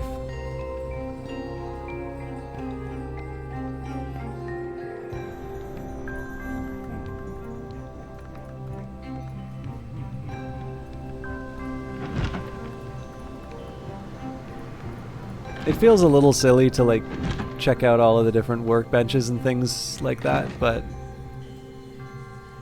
I have this nagging feeling that I've seen an instrument input before and I'm just not remembering it. Okay, well there's definitely possibilities here, so let's not stand on ceremony. Let's my best option for starters would be we take Sacrolamea, a Faust, a Gale, and here we'd add the Mazarine Fife. Now that doesn't deliver, which suggests to me I need something a little... I suspect at this point we're quite specifically looking for something that takes an input, an instrument input. So it's not the most exciting choice, but I'm going to take a minute here just to go through the different rooms, even if it seems completely daft, just to make sure that I'm not missing the obvious steps. I think we still have the admonitory automata project to try.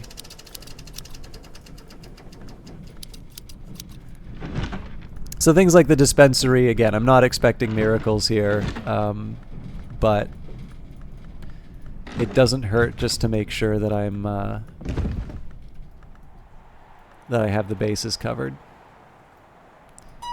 So this itself is already an instrument. I mean, I suppose one thing I could try was just throwing all this stuff in, but it's almost certainly going to say, yeah, add wood. Yes, backspace does cycle through the, well, not the workstations. It basically goes to sort of, I guess the way you could sort of think of it is the unclaimed workstations. So the most common case that this is going to deal with is something like, okay, I went gardening. I'm trying to remember which one it was, but I think it was like maybe this one. Anyways, one of these things didn't have like a counter, or at the very least, if it had a counter, I couldn't see it. And so that thing would have been a lifesaver. It probably was a lifesaver, and I just didn't realize it. For those times where I'm like, I know I put, my health somewhere to get to get one of those darned, one of those darn flowers, and then I just don't remember where I put it. Well, that's the way you avoid that that difficult bit of business. Yeah, you need to, one, know of its existence, and number two, have the presence of mind to use it when you're screaming at the game for not giving you your stuff back. Oh, there is a nectar desk, by the way, the Nona desk.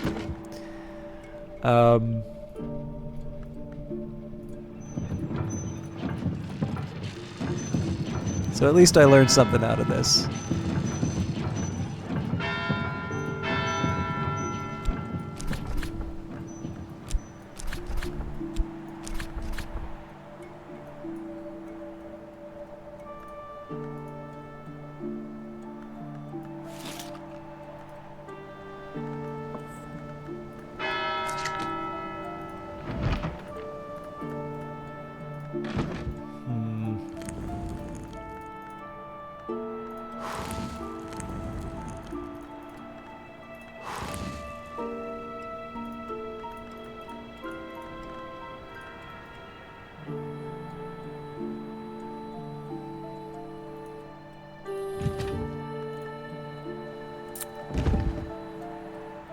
Alright, I'm starting to give up hope.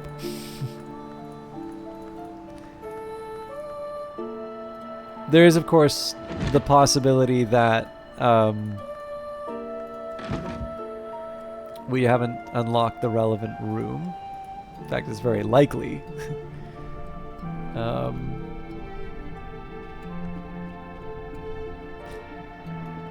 I had a fairly distinct image of that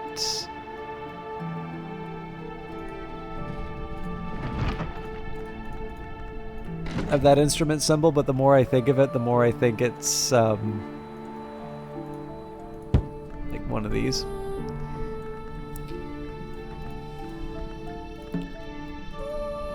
Excuse me. Okay. I don't think it's productive to search anymore. I've kind of looked at all of the candidates. it's been found wanting. But we are still potentially in a good spot. So we've got 1, possibly 2.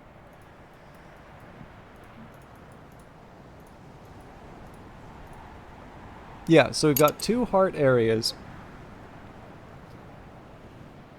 Okay, have a good night, Whisperfire. So we got 2 places where we might be able to make something with the heart aspect. So as usual, I want to just take a minute here and game out the possibilities.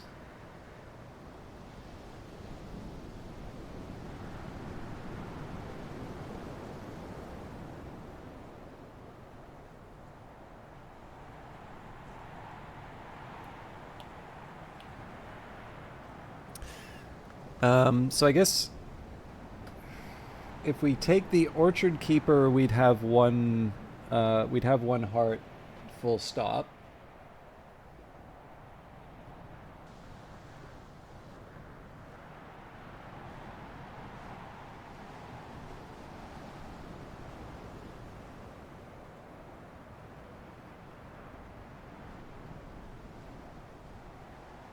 And it seems like the Fugitive would give us some heart as well.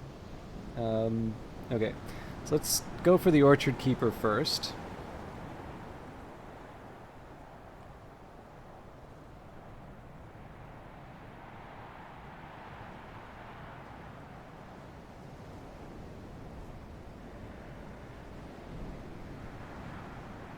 So between the base, Gale, Tool, and Health, we've got 6 heart. So to get to 11, we would basically need 5, which I don't think is realistic. I can take a look at what, aspects we can improve with, like heart-wise, with food. There's more options than you'd think, but the thing is, it's all 1. In fact, I think the pears might... Nope. It's like I wouldn't want to give up the Rose Ship Jam here because the Rose Ship Jam offers 2 rows. So yeah, it looks like very good for 1 heart, but so is everything else. I might have already used up all my 2 heart dishes. See if I can do something with flour.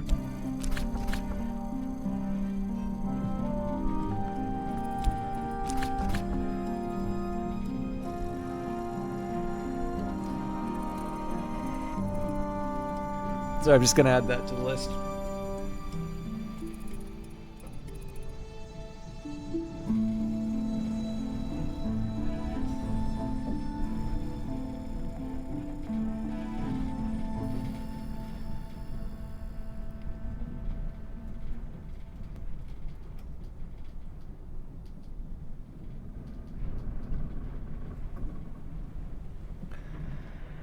Actually, we can take a quick peek at what that does now. Presumably we'd use the loom, but...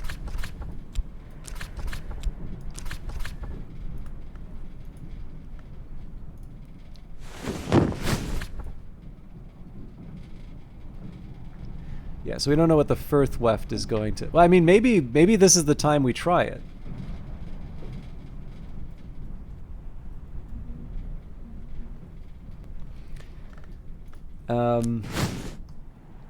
Okay, so, but let's focus on this 11 heart to begin with. So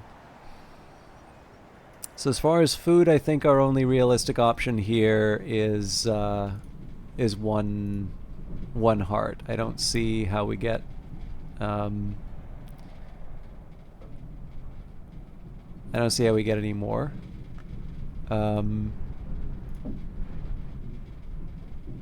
Now, Thyr's cordials, I feel, should be giving us... Oh, hell, did I even... Yeah, surely I've...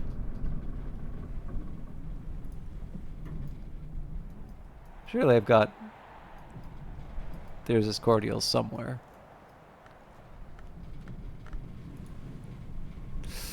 Yikes. Okay, that's only nectar and moth.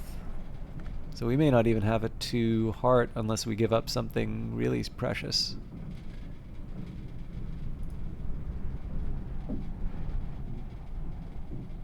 Interesting. Okay, so if I use up the Sly Alembic, that's a, I believe that's a 1 use, but in theory we could use that for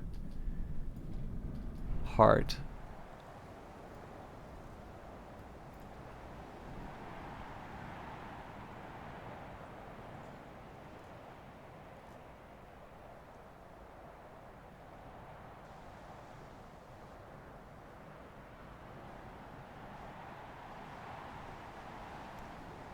So theoretically we get to either 7 or 10 off of that.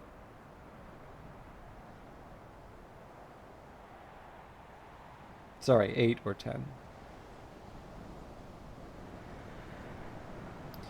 Now if we wind up with a fugitive, that's 4 base, 3 from the gale, which is up to 7, 1 from the tool, which is up to 8, 1 from the health, which is up to 9, 1 from food, which would bring us up to 10. I think we said it was 11 that we wanted, right?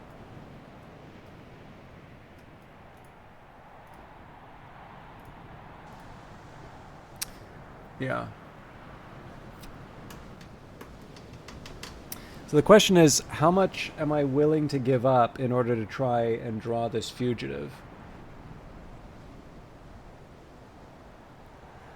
More importantly, am I actually willing to give up one of the food items that we would need for the heart? So, like, I think giving up something like Schloss Jannings is fine.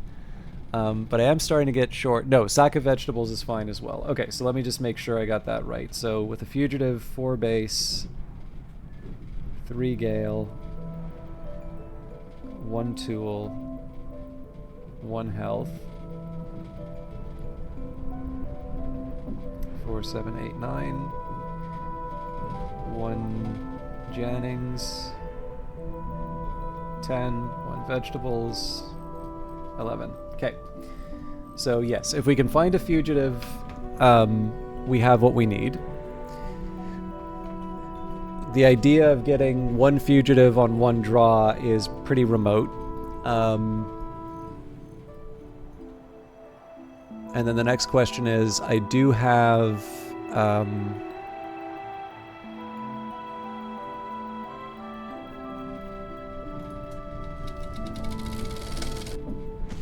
the Admonitory Automata project.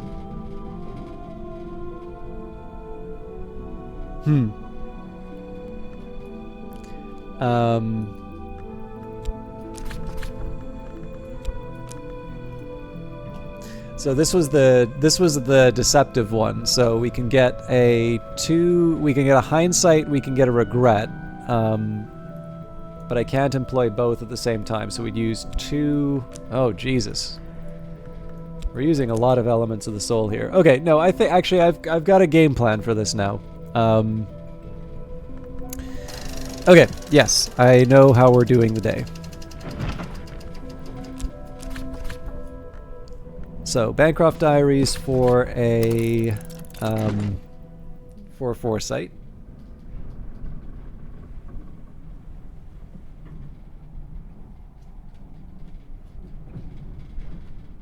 So regret does give us a forge as well, so we'll use Keonid Abydos for that. I'm gonna leave the Foss back for a minute actually, just because of the sky.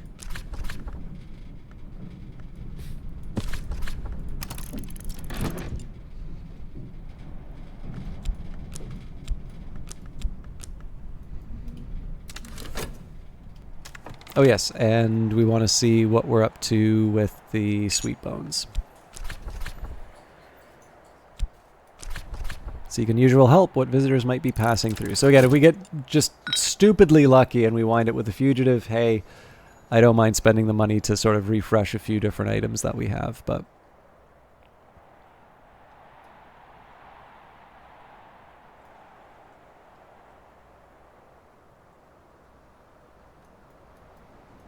But I also feel like there are some other things that we can be doing with the time as well.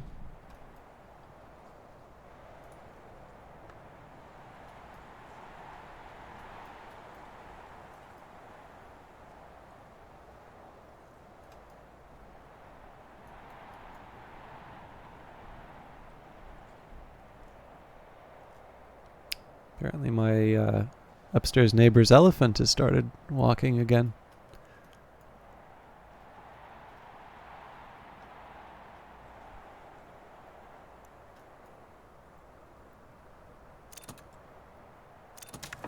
Okay, a surrealist painter. Now there may still be possibilities here. They do have Grail. It's just we don't have Grail as part of the weather. So we're gonna focus on our first task. Now we don't get to talk with the surrealist painter because we haven't hired them yet, but the first task is going to be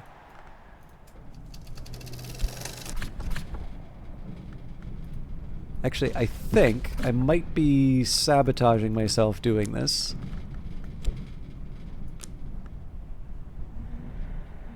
Actually, you know what? I'm not gonna risk it. So here we've got Forge, a Wavering Spark, Shap, Disciplines of the Hammer, Memory, Foresight. So we'll lock that in.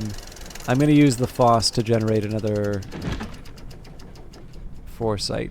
Now, it could be that we actually have enough time to read the book in time, but I'm not confident enough in that. So I'm going to let the minute pass, and we'll see where we're at. And then we'll see how the rest of the day goes.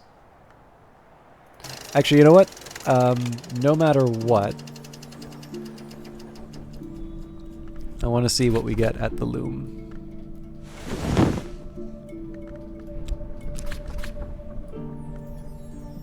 Well, I guess that means that I'm giving up on the room, but that's fine. I can live with that.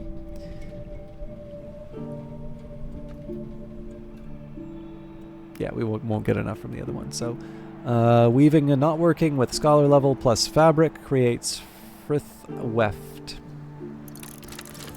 So we'll see what we get in 90 seconds. We may wind up with another powerful tool, which is wonderful if that happens.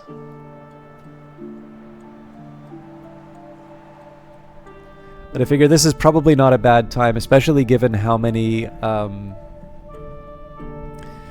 just given how many times we've sort of hit the limits. And then like what I tend to find is like I'll have a powerful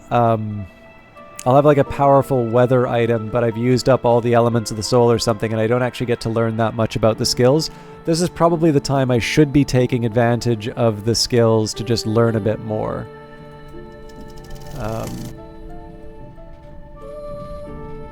So let's see what random chance has given us. So we've got an epiphany, stuff, also things, possible inspiration from a relevant thing, and Awen. So, I feel like we've got this. I think I'll probably just add, in this case, Foresight isn't a thing, but we don't need to worry about it. But I believe if I add some wall art or... oh no, hang on, wall art doesn't count as a thing. But I could probably add the mortar and pestle, and we'll be fine. I'm going to add the mortar and pestle because... Actually, you know what? I'll add the spanners. Because we have more than one of those. So as much as I'd love to know about what the different moods bring, this is the bird in the hand. So we will add the spanners. When you need them, you need them. And indeed, when I watched that movie, The Abyss, all that they need was a crescent wrench, and somebody wouldn't have died. Has anybody seen that out of curiosity? Alright, footage of experimental devices under the supervision in the Kukerbit under Governor Collar's supervision. The admonitory automata are nasty little things of spring and wire, but they all have merry faces of painted tin. The last item shown is a prototype towards something called the condignator, which, Collar says proudly, will allow a prisoner to elaborate their own punishment. He hastens to add that he hopes that in the coming era, punishment will be an entirely obsolete concept. Sounds very Clockwork Orange, actually. Alright. Lockworks and Clockworks and Foresight.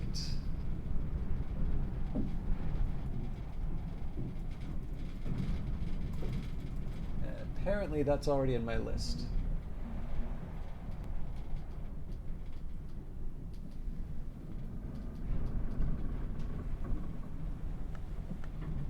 Indeed, it did happen underwater.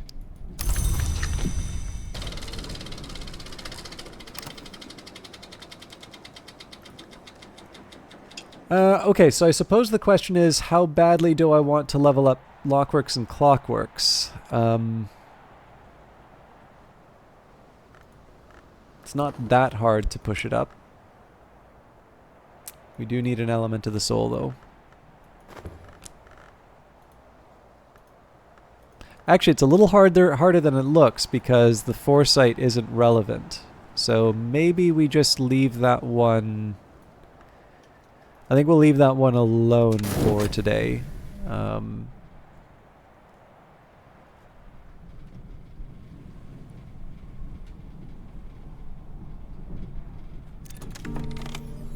Okay. And this is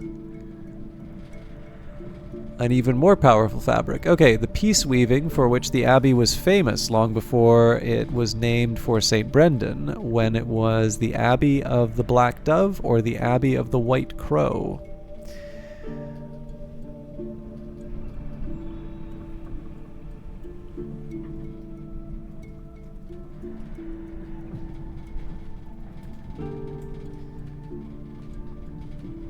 So I'm not gonna lie, it's a little... This does feel a little anticlimactic. What I do note, though, is that the loom has warp and weft. So you add 2 of those, you get 6. You add weaving and not working, which right now is 6, so that's up to 12. And if you're at 15, you basically need a 2-heart memory and you can now get to the keeper level challenge. So another thing that's worth noting is that this is worth more heart. So yeah, I'm thinking this will probably come up. Now, can we actually put this on a shelf?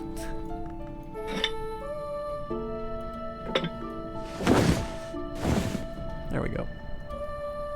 But yeah, I think we'll call it for the day. It feels a little early, but we have used up all our elements of the soul, and I don't have that much more that I want to do. So I think probably what I'm going to do this next day will be the last.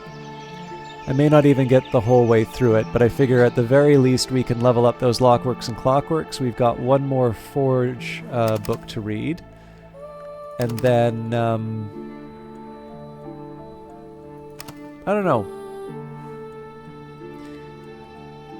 There's definitely some possibilities, but I'm gonna need to make some specific decisions in terms of how I want to handle the day. Hey, we've got visitors. What's happening in the world beyond Brandkrug? What visitors will the season bring? Well, we've got a storm, so I suppose in the worst case scenario, I can try. I mean, we could use it. Okay, so there's 2 things that we can try. Actually, hang on. I'm not hopeful, but it feels... It would be a shame not to at least give this a shot. Oh! Aha!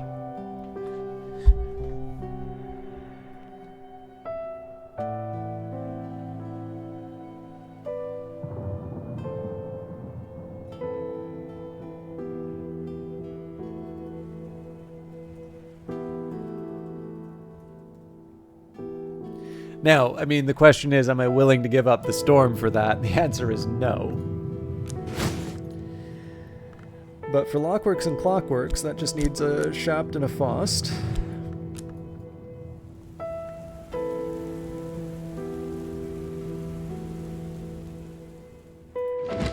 So we'll start with the Whist and Apollo and Marsyas.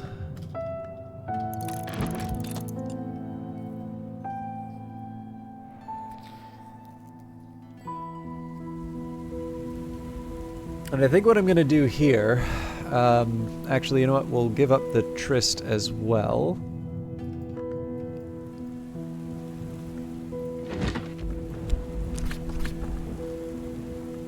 There's a few options here, but I'll just use advice on containment for the knock.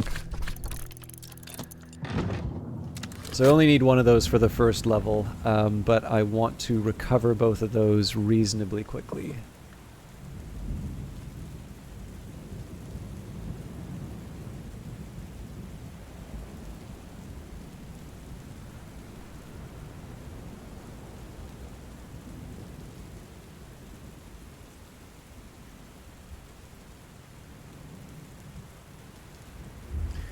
I mean, there is a side of me that kind of wants to see what the Swaddled Thunder gives, but as always, the question is, do we, like, what do we,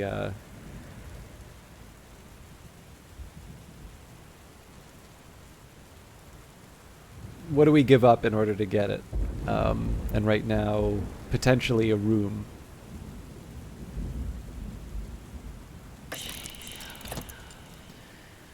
Alright, and we have a visitor. Dr. Serena Blackwood. Alright, so, as before, Masana, a prosperous little desert village that has become, in recent years, a place of pilgrimage. There have been particular manifestations there as of late, villagers gifted with sight or struck blind. The church has dispatched its representatives to investigate. Corso determined that the manuscript the church had given him to authenticate with its details of the prophecy of the unfettered eye was a forgery. Dr. Serena Blackwood, one-time librarian of Hush House, one-time librarian of the Invisible Serapeum in Alexandria, and currently what exactly? Serena is close-mouthed, but I know that she has worked with the St. Ronwyn Trust. Now, interestingly enough, she couldn't teach us any new languages because we already know Fusi. In fact, we may have learned it from her. High interest in Forge, but she'll probably want a lantern book, and because she understands... I think because she understands... because she understands Latin, we should be able to give her the Bancroft Diaries.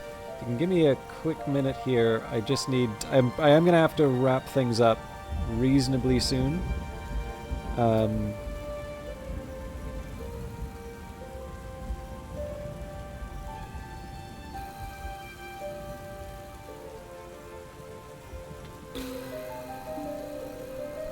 yeah, okay. I'm not quite ready to give up talking to her.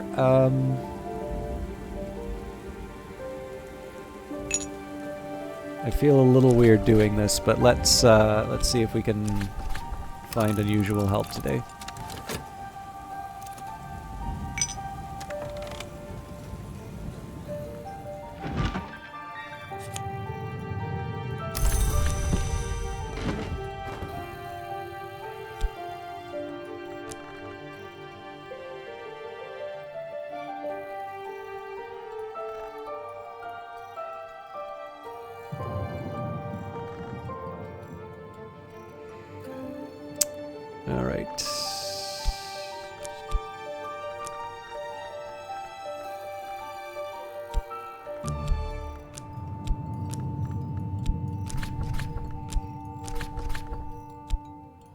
I almost gave up this storm. I would have cried. All right, there's always more to learn. Improve the skill to level 2.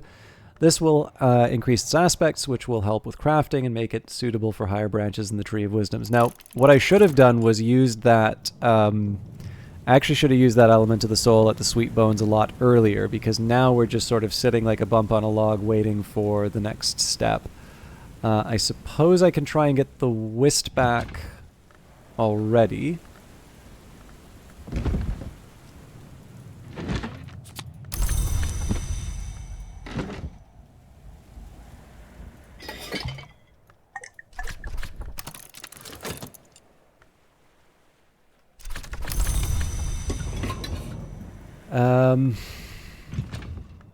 This is really just grabbing whatever I can. Let's actually try and get the tryst this time, because I can go beachcombing with that.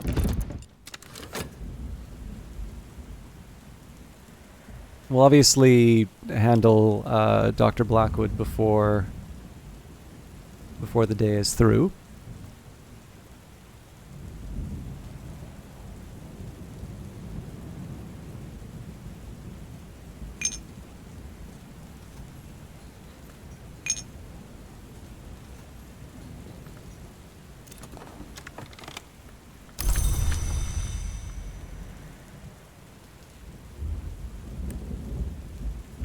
Okay, and sorry, I'm definitely feeling a little, I'm starting to feel tired, so I just want to double check. 2 memories, we're not using the storm, so I need to generate 1 more with the Foster, the Shaft, and we will be getting our ability to generate that memory from either the Sweet Bones or our bed. Alright.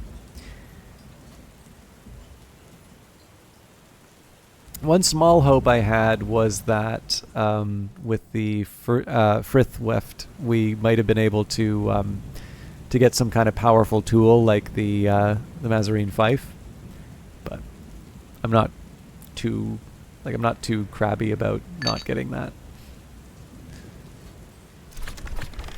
Okay, so great for sky aspect, just not what we need right now.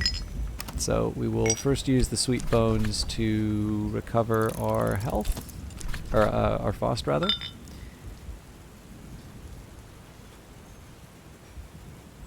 I suppose it doesn't really matter what order any of this happens in, so we can get our storm memory from Apollo and Marsyas again. And I suppose the question is, you know, again, a storm is a terrible thing to waste, so do I want to take another shot? I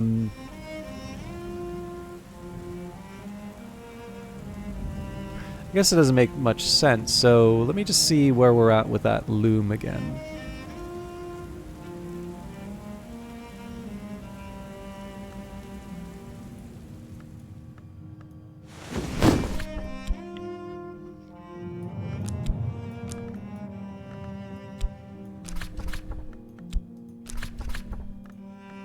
Okay, so I don't want to give up...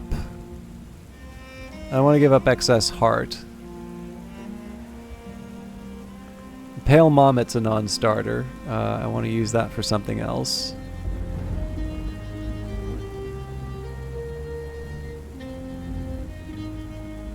Am I really that short on no, surely we've got more fabric and storage.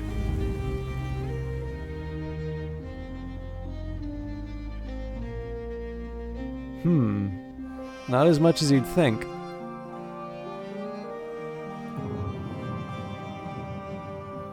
Yeah, there's actually quite a shortage of yarn. Well, that's going to give me something to think about.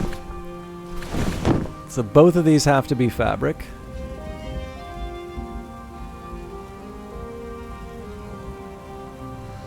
Well, I suppose that brings me to the next question. How badly do I want whatever's going to be made out of it? It's not like I'm using the fabric for anything else.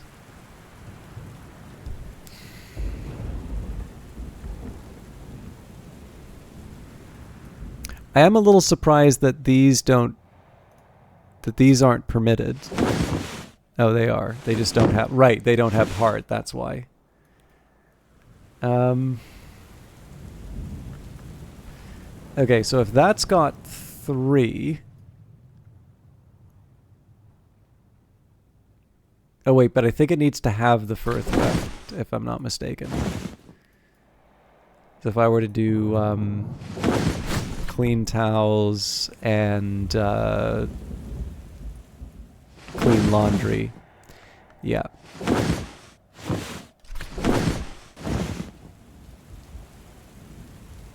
Are you sure you're not going to need the fabric in the future? No, I'm not. But this is definitely a requirement for this construction.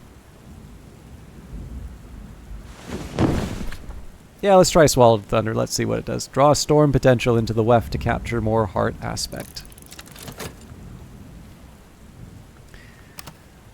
I definitely feel there is something to be said for embracing the madness and seeing how far you can go with this stuff. I've not used the fabric up to this point. And I mean, if we wind up again with some kind of crazy, powerful tool with the Mazarine fife, or, maybe the Swaddled Thunder gives us, something else. Like, it's all possibilities here, right? We know how to make a Firth weft. We have other fabric available, and more importantly, we're also going to be able to try. We'll be able to try different things as time goes by. Like, for all we know, we can get fabric from the gulls. We just haven't tried it yet. Okay, so I'm going to hold back for a little bit just because we've been kind of aggressive with our elements of the soul, and I still need to level up Lockworks and Clockworks.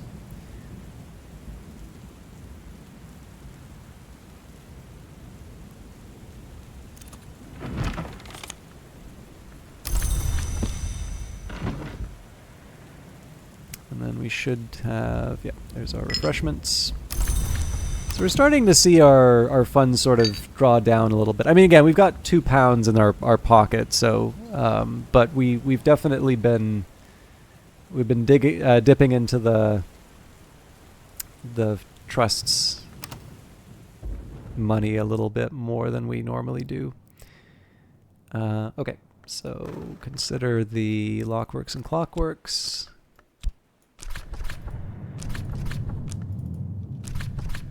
I'm no expert, but I'm no dabbler either. And then for our tryst, we will gather in winter.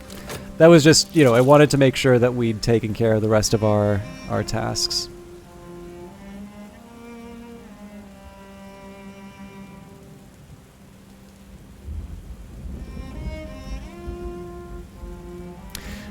So Diginferno, this is a bit of a lesson that I need to unlearn for myself. And I know that this is just generally a gaming thing, but in the face of consumables, my general feeling is that, I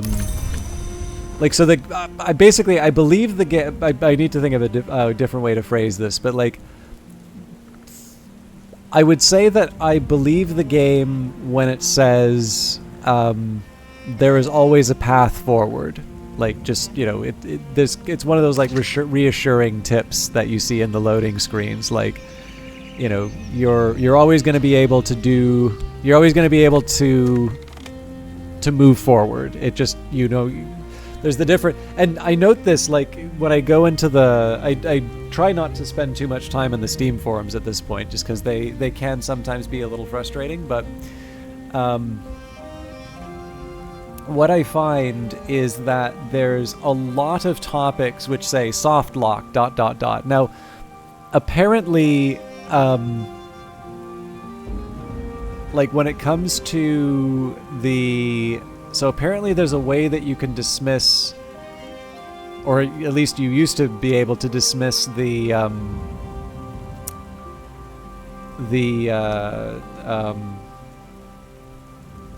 initial fisherman, excuse me, the one who originally helps you, and apparently that was a soft lock because obviously that's the only way that you can get to Brandkrug. But beyond that, there does not seem to be. So far as I can tell, that is the only time that there was sort of an unintentional block path to some kind of an ending.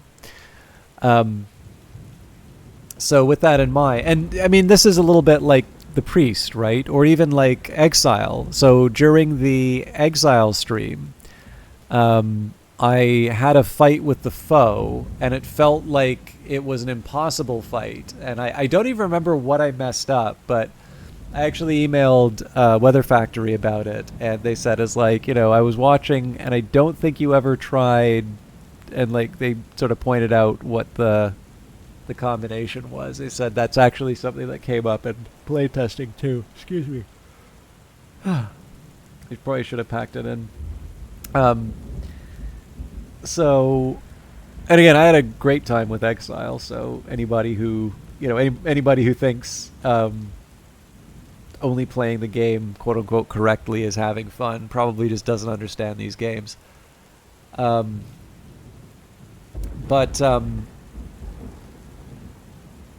yeah, like I guess the thing for me is that I totally understand how people can get the feeling that the game is soft locked. But the thing is that term means something special, right? Like that really does mean that you are not able to progress, and it's not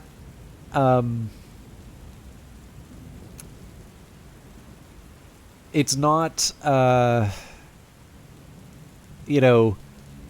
this game is quite hard, right? Like if you play Dark Souls and you get to that first asylum boss when you have just like the broken hilt, and you keep trying to beat that boss, that's not you being soft locked. That's you not realizing that you can actually run away from that boss.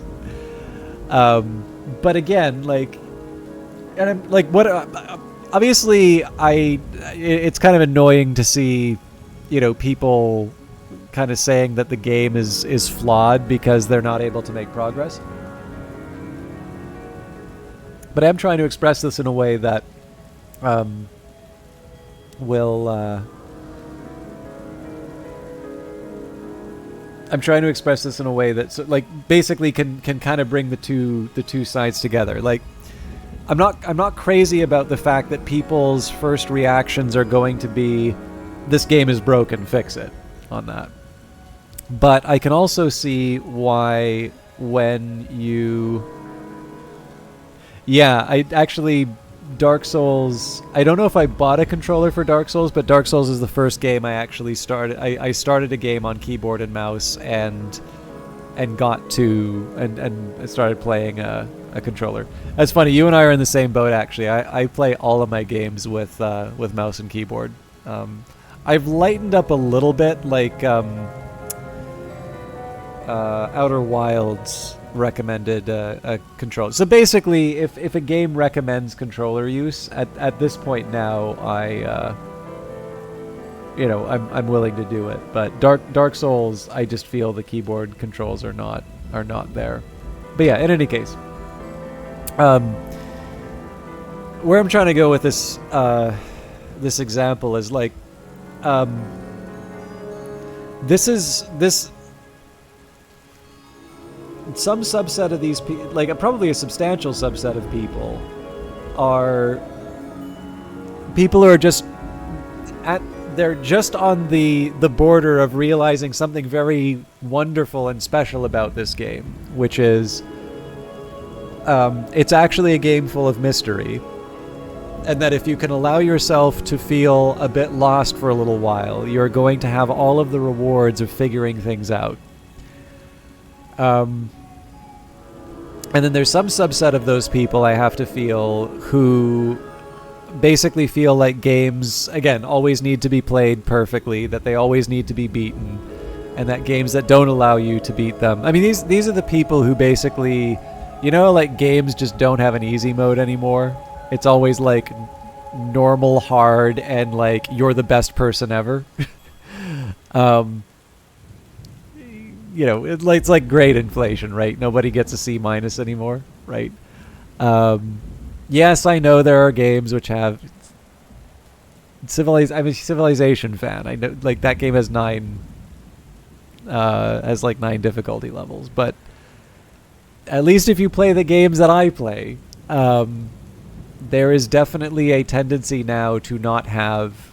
They have easy modes in the games, they just don't call them easy modes. And again, there is a difference between trying to maybe I just do I don't know. This maybe not the time for this conversation, but anyways, there's gonna be a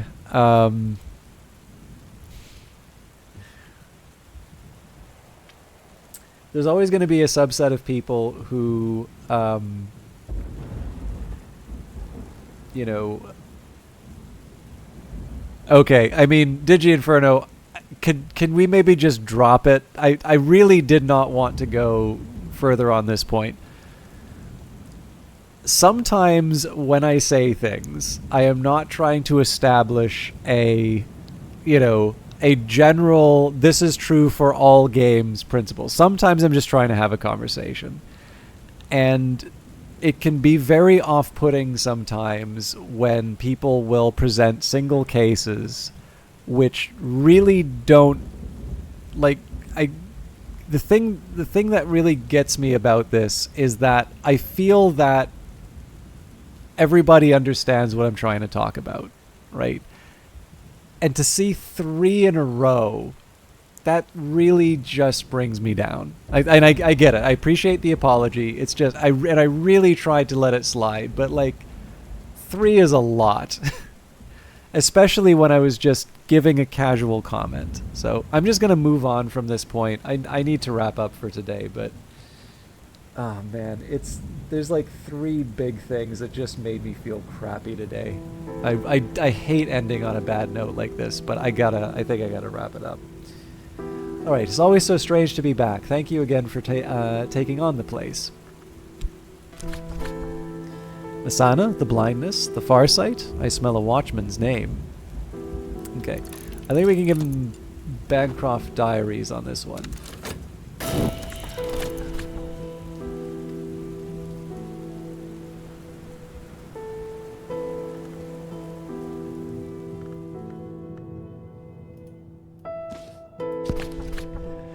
I should have learned by now not to jump to conclusions. It's not a watchman name at all. I think it just might be a name of the Chandler. I had heard there was one out in the world causing mischief. Of course, I'll have to make sure. Thank you. Alright, so let's think. I probably need to end it here, but I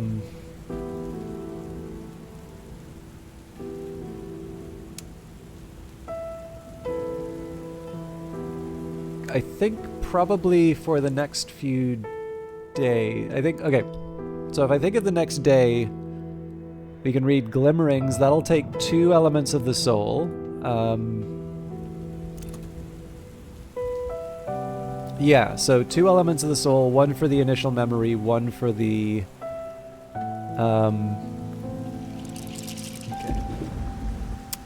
Don't really have a use for that yet, but I'm happy to get it.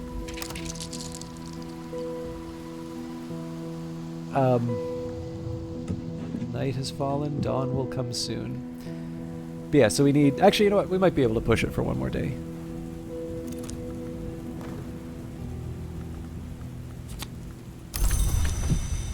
It'd be nice if I can just wrap up the book so that I can start working out my game plan for the remaining rooms. Because, like, at this point, I did say that I was going to start committing things to the Tree of Wisdoms once I sort of hit the limits of what my existing resources could get me. Now, I haven't been taking advantage of the unusual visitors.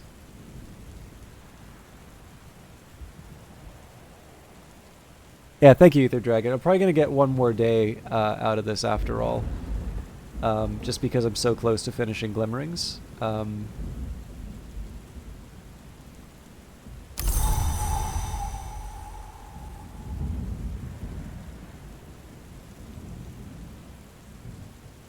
But again, we may not actually see the day all the way through, depending on what the weather is. Oh wait, another gale. Oh yeah, actually, sorry. There's also the Swaddled Thunder. So let's see what we got out of that. It looks cool. A storm swathed in subtle threads, ready to be released with a few judicious snips. So this is also a fabric. But 6 heart and 4 sky.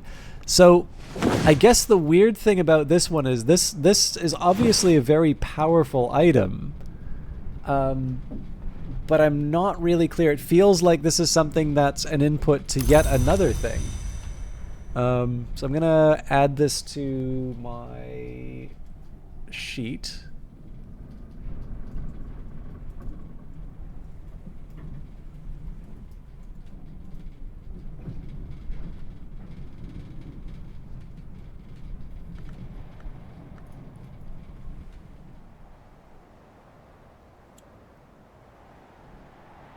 Now, the one thing I haven't been doing is gardening in winter, but let's focus on the task at hand. So,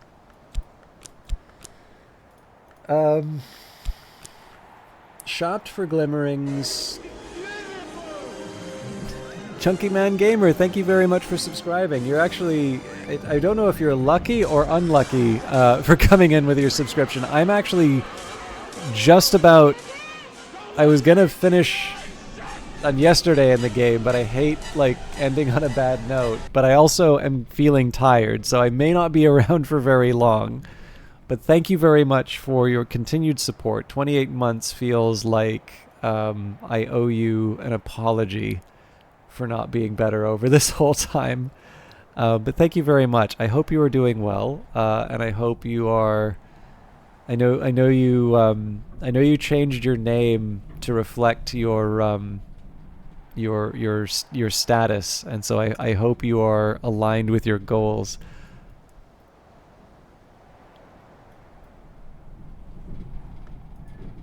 Working on them.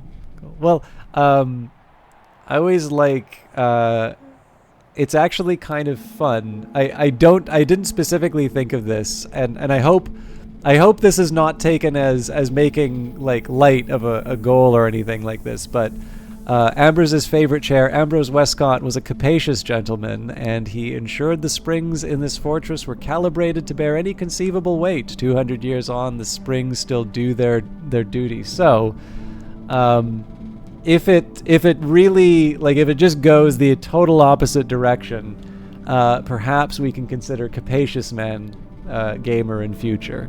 So we'll say you're in the middle state. I know there's always a risk whenever we talk about this stuff, because some people it's like really a really sensitive one. So please take that in the spirit in which it was intended. But you know, there's always the risk. Like, I've definitely learned there is the difference between what people say to you and what you say about yourself, and there is a distinct difference between the two. So, you know, if I've overstepped, like, let me know. But I am happy to see laughter in the channel. This is what you get for subscribing to the channel. All right. So we've got a gale, and ideally I will turn that into exploration with a new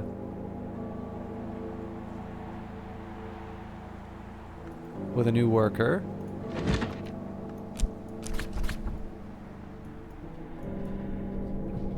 Actually, one reason I like the word capacious is the show Succession. Has anybody seen Succession, and specifically the last season? I'm thinking specifically of the bag.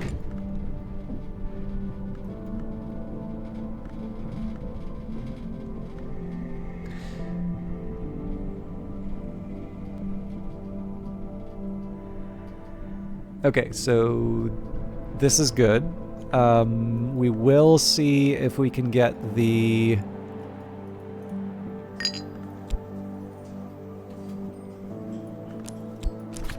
We'll see if we can get a super worker. What visitors might be passing through.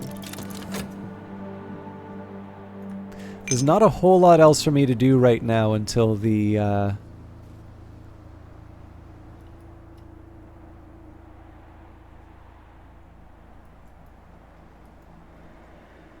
Yeah, until we actually start studying this text, we need to wait. I could get a regret, but honestly, I might as well get the foresight just because it's more forge. It's kind of like the bird in the hand, and it's gonna take me a minute to read the text anyway.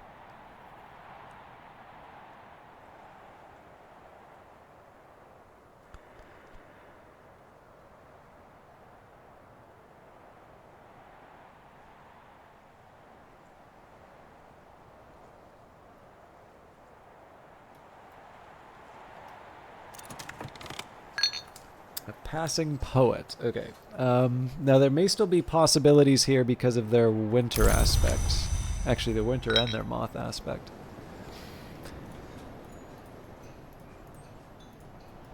Yeah. Okay. I'm going to take a minute here and just write out the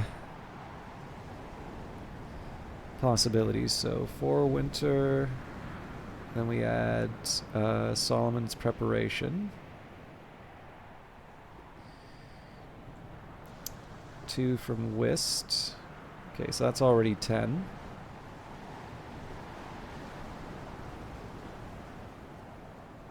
Oh, and then we just add a memory. Okay.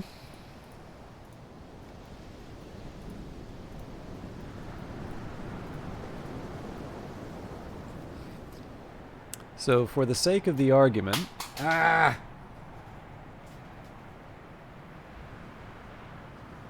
That was a fountain pen, and its cap is off. Okay, fortunately the nib didn't get crushed.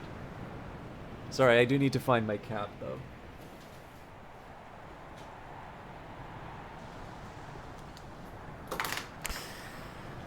Okay,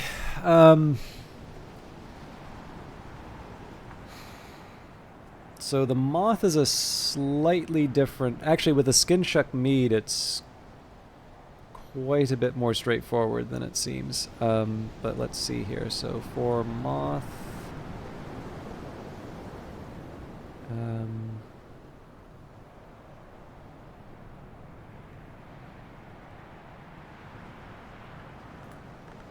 2 from Trist. So without the mead, so start with 4 moth, 2 from a memory, 1 from a tool, 2 for a Trist, so 4, 6, 8, 9. Then we need to get 3 more. So I think one of the honey gives... Yeah, so honey gives 1, and then... I know there's a moth drink somewhere.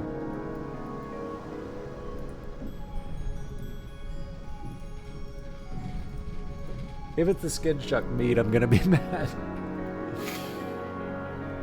Well, I won't. There's no reason to be mad about it, but like, I'm definitely gonna.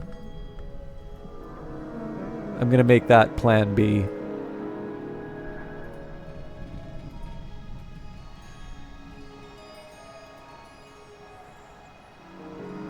Yeah, you know what? There are fewer mothy drinks than I thought. Maybe Thurza's cordials? There it is. Okay. So I still think the whist is the way to go with this one though. So we will basically the poet gets us 2 places. I'm slightly breaking my rule of of like trying new areas, or sorry, trying the highest difficulty areas. What can I say? Rules were meant to be broken. There, like, if you take a look inside, there are actually a few interesting things, right? Like, there are a few books over here. But I do kind of want to see the... I do sort of want to see the Nocturnal area a little bit more, so that's kind of the main motivation. There is actually one other thing I want to try. It did just occur to me that depending on how things work with Denzel... So Denzel, it's 2 forge, 1 from Shapt, 1 from the tool, 2 from memory. So that's 6. 2 from a drink. 8. Right, and he only takes med. That's right, we've gone over this before. Okay, no, so,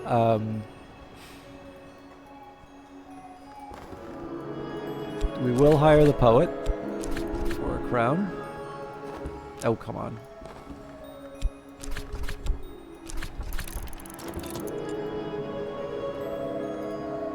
So we'll use the Trist instead.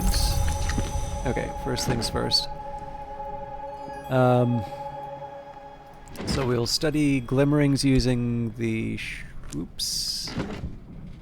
Ambrose's desk. Ambrose did most of his work downstairs in the foundry and kitchen, or upstairs in the laboratory, but later became the... that later became the Flood Gallery. But it was at this desk that he composed The Temptations of Architecture and wrote long cross letters to the Times about the flaws of the British Constitution. Okay, back to Disciplines of the Hammer, aka Hammer Time. Memory...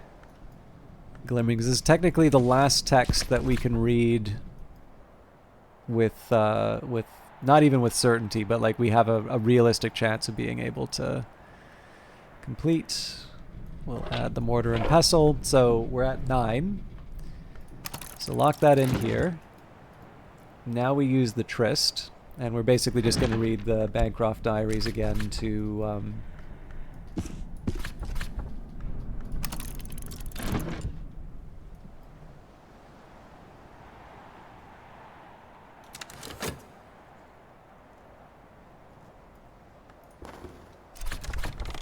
Okay, hired. Poets, they say, never do the washing up. This one hasn't brushed his hair either, but he has his uses and his talents. So I am going to need to renew my some of my elements of the soul. We can do that at the Sweet Bones right now. I guess technically I don't have to because I've got my health, but I do actually want to use my health for other things. I think this will already count, but just in case... Oh, I'll add the shilling just in case. And you know what? I'm gonna do the gardening. Gather in winter. Few flowers flourish in the depths of winter. Blue Crown is one of those few.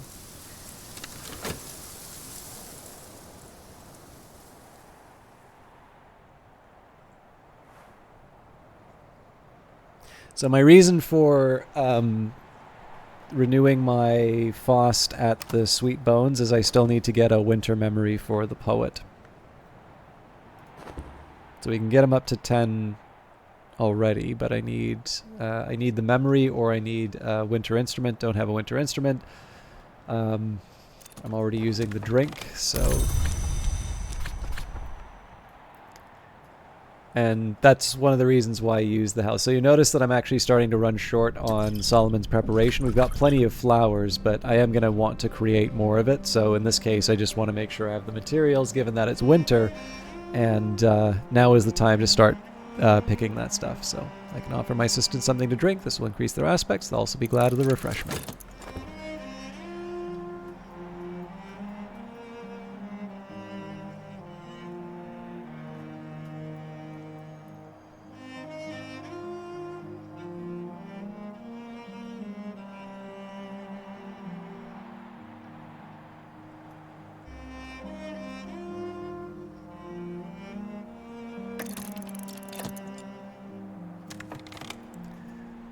I should also be paying attention to... This is how we failed the last time. So it wants extra effort soul. Ubisoft. Okay, so in this case, it's completely up to whether or not Ubisoft gives us Forge. I don't think it does. But one way or the other, it's out of our hands. Okay, better now.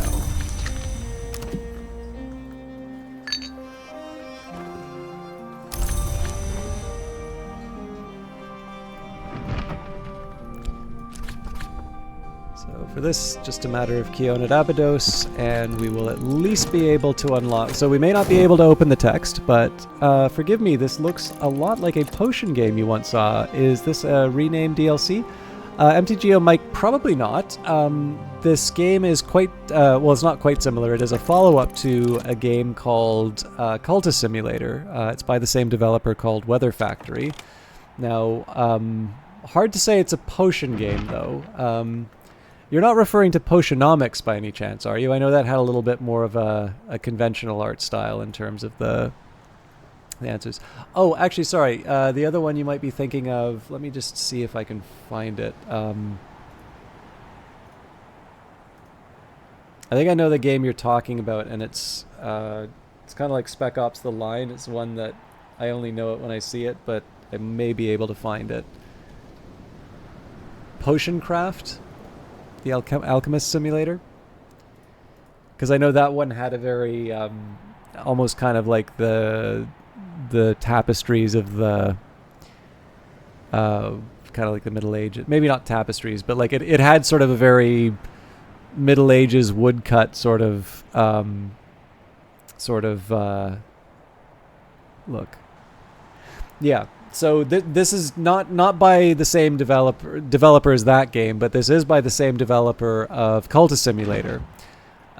So this one definitely went for sort of a little bit more of a stylized art style, but in this case here, I would say the similarities are coincidental. Although I can absolutely see like the way that the crafting and all of that's working. I can imagine that this would actually wind up actually seeming like a follow-up in a way. I've not played the game that you're talking about, but given the fact that sort of the gameplay is very much this question of sort of putting together recipes and producing certain outcomes, I can definitely see it being related. But yeah, in this case, purely coincidental. This was just recently released about a week ago, actually. Where are my kindred? Where is the giver of treasure? Where are the benches to bear us? Joys of the hall to bring us together. Alright, the mysteries in this have defeated me for now. You can always try again later. So, I mean, happens sometimes, you know, can't win them all. Still gives us something to work on another day. But we do have a regret to work with. And we will talk with the elegiac poet about regrets. I can discuss this memory with my assistant. Oh, we actually got a regret out of that anyway. All right, and we didn't wind up winding up with sickness for the shaft, so not ideal, but we're still up a room. More importantly, we're up a room, and I suspect we're gonna get the possibility of opening 2 more. So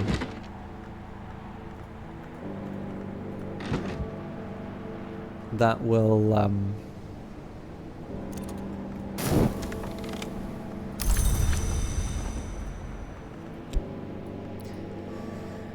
Well, we'll see what this room gives us first, and then we can move on. So this place bears the unmistakable traces of worms, the serpents which are no serpents. They are almost certainly gone, but will take no chances. Worms are difficult to evict from buildings, but much harder to evict from people.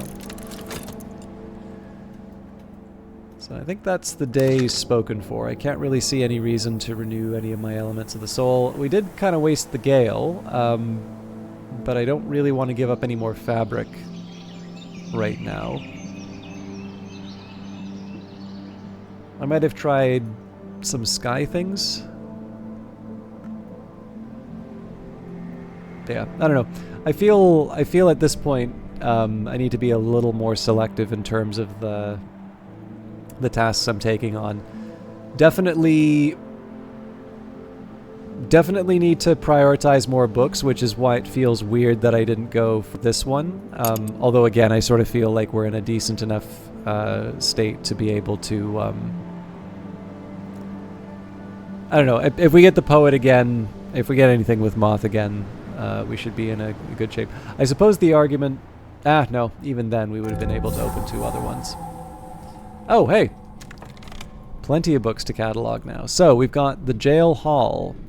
Here the guards and the prisoners would take their meals. Sometimes callers, too, would descend from his tower and discuss philosophy with poisoners, ethics with Antians, theology with Labites. Afterwards, he would gently burn his notes.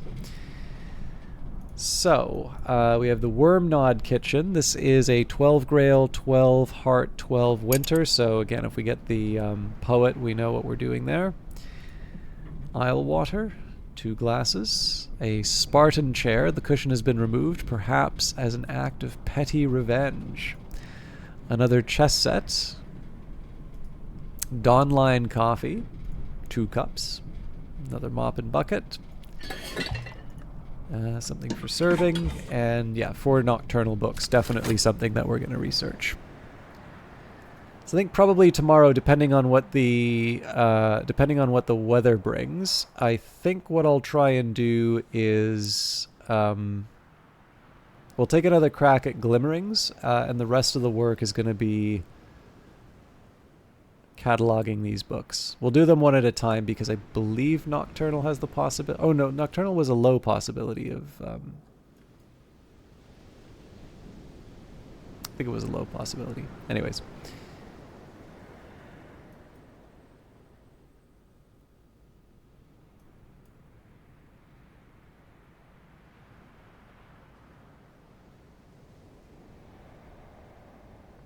I suppose I do need to be thoughtful in terms of where I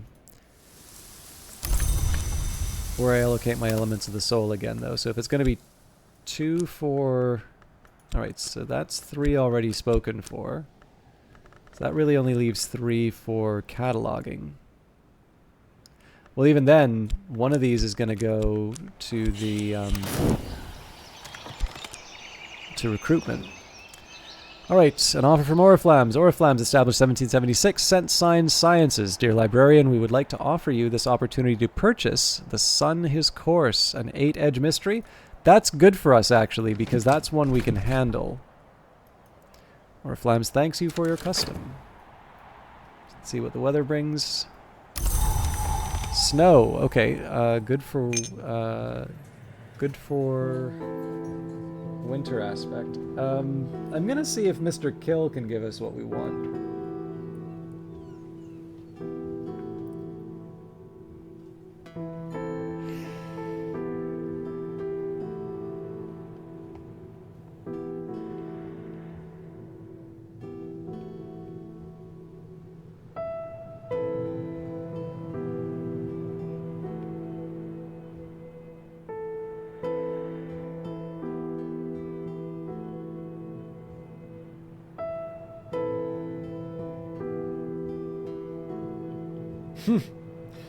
So amusingly enough, with this weather, we could have got 11 for Mr. Kill. So he would have been able to open this one, but this requires 12.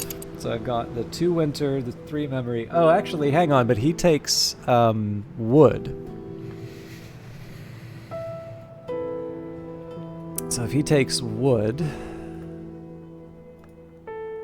Yeah, so the U blank. Okay, you know what? Let's go for it.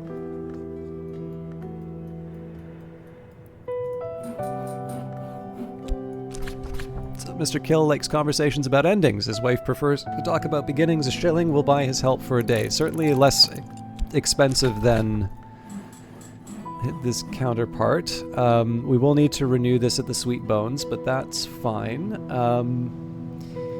So one of these for the Foresight for Bancroft Diaries. I've already mastered this, but I could reread it and perhaps recall a memory, and then another one to get Keon at Abydos. No, hang on. We don't need the memory because we've got the snow. What am I doing? Yes, so now we wait. I may still use my health for gardening, but let's see how the rest of the day goes. Let's do it! So we'll talk with him about snow right away. We will add the whist to... Alright, it is winter and the storms have tightened the seas. I am sitting before the fire in the Sweet Bones with a beef and potato pasty in one hand and a hot ale posset in the other. I suppose at some point I should start cataloging these books, huh? Alright, well, let's not stand on ceremony.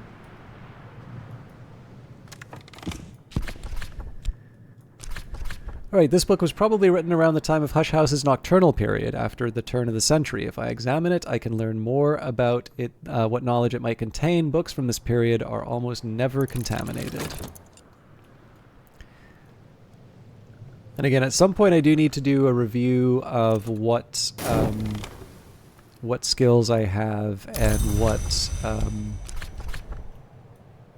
what books are in the too difficult pile. I don't think things have substantially changed, but it would be good to verify. I can offer my assistant something to drink.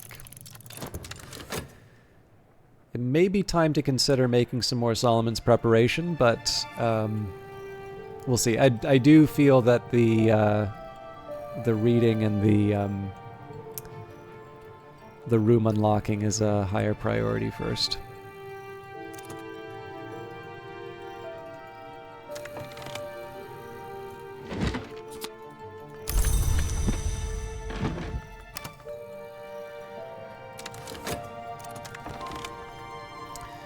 Right, the intimations of skin, a fiendishly complex, weirdly distorted illustrations of Congress and anatomy by the haunted visionary painter Niels Fredrik Malsker. I think it's in Cultist Simulator, but I believe there is another text by this artist. Anyways, with 5 Grail, even though we don't have Arab, that's one we're guaranteed. So basically 5 from Tradisma Herrera, 1 from the Spice Scales, so that brings us up to 6. Then we add Satisfaction, which we can get from Fekri's Herbery, and that brings us to our limit.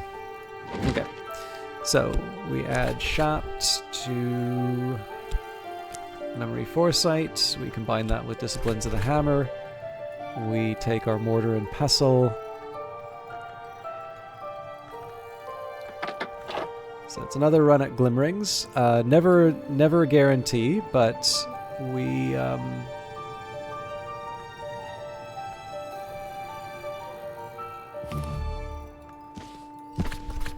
okay, perhaps.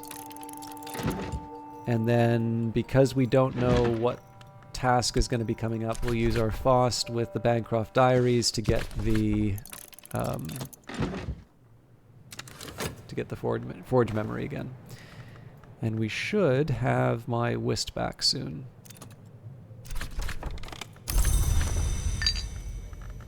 So Mr. Kill's up to 9.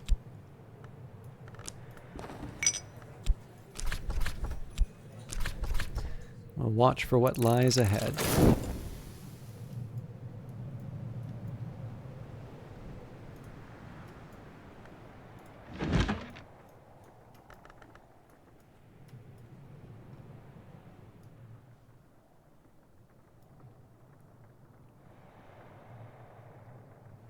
I'm obviously making a big assumption here that this U-blank is going to work, but I don't see how Mr. Kill wouldn't make use of it. All right, my assistant and I will be prudent. Finally, again, we're looking specifically for this. Additional supplies. I can offer my assistant any suitable timber I have lying around. This will increase their aspects. They will keep any of the wood that's left over. So the U-blank is 2 nectar, 1 winter. Driftwood fragment doesn't have any winter. And then this isn't... this is a flower, so this doesn't count. So yeah, we'll give him the U-blank. A wood sacred to the Malachite, who is also called the Ring Yew, but also the tree that the dead pass in the dark. So 30 seconds, and we will be able to open up the Wormnod Kitchen. And we didn't even have to take a look at who was available at the Sweet Bones. So I want to see what's coming up for the forge tests before I commit my health, but the ideal here is that we pick more of the Blue Crown.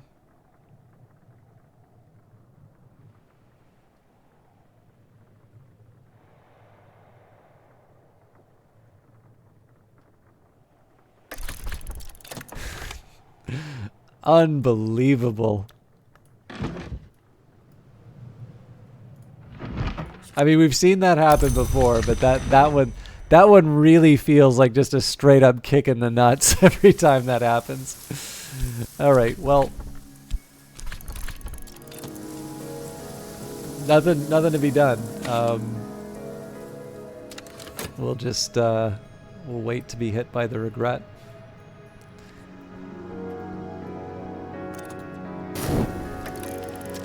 Alright, let it clutter up their shelves. So they're up to 12 winter. Let's see what we find in the worm gnawed kitchen. This kitchen has clearly been penetrated and polluted by worms, the parasites of the sun. The worms are long gone, but the kitchen will need scouring. It will need decontaminating, and then it will definitely need all its food throwing out, even if it's tinned.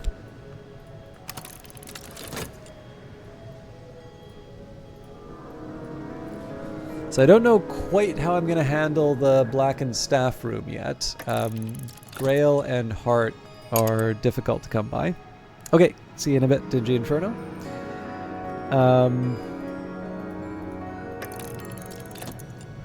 I definitely see possibilities with the moth. Even more so with the Skin Shuck Mead. And I'm very reluctant to try the forge, again, just because I feel like I should have a more reliable way of generating things like wire. Okay, but it's also worth noting that between the cataloging... So we've got 2 books here, which I'm guaranteed to get no matter what. I am still going to keep plowing away at the Glimmerings.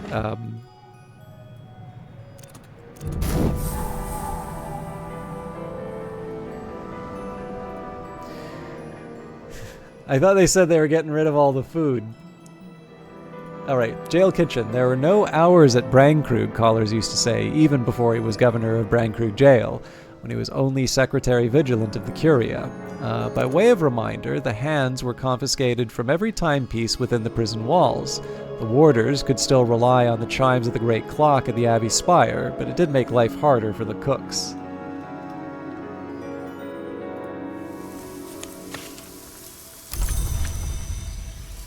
Okay, it's the end of the day already.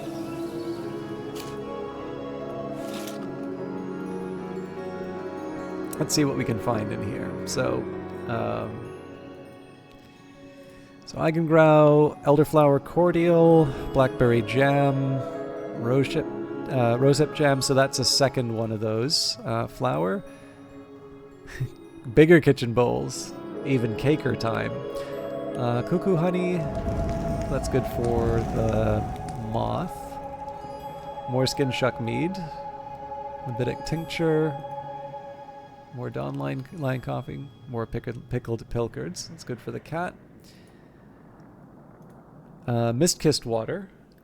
I kind of ignore the mist-kissed water just because it's a relative rarity.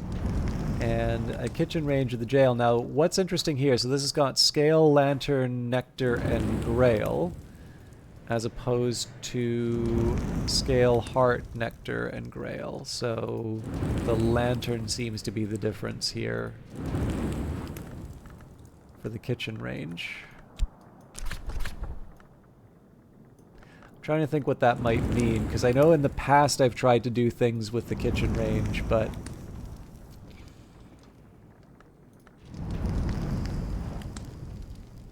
maybe it means I get to use the Levitic tick. No, because we've never been limited in terms of elements of the soul. I don't know, I feel like there's something enabled by that lantern, but I can't quite put my finger on it. Anyways, the cellar we need 13 forge, 13 scale, 13 winter. So now with 13 winter, we're definitely waiting for the visitor. But again, I think the name of the game for the next couple of days is going to be the reading Glimmerings. Welcome back to Ginferno.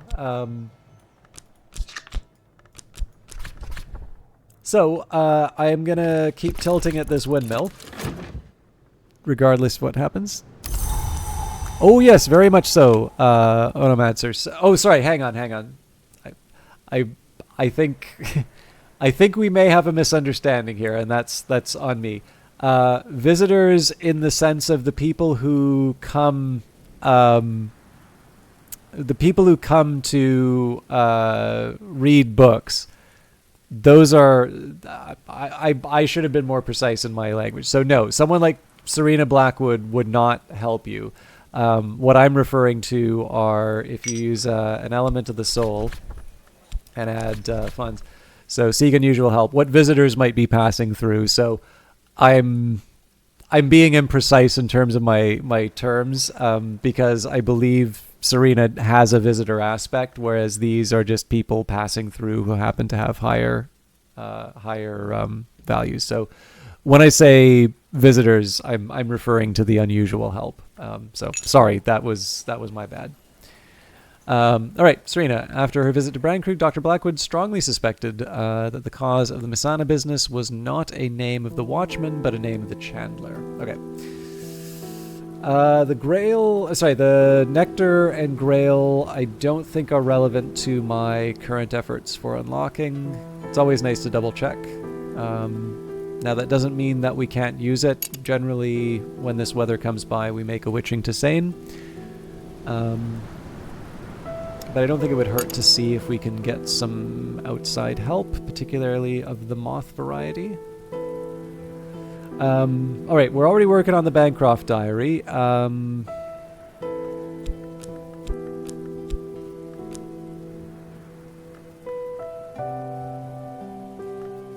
Okay, so the things that's going to determine how the day goes is actually going to be the type of visitor that stops by. So like if we get, for instance, the poet, the Whist or Trist is in play. If we get something other than the poet, chances are we're not going to take advantage of that. So the Faust is the one thing that doesn't change, like doesn't change at all. That's just going to be an input that we use. I think most likely we're going to still use the health to get some more flowers. I mean, 5 is quite a bit, but we also don't have any of Solomon's preparation, so it's nice to harvest that while we can. We're halfway to spring. And then depending on how depending on how the rest of the day goes, we'll either catalog. Yeah, actually, I think catalog before reading is probably the right call here. Okay. So back to Ambrose's desk.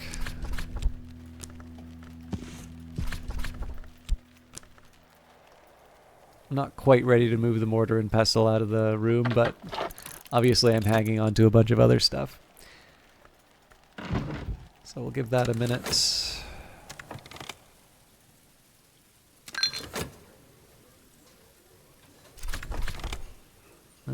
The Surrealist paint... Actually, the moth helps us here. Okay, so we're going to use the Whist to generate the other...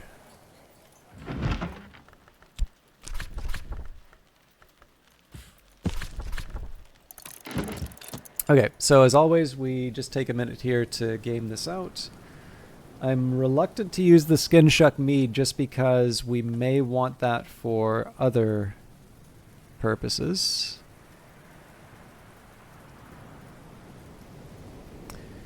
But yeah, it's 12, so if we're at 4 moth, Trist gives us 2. Memory gives us another 2. So that's 8 already. The tool gives us 9. Okay, so 4 base, 2 from Trist, 2 from memory, 1 from the tool. Those are the renewables. We need 3 more. And I think actually we just give them honey and Jannings, I think. Nope.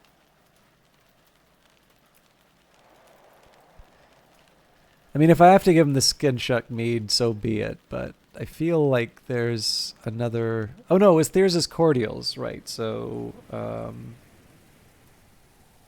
that tells me how I want to spend the rest. Okay, so we're up to 11. 1 from the honey, and we're at 12. So chances are... Okay, let me just take a look and see what I need to make Thyrsis cordials again.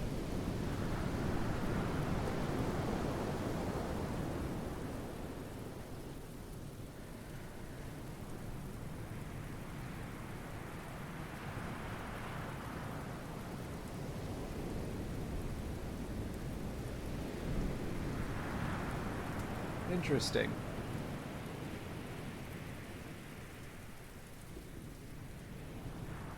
I think herbs and infusions is my best. Well, sort of, but anyways, we have what it takes. So let's do that at. Oh, that's right. It's not Natan's desk. It's Nona's desk. Okay, so herbs and infusions, health, and rain. Technically, the health is superfluous, but wait, what? Regensburg? Oh.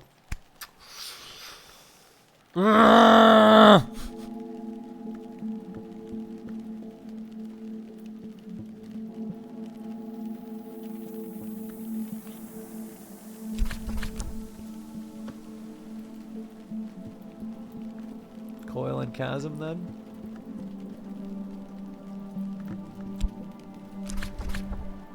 Alright, that'll have to do.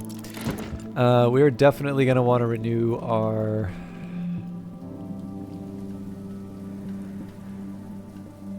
So yeah, we have what it takes, but it's going to be a bit tight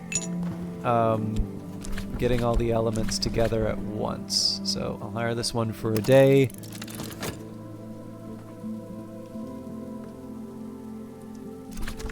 But again, being able to open up so many rooms all at once. Actually, I think this is the first time I've hired the Surrealist Painter.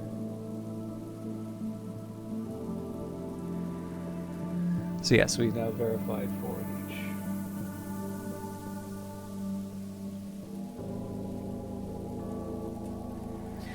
Okay, so we'll start with a tryst to bring up secret sorrows may join our strengths, boosts moth and moon. There's a small temptation to repair my... Actually, you know what? I am going to do this. I wasn't originally going to pour myself some water and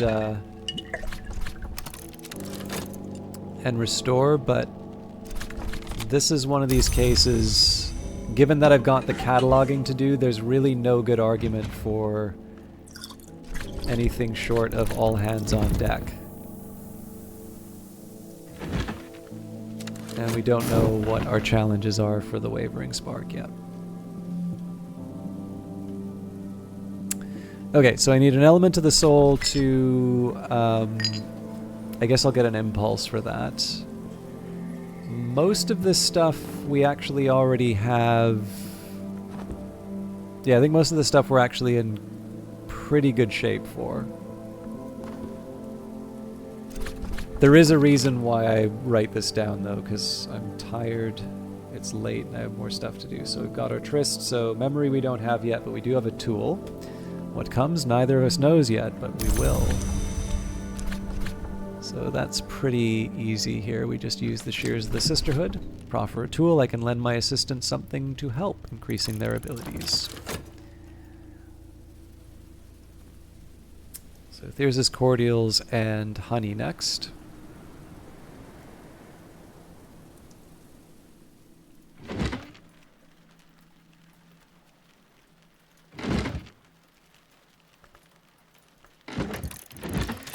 Okay, Jesus Christ.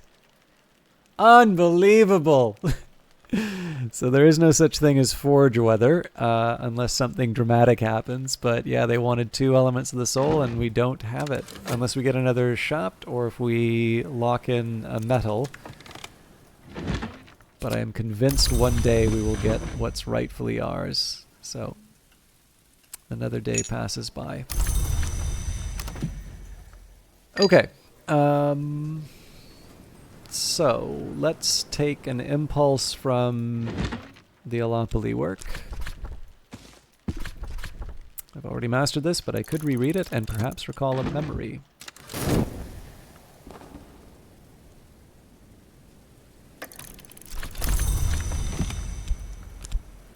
feed her some honey.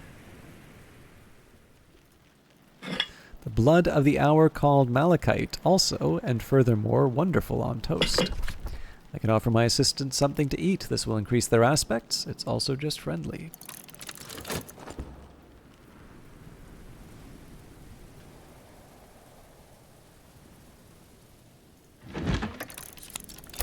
So these are going to go straight into my hireling.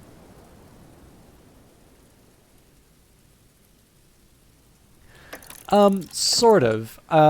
Basically, I wanted to see how far I could go without committing something to the Tree of Wisdoms. I made one exception to put glass blowing and vessel crafting just because we had a bunch of winter stuff that we needed to do. I'm not specifically saying I'm never going to commit something to the Tree of Wisdoms.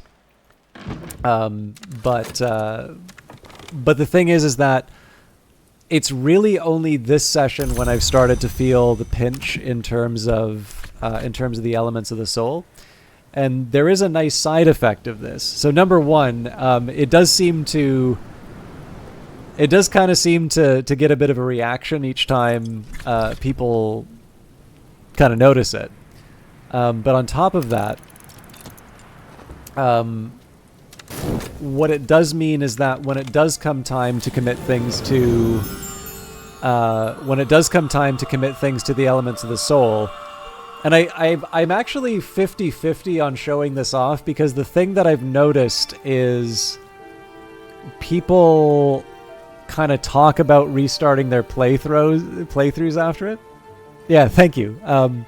So like, just for anybody who might be of that temperament and hasn't seen this before, I actually recommend against changing a playthrough as a result of this, because I'm actually also not sure what the full consequences are in terms of the game or not. But what I take a look at is Resurgences and Emergences is a good example of this, and I'll read the text for the start. So, Grail and Moth. The gods from stone made a law that the keys of dream cannot be held or owned. The time of stone is past, but the keys remain.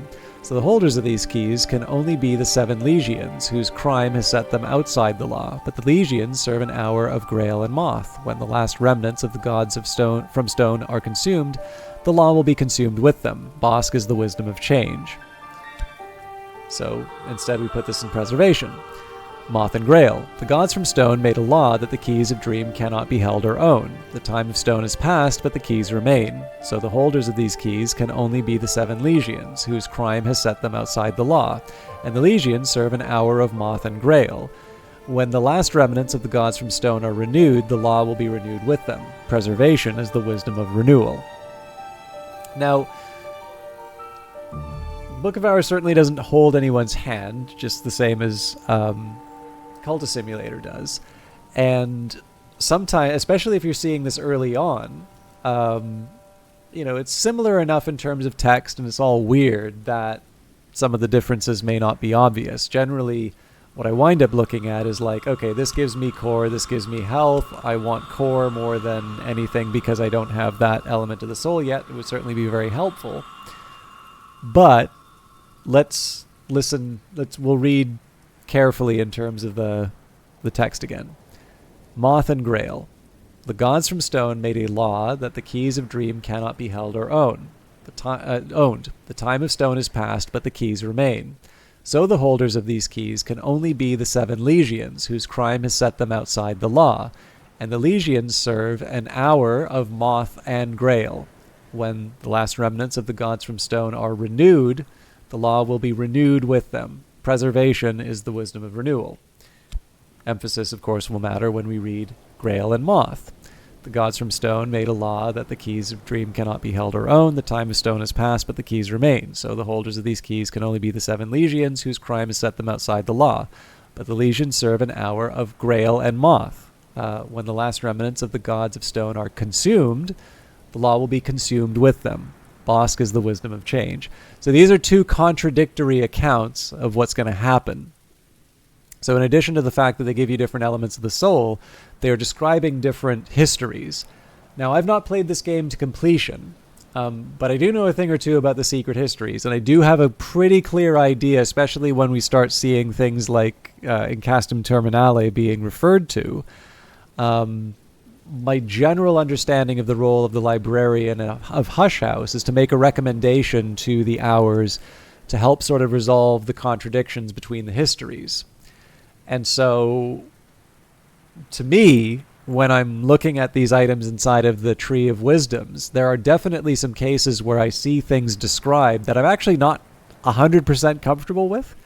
So there is this great tension that I feel in terms of things like, there's an element of the soul that I really want, but I really don't like what's being described inside of this. And so with that in mind, this wasn't necessarily why I started off with this Tree of Wisdom's choice. But a nice side effect of this is that I'm actually getting a much broader view in terms of what the, what the different kind of histories being described are. And of course, at this point, I'm going to be able to sort of make a bit of a decision based on the level, I'm up to level 6 on a few of these items, so I can get reasonably far down the tree. Obviously, I'm the Twiceborn, so I want to be focusing on illumination if I can. But the main idea here is that a nice side effect of this approach is that I'm able to make some very specific choices in terms of what is described in terms of the Tree of Wisdoms based on how I place them. And that may have an effect in terms of endings or something like that. Like, I know there's over 100 endings to the game. So, it's a... Whether this affects the endings or not, I do like the idea that I am making a conscious choice in terms of what I like in terms of outcomes as described in this, in addition to just the fun challenge of seeing how far we can get. Yeah, they're actually in the... so this one I cheated a little bit to confirm, but... So what I did, there's a couple of data projects that I want to do that are specifically related to the contents of the game's directory. But the thing is that there's actually a README in that directory which says, don't look at this stuff unless you've played the game. I know it's tempting to look at this, but it will really spoil it for you if you do this. And I took that to heart, right? I think if a game developer is really clear in terms of saying, don't look in here, you're going to spoil the experience for yourself. It's your choice, but seriously, don't. Actually, you know what? This is a fun one to look at. I will get the exact wording.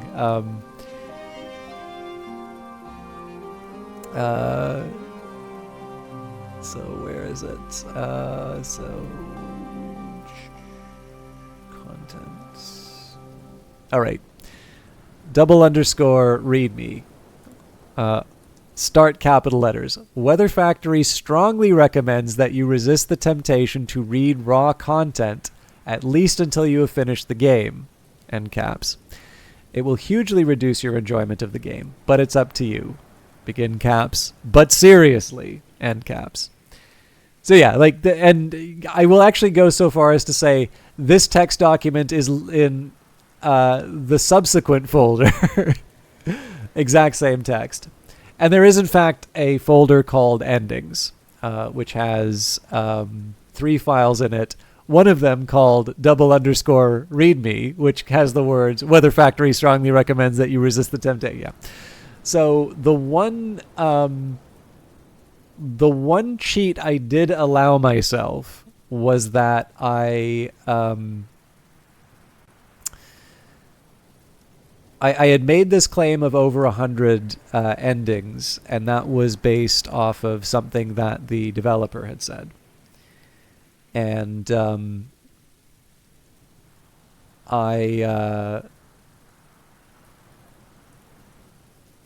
basically I'd sorry. I kind of wanted to get an idea in terms of whether or not that was, the one thing I do feel bad about, obviously I do the disclaimer that I was given a key for promoting the game and all of that. But I never want to mislead people about a game. So I was like, okay, well, this is one case where I actually kind of can get a measure in terms of whether or not that's right.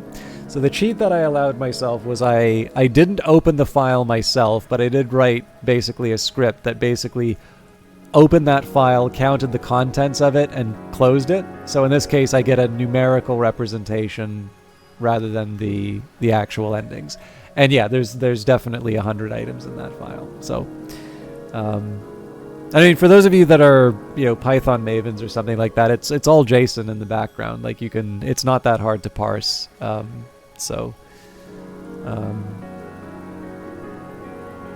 yeah, anyways, like I was curious, right? If you, I don't know, like I said, if you make a big claim like that, you do kind of want to back it up. But that was a pretty straightforward task. So, well, there's again, not to focus on too many things that aren't Book of Hours related, but I kind of had a couple things ready to go from just a second.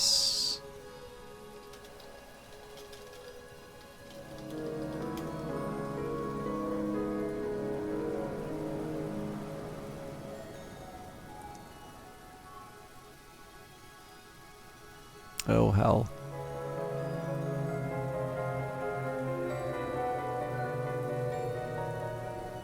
Where'd you go? All right.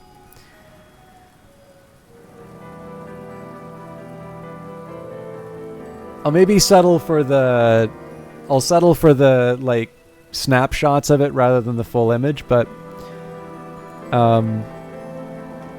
there's this article I wrote back in 2020. It's the Networks of Cultist Simulator. So basically, I took every element inside of Cultist Simulator and I put it into this big map. And basically, if it had an aspect, like essentially, it just measures measures all of the different aspects. And I colored it afterwards because it was actually kind of interesting. You can get these clusters. I mean, again, if you know anything about network analysis or anything like that, like there are clustering algorithms that you can apply. And what I thought was really interesting was they did actually sort of identified the principles without specifically specifying the number of principles. One interesting implication was that Secret Histories is actually a subset of Lantern according to that clustering, which I think is kind of interesting because Secret Histories has always been a bit ambiguous in terms of its status as a full-on principle. I know some people got kind of cranky that I suggested that it may not be. But yeah, anyway, so like there's all these like all of this stuff just came as a result. I actually had help from a community member named Lyra Zeiter. He kind of pointed out how I could do this, but yeah, so this actually doesn't have too much in terms of spoilers because it's just the names of the different elements. But I will say that this article would definitely be difficult to understand based off of, like, so this one you're safe on because this, first of all, it doesn't show that much of the game. And in this case, it's mortal. And if you zoom in on this, like, this is just saying all the different names of the characters. So, like, it's not news to know that there's a character called Eau Claire in it. It may, in fact, be the first person that you see. But I would definitely say you want to play Cultist Simulator before you play it because I absolutely make no effort to explain the game whatsoever. And in this case, I just come up with, like, again, if you know about network analysis, there's this idea of centrality, and there's different ways of measuring that centrality. So you could say, like, if you say, like, you have a lot of followers on Twitter, that would be like a high degree centrality, in the sense that you know a lot of people, and that could be a measure of your influence. But there's also a different measure of centrality, which is kind of between the centrality. And that would be, it's not necessarily that you know a lot of people, but you happen to form this really important node between two existing communities. So, Yeah, super Joshy. So that like I mean I have my own views of that. Like I actually think it makes a lot of sense in the game personally, but I'm also like very lanterny, so I probably would say that anyway. Um but yeah, like to me I think it makes perfect sense. But yeah, in any case, so there's basically the idea here is that there's a few different ways to parse these things. There's a few different ways to think about it. So I kind of tried to do as reasonable of an analysis without getting too far into the mathematics. But the best way I could kind of give you an example of betweenness centrality would be like, I mean, you've got the example is like, hey, you got one group of friends over here, you got another group of friends over here, you're the only one who knows it. But really, it's a literary group here. So we'll say Romeo and Juliet does not work unless Mercutio has a high betweenness centrality, right? You've got two rival families that don't want to have anything to do with each other, but Romeo winds up seeing Juliet because, he's with his friend and they're at the same place together. That's basically how betweenness centrality works.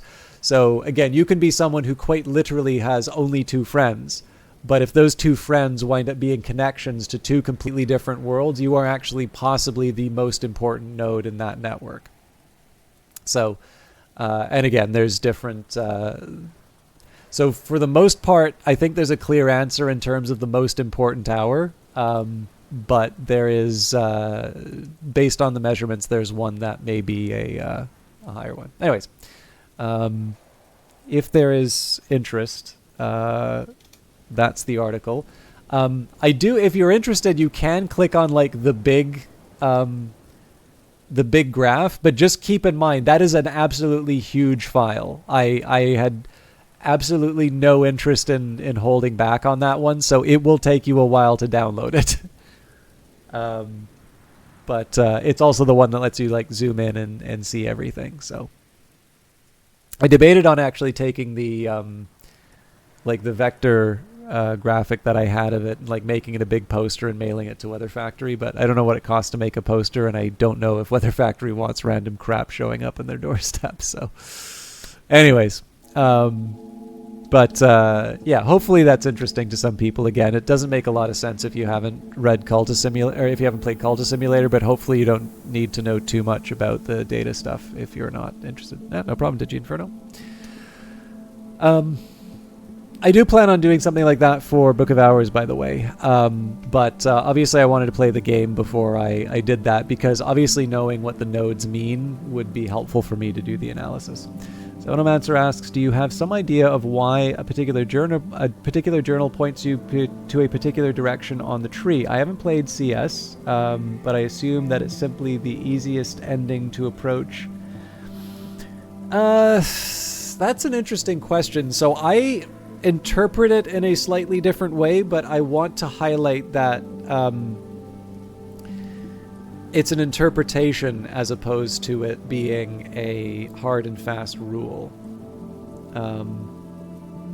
Yeah, I mean, you don't have to be... That's the first time I've ever really done a network analysis. I do work with data as part of my day job. But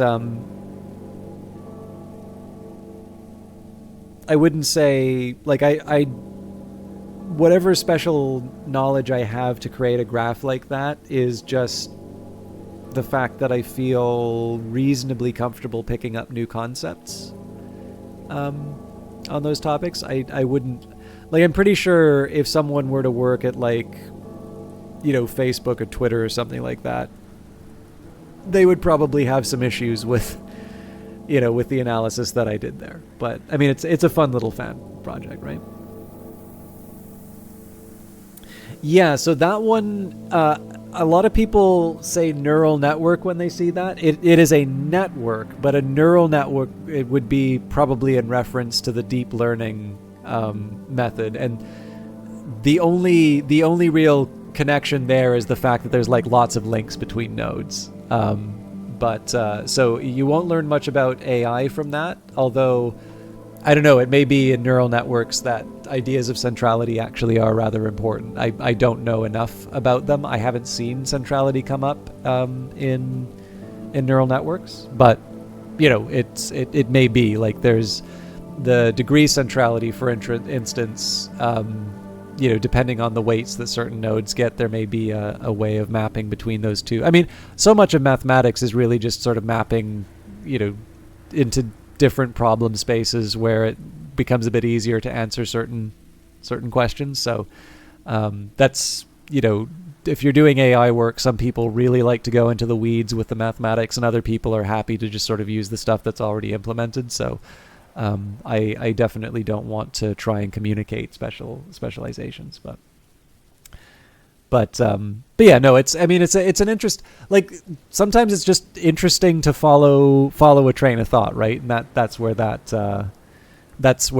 article came from. But sorry, Onomancer, I was trying to answer your question. So I always take so like to me, right, your journal is kind of this embodiment of yourself, right? It's the only thing that you recovered from the ship. The process of remembering who you are sort of brings you, that brings you to your choices of elements of the soul kind of tell you what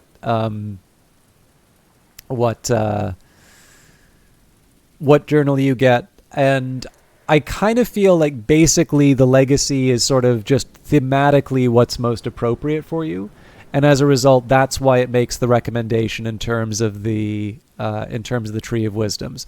And you're absolutely right that the game does start you off with a particular set of skills, and those skills do lend themselves to a particular branch on the Tree of Wisdoms. But the fact of the matter is that it's like realistically, you're really only looking like 2 more branches out of 9. So it's not that big of an advantage. And I believe for most of the legacies I've done, they're actually, the first one of them I don't even think is on the same path. I could be wrong on that.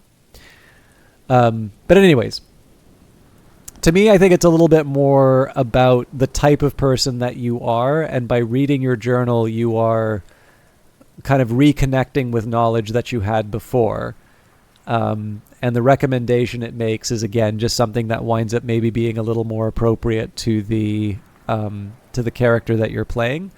But the game is quite the game is quite clear that you can complete the game by recording any history. So in that sense here, it's just to bring it back to your question, like it's the recommendation is just a little bit more about telling you who you are as a person and what your interests might be, as opposed to it saying sort of like this is the easiest path or this is the one true path. And I wouldn't be surprised again if there are that many endings in the game. I suspect there's enough space for there to be sort of canonical endings, quote unquote, for Legacy. Actually, canonical makes it sound more official than it should be. I wouldn't be surprised if there were special endings for sort of the theme appropriate branches, but like I said, I haven't looked into that in detail, so take that with several grains of salt. But yeah, in this case here, my interpretation of it is, again, it's more of a theme thing rather than it like giving you specific knowledge that it wants you to follow. But others may feel differently. There's room for argument one way or the other.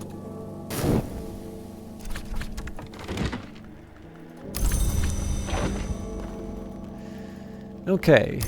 So I really made a meal out of today, and I've threatened to stop the stream a couple of times. I may not make it all the way through tomorrow, but I am getting kind of stubborn with these glimmerings. So, plus I know there's a few more people in the channel, so I want as much as I can to try and. I know I feel particularly bad if Chunky Man Gamer comes in and subs, and I say, thanks for the money, see ya.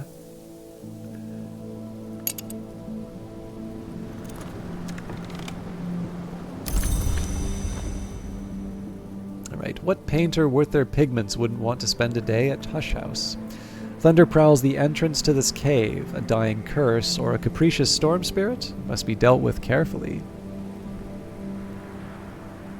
Makes it all the more reason for you to stop by, Chunky Mag, or for me to celebrate when you do stop by. I think there's 9 journals, 9 tree branch. Yep. So that would leave room for approximately 20 secret endings. If there are in fact 100 endings, I'm imagining that's normal endings is simply taking particular journal all the way down a particular tree branch. Yeah. I mean, again, this is the big challenge of me not having played the game all the way through. I have my suspicions in terms of where it goes, and I know like there are simpler endings as well. Like we could end the game right here.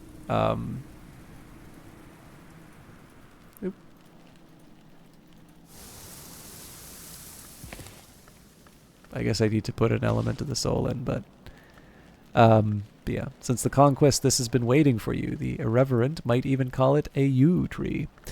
But yeah, it's a I don't think it's 100 variations on the sometimes just restoring the the library is enough kinds of endings. Okay, more books to catalog. The Hermit Cell. The words Red William are scratched into the wall by the bed nook. That's a big deal. This is the name of the cunning man who laid a curse on Hendrik de Wolf. Okay, never mind. It's not an insight to say that. That Hendrik de Wolf gelded and imprisoned beneath the house. Incidentally, if those of you want to know the gelding room, right here. But this doesn't look like a cell. There could have been no locks. Perhaps that other story is true, that William was an initiate of the Thunderskin, secretly maintained by Hendrik to prophesy for him in the ancient manner. Who were the de Wolfs really? Good question. Alright, so 2 uncatalogued Dawn books, a baronial book, a bedside candle holder. If we want, we can go into the hermit bed, a snug nook where absolutely nobody will bother the occupant. That is a moon bed. It takes scale, moon, sky, and heart.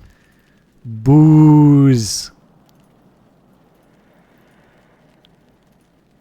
January Sanguary, Ugal ink, another saw, granite slab, hermit's workbench. That'll take stone 2.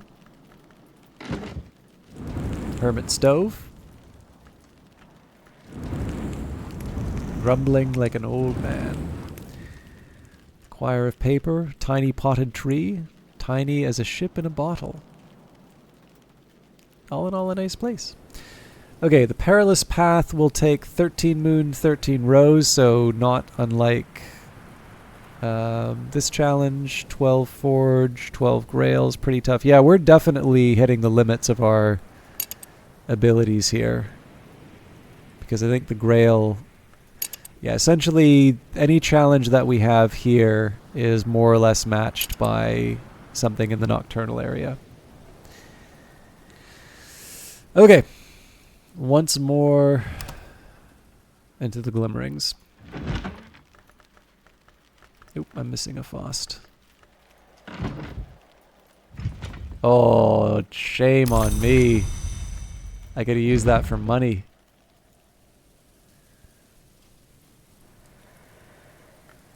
I should probably... Actually, you know what? We'll just draw up some water to begin with. I do not like being without a pitcher. Okay. Bancroft's Diaries as usual.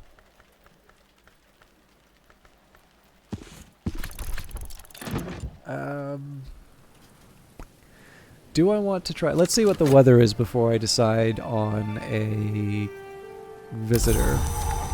Okay, so this isn't all that auspicious of a day.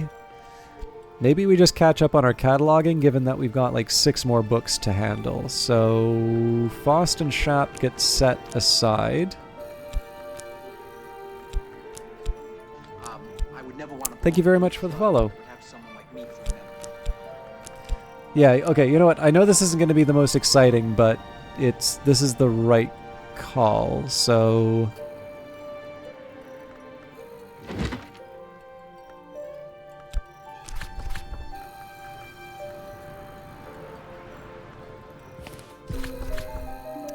This book was probably written around the time of Hush House's Nocturnal period after the turn of the century. If I examine it, I can learn more about what knowledge it might contain. And then there is a dangerous book in the form of the Dawn book.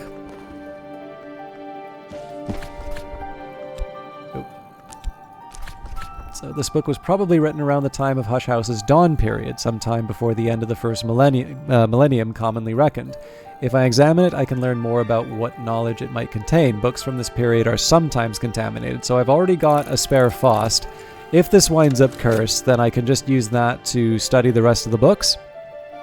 And if it doesn't wind up cursed, fair enough. But we still have the Tryst left over to be able to boost the to get the whatchamacallit, the memory again. And again, we're ignoring the sweet bones today, except maybe to recover some health. Health is nice just so that I can claim a little bit more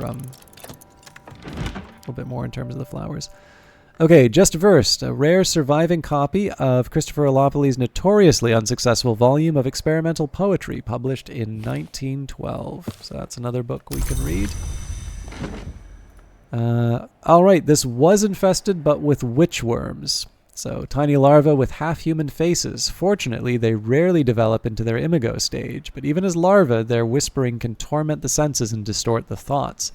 These can affect your shaft and whist and spread to nearby objects. You can remove them with a skill that's effective against infestations and at least 7 winter. I don't think we're able to do that. Now, the good news, it's written in crack track, so it's not something we can understand anyway. I'm running out of space to stick these things. I am curious if any of these... So if it's so far it seems to be that only books wind up infested and they can't be infested by more than one? Or it can't be affected by more than one? Or the game is lying when it says that that the curse jumps. Anyways, we'll start by waiting for Bancroft Diaries to finish. After that, we will get the Foresight again, unless, yeah, there's no Forge from Clouds. And we'll see how the rest of the day goes. Again, I have the option of renewing Elements of the Soul, but the big thing is that there's not... Actually, I guess there is something I'm kind of losing. Each day that goes by...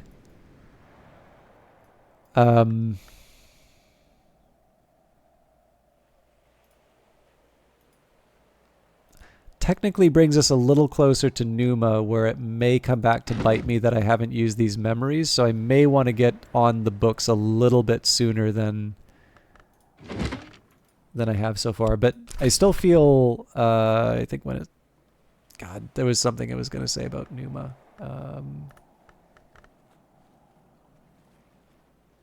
Yeah, so persistent memories survive the dawn, but even when the season called Numa passes, they will depart with it. Numa comes to Brandkrug every 9 seasons, but exactly when is never certain. If it's seasons, we haven't even passed 4 since Numa, so we'll still be fine. I maybe want to keep that in mind, that Numa is always a threat, but it's not exactly like I'm going to go hog wild with the text that I have already. In this case, we're still working on glimmerings.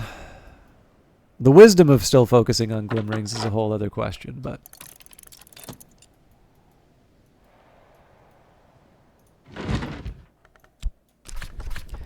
And I suppose I should show a little more variety in my reading than Bancroft's Diaries, but there you have it. Does Resurgences not work on infestations? It does. The catch on this one is that it's... this is a 5 Grail and 6 Moth, so if I wanted to... Basically, if I wanted to put the winter... like in this case, I needed the 7 winter. So in this case here, I wouldn't be able to take advantage of any of the Grail and the Moth. Now, I don't recall if I have something that will handle...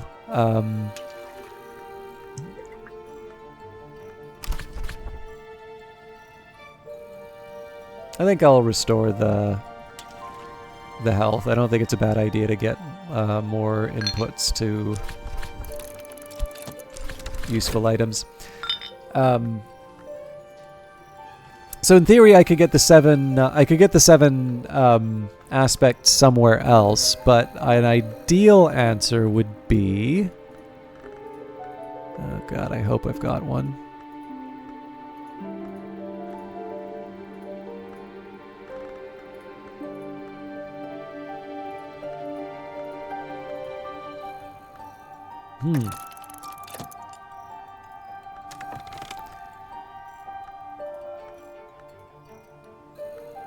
Maybe there isn't one.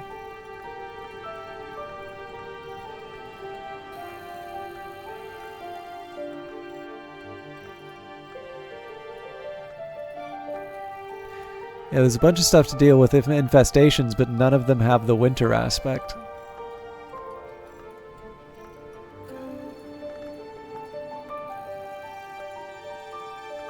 Interesting. Okay. But yeah, so I suppose in this case the answer would be resurgences and emergences. So a way we could handle it would probably be resurgences and emergences here. A Whist would give us 2 winter, a memory. If it was a snowy day, we could get 3 for 5. So damn. Yeah, that'd be harder than...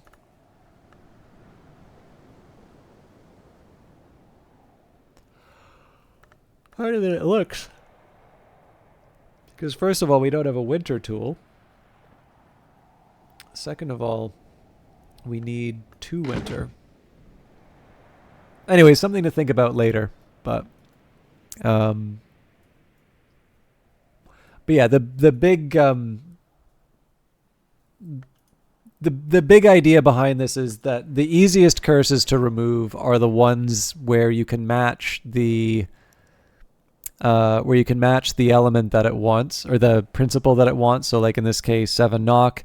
If I could find something that removes the Senthic Taint, that also has the knock aspect. So like a good example here would be the Theoplasmic Contamination. If I had something that required winter, great. As it is, this one wants heart. So yeah, I haven't run into a winter tool yet. I mean, there are other ways. Like there's weather that gives you higher winter aspect. Obviously, if you can find a way to combine it with a with a liquid, you're in good shape there. I believe. I mean, so if I want, I do have the Nillicant. I mean, I spent quite a bit to make it, so. Using an Encastum Terminale to get rid of a curse seems kind of like overkill, but I believe that would work.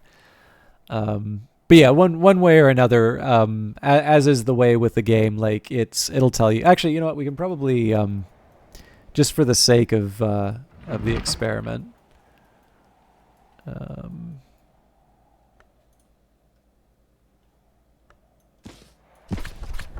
So this looks up Grail.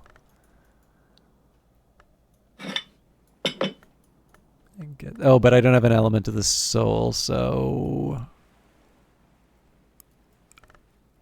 yeah, it's not that big of a deal at the moment here. But that would possibly be a way that it could turn up.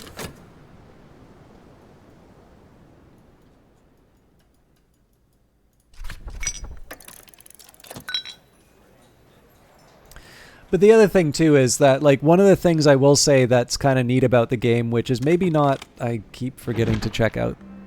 Oh Jesus, I almost blew that. All right. So if I can add a comfort, Jesus. I'm not super optimistic about. Oh wait. It's just got to be 1 forge. I keep forgetting. So if I can avoid the...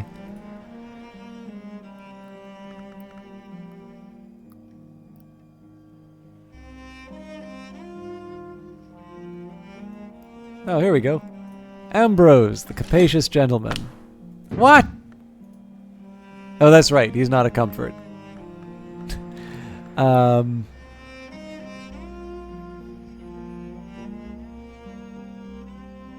I also think wall art doesn't count as a comfort. Yeah, wall art's wall art. There's got to be a forge chair somewhere, though.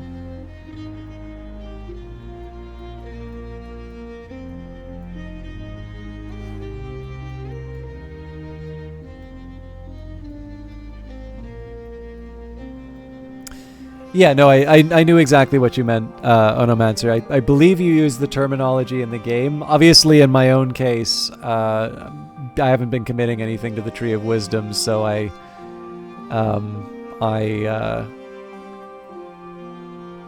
what's the right way to put it? It's aspirational. But no, I mean you've got the principle in place, right? Like one of the things I like about the game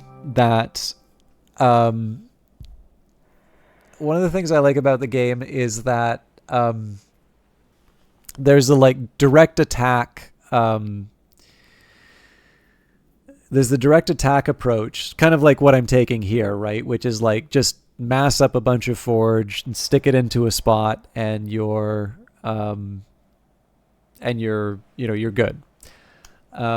But the ones that I find a little bit more satisfying are when you're given a complicated workstation. So stretch my legs and change my point of view. So let's take as an example here. Let's say you wanted to do something at the solar altar. And you say it's like, okay, I know for one reason or another, let's say that I really, really wanted to do something at the solar altar that required edge, right? So there's some kind of worship at the sun and splendor that has this edge aspect to it. And then you look at this and you can say, oh, what a shame. I'm not able to use the edge here. I guess I'm stuck. Well, not really, because Auroral Contemplations has lantern aspect. So here's the way that you can already bring your edge aspect in. In fact, if you wanted, you've already got apprentice level challenge. That's table stakes. Now, you wouldn't be able to do anything soul-wise, because the way that you get edge for elements of the soul would be from metal or from Arab. Arab is its other aspect is Grail. In the case of metal, the other aspect is forge. So I'm sure if there was a shrine to the Madrigad, you'd probably have that. But we're thinking of the Sun and Splendor. So can't really do much in terms of soul other than just place a soul. But hey, that's only one down. So memory. Well, then the question would be, is there a I'm actually trying to think if there's an edge memory that you can get, because I know fear has fear is scale and edge, but sorry, I'm kind of stringing this out because I know I'm not going to be able to do another day, but let me just take a minute to think if there's a lantern edge. Well, it doesn't have to be lantern edge, but where else I get edge, because contradiction is like my main one, because you can get more than one.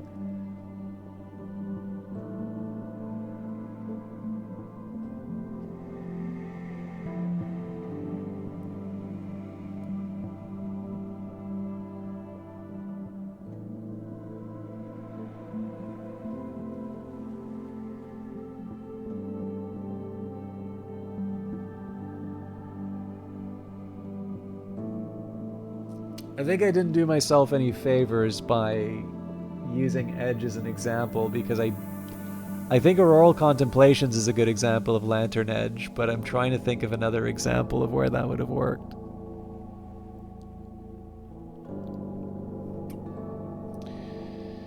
So there's a winning move, but I think winning move is just pure edge.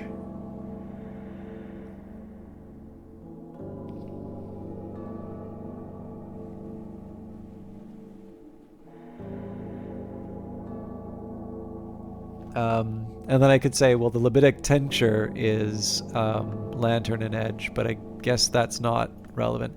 Anyways, there's no point in going too far about it. But like, you can get some. The main thing that I wanted to point out of this is that once you realize that you can sort of side load some aspects which are not directly relevant to the to your your recipe, that opens up a lot of possibilities. And the reason I highlight that is that I have a feeling that there's a world of cooking that I haven't really taken advantage of yet between the two between the two ranges. So heart for the servants, but lantern for the jail. And again, it just kind of opens up some more. It just opens up a lot in terms of what you can accomplish.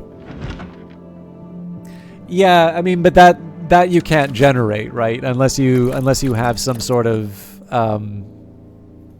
unless there's some way of summoning weather in the game. And so far as I can tell, I haven't encountered it. Let's say.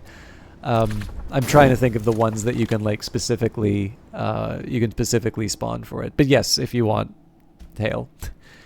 All right. Glimmerings, an anonymous prison diary written by a dreamer convicted of oniric irresponsibility and confined to the cucurbit.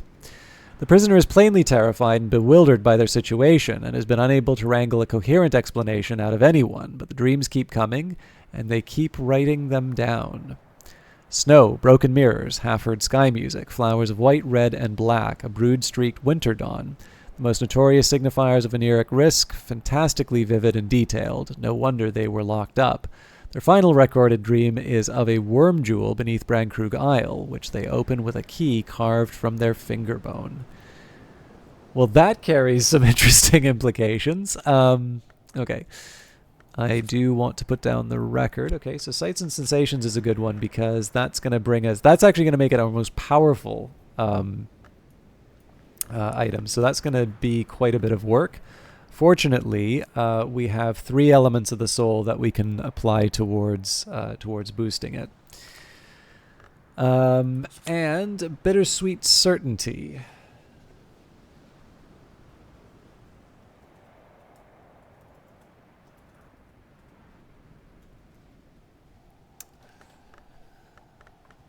So, overall good news, but this is... I've got my work cut out for me now. So in order to be able to level up Sights and Sensations, for a start... 1, 2, 3, 4, 5. And that's Sky and Winter. So we've got, off the top of my head... It's probably better that I just consult my spreadsheet for this, but... Regret, Hindsight... Solace, Storm. That's 4. One of the songs, I think. Or actually, no, Bittersweet Certainty covers 5. And then a Beguiling Melody has Sky as well. So that's 6 to bring it up to 7. Okay. So the good news is, in both cases, we're going to be able to generate enough... We're going to be able to generate enough memories to be able to level up. Now, the fun problem is that... so let's say I wanted to rely on books for this. 1, 2, 3, 4, 5, 6 with health. So technically I need to use every element of the soul. This is where not committing things to the Tree of Wisdoms is created... problems. So technically I would need to use every element of the soul to get the memories that I need to be able to level this thing up. Now again, it's not that much. I'd use all 6 to read the books and then, refresh the Wist or, the Fost, let's say. But certainly it's another good example of where cataloging and reading is going to be put aside.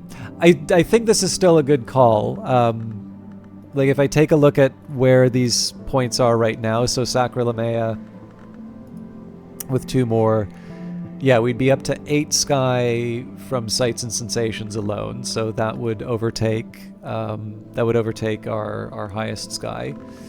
And then for Winter, I believe it's Inks of Containment. So again, we add 2 to that. That would go up to 7. Currently, we're at 6. So even in the lesser aspects, Sights and Sensations is pushing us ahead. If it was the other way flipped around, I wouldn't be as worried. But this is one which I think is worth a focused effort. After that, Obviously, 2 more Nocturnal texts, Dawn and a Baronial, and I will admit I'm not sure. I should probably unpause the day because I don't think we're going any further. I will pick some flowers, but other than that, I think that's it for tonight. But yeah, given how the next couple of days are probably going to turn up, so 2 days dedicated to leveling up sights and sensations. What else?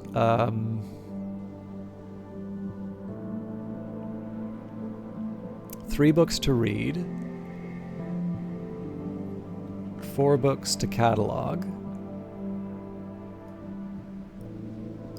Maybe the way that I divide the attention is after the next 2 days, maybe we read one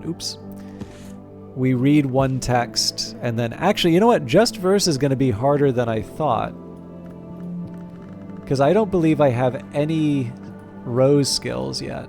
No, that's not true. Sad stories.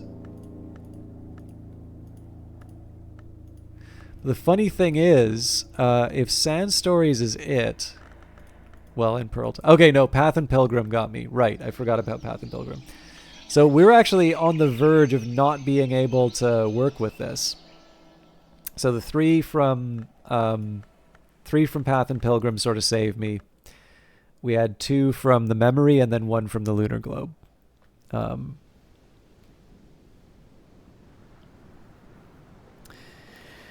You know, I'm not as big of an idiot as you all seem to think I am. I do actually know how this game works.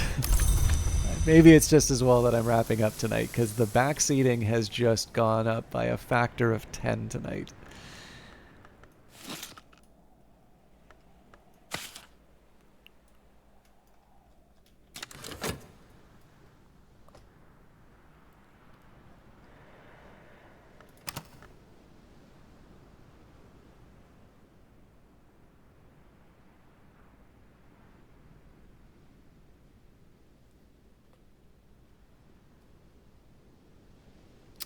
So, I actually just want to wrap up, so I'm going to fast forward through the night,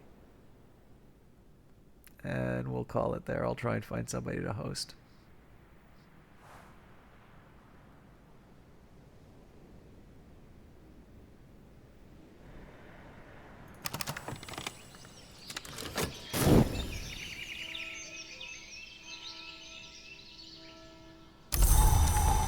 Okay. So the gale complicates things a little bit because I still have... where was it? Actually, I should double check that I have heart. Did I? That's right, the blackened staff room. So technically, I still am on the prowl for heart-based...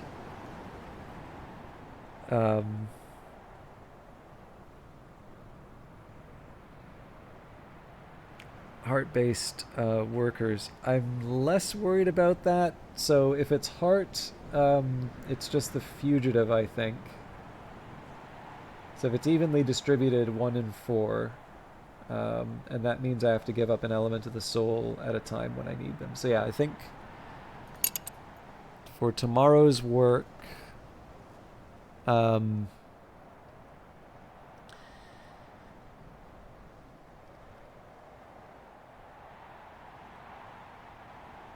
I don't want to lock myself into it, but I think probably what I'm going to wind up doing is just we leave aside the Whist or the Fost, all hands on deck to get the elements of the soul. I feel slightly uncomfortable with that just because, or not elements of the soul, memories. I feel slightly uncomfortable with that because technically I can bring in, you know, like Mr. Kill, or I wouldn't do Mr. Kill, Reverend Timothy. And of course, Timothy can generate it. Now, I suppose if I'm already writing off the outside help, then I can use the gale for sights and sensations. which...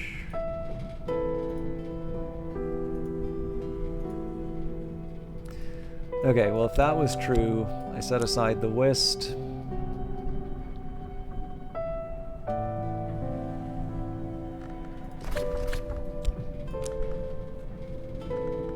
Yeah, so we still need 4.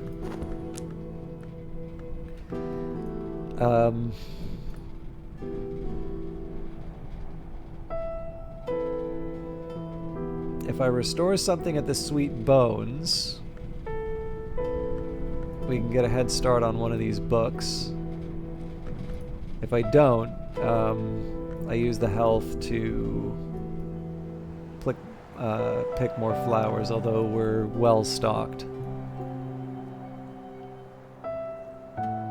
I don't know, something for me to decide.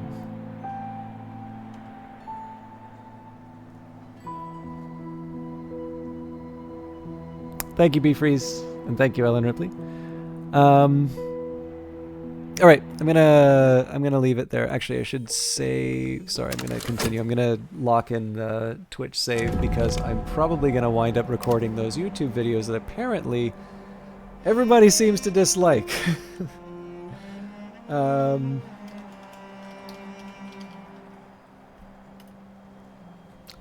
I wouldn't have thought that until today, but anyways, I am kind of curious. I'm assuming that this is just to direct people to the FAQ, but I wonder if there's information that's missing off of that. But anyways, thank you everybody for watching. I wish it ended differently, but I don't always get to control this stuff. So, is there somebody I can host?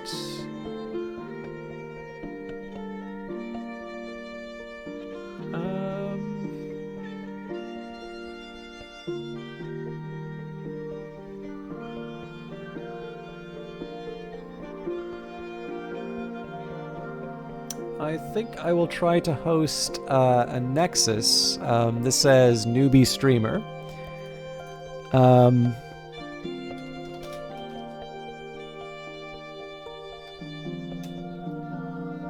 I do, again, I hate saying this at the start, but I do very often feel a bit nervous in terms of the raids, for the simple reason that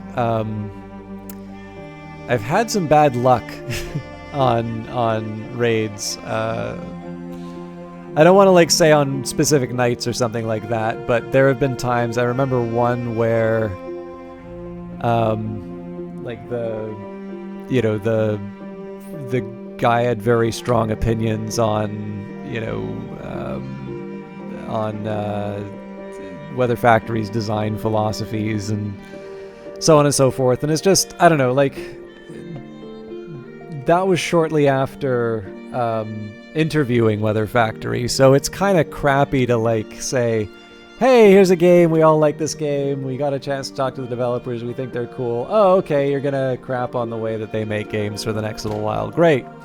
So again, it's tough to do an endorsement for someone you haven't seen before, but number one, it's nice to be able to support people who may not have as big of an audience, and number two, it helps build community around Book of Hours. So I hope you all have a good time with the Nexus. Please treat them well, and I will see some of you on Monday, I guess. Talk to you next time.